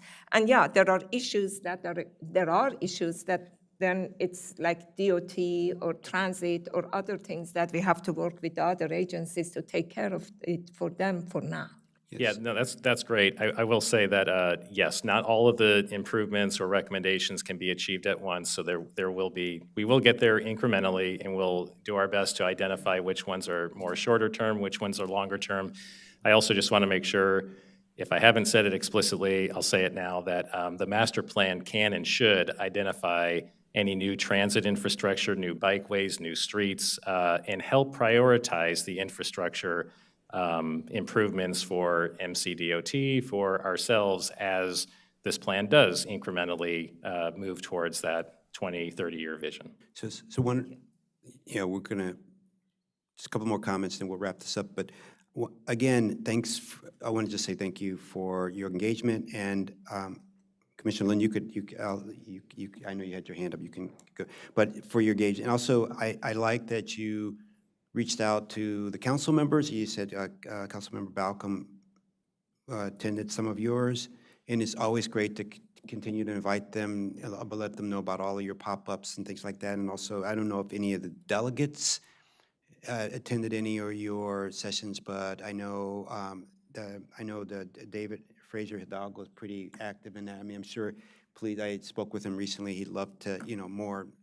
I'm sure you reach out, but keep knocking on the door. It'd be nice to, they also see what some of the things you're doing, and then lastly, we have back to back. We have they're next door to each other, like brothers and sisters. The Clarksburg sector plan and this sector plan, and now, just I'm hoping that one can inform the other, and the other could inform the.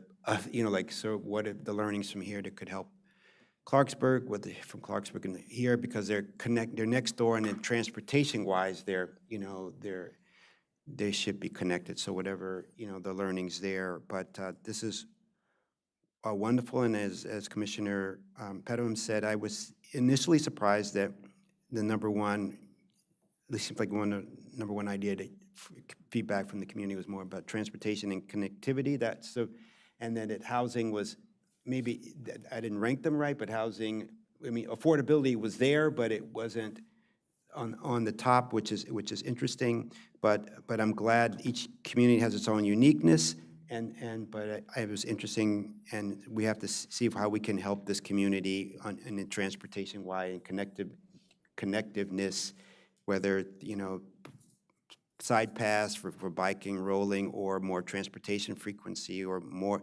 So I thought that was really important. So thank you again. And are there any, Commissioner Linden, did you have a comment before we end up here? Yeah, just quickly on the point of kind of using this process to elevate, prioritize what may be in the existing plans. Like, for example, you know, I'm looking at the bicycle master plan that we have, that we approved, you know, was it 2018, 2019 period of time. And there's a whole lot of planned or proposed bicycle infrastructure in this area that is not completed. And, you know, that isn't us, obviously, that's MCDOT. So the more that this plan can sort of elevate, it's like, okay, there are things that we as the county have planned. There are conditions that are unsafe, uncomfortable. There's lack of connections. There's lack of accessibility. And people, as you talked about, they want to be able to walk places to parks. They want to be able to walk to the grocery store or bike, you know, from Montgomery College back to the retail areas. And it's like, we have multiple plans that speak to these multiple needs. And maybe, you know, this is one way, because we're doing it holistically, to try to help, you know, just as an example, like MCDOT, here's connect the dots. Because I think the way that some agencies like MCDOT often operate is they're a little bit demand oriented, or they think of it in terms of spot treatments. They plan a transit network as a holistic thing. But then when it comes to kind of safety improvements like stop signs or crossings or even sidewalks, sometimes it's not in a sort of connected way. Whereas this process is trying to look at it in a holistic, connected way and elevate it as maybe, you know, single studies that MCDO can take on to then complete an entire, you know, linear stretch or network of sidewalks in the area, or bike lanes or something else. So it's like, you know, different processes for different reasons.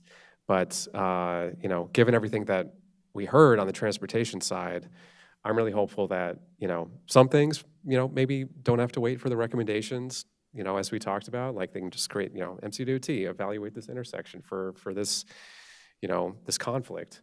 But other things, you know, really like hearing so many comments about all these different ways people want to get around, I think provides a lot of opportunity for us to sort of point back to the master plan, bicycle master plan, point back to pedestrian master plan, and say, okay, when it comes time for CIP, when it comes time for MCD, your work program, like this area looks like it probably has been underinvested in with active transportation options over many years, and that shouldn't continue.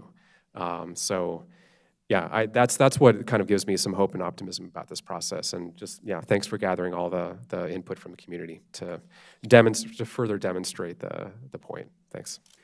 Okay, so thank you for your information, and thank you for listening to us and taking our feedback. So this, and we look forward to you coming back in a month or so with emerging ideas. So this ends our planning board meeting for today. Thanks everyone for attending. Thanks everyone for listening, and we'll see you next Thursday. Thank you.